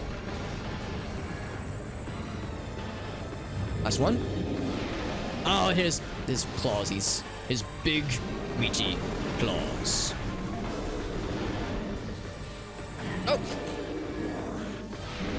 Oh, man. The big, meaty claws are too meaty. Oh, you know what? Oh, crap. Yeah, I'm walking onto those things. Give me more health, though, which is good. Oh, shit. Health I keep losing from smacking into those things. Whoop. Damn it!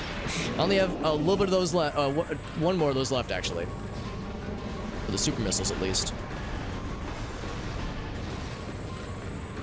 And I picked the right moment to smack him with the super shot, super missiles. It's a tanky boy otherwise. Now's my chance. Fuck you! Giving kitty cat. Oh, that's sweet. What a good little kitty.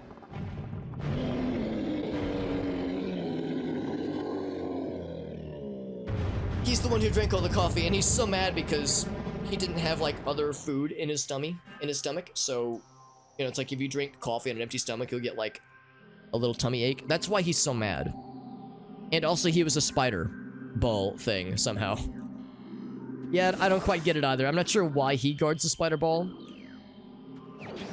Turns out giant rock golems that are sentient and powered by radiation space cancer are also just part spiders. Alright, let's see if it indeed is right click or if it's something else entirely. Oh, actually could use more health. I could use that. There we go. Let me just walk into it. The spider ball looks so cool. Look, isn't that neat?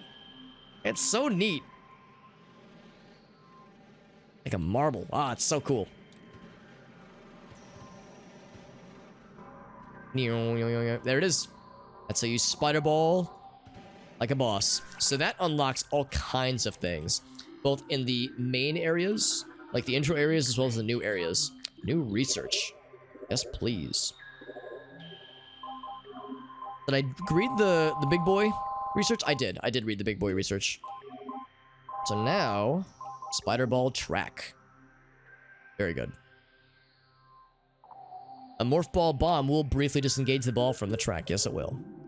Yes, it were.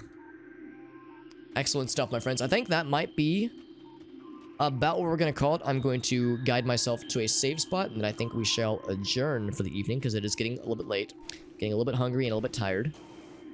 So I need to make sure I get to bed at a decent hour tonight and a decent hour tomorrow, because Saturday is the big one. Saturday is the big old streamy stream. We're going to do a big honkin' 24-hour stream for charity on Saturday. It's going to start at around noon Central Time. So 1 Eastern, 10 Pacific, you know, all that jazz. Be about noon Central Time, and I could not be more excited. I've got a big old list of games planned. If you're curious, the list of games that I'll be playing is going to be in my Discord server. So if you want to see the list of games that I'll be pulling from throughout the evening, I've got them all listed out in my Discord server under the announcements tab, or channel rather. Nothing up there I didn't think there would be. And I've got, yeah, just big plans for all day. It's gonna be awesome. Actually, there is something up there. Oh, there's another path. Oh, okay, let's go that way then. Oops. There we go. I have to press the button. Oh, here we go. There we go. That's how you do it. Wait, can I drop onto this? You can, but to what gain? Oh, okay, I didn't mean to do that, but sure. Like how Sam is just like floating. There we go. But anyway, yeah, I've got a full list of games I plan on playing. There's going to be some Sonic. I think we're going to start with Sonic Adventure 2 Randomizer, which is going to be a delightful shitpost, by the way. I've played like just enough to test it out off stream, and I played it for like 2 minutes, and I had to stop because I was like, this is so fucking hilarious. I don't want to spoil myself on it, so I'll wait and reveal more when the time comes. But to say that I'm excited would be a grotesque understatement.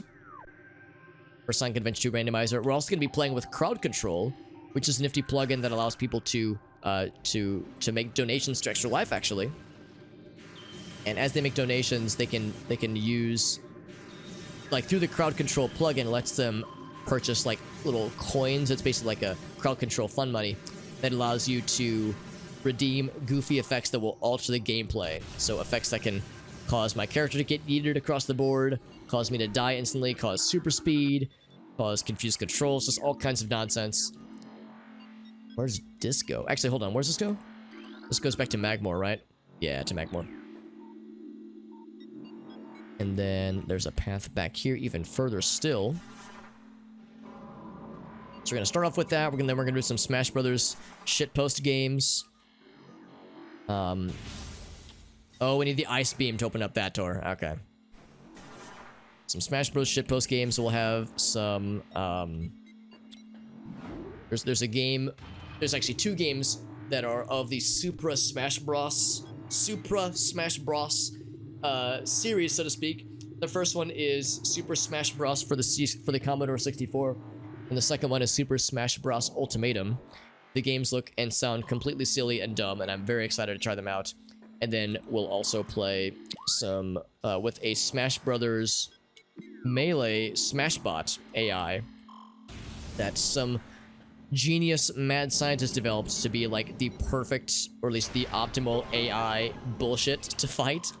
And I've tested it a little bit, and it is indeed absurd, and it's gonna kick the shit out of me. So you want to watch me just get completely bodied by this genius AI that is like faster than humans can possibly comprehend, then it's going to be a good old time. And then in the later hours, we'll switch between some weird indie games and some spooky games. Got a big old list of spooky games like Haunted PS1, demo disc types of games on itch.io, some weird cursed indie games that I found, and just some interesting indie games as well that I've also found on itch.io and a few on Steam. So just lots of weird shit. Just weird shit is my brand, and I'm trying to embrace it wholeheartedly. Gonna be a good time. So anyway, that is where we're gonna end it for the night, my friends. Thank you all for being here.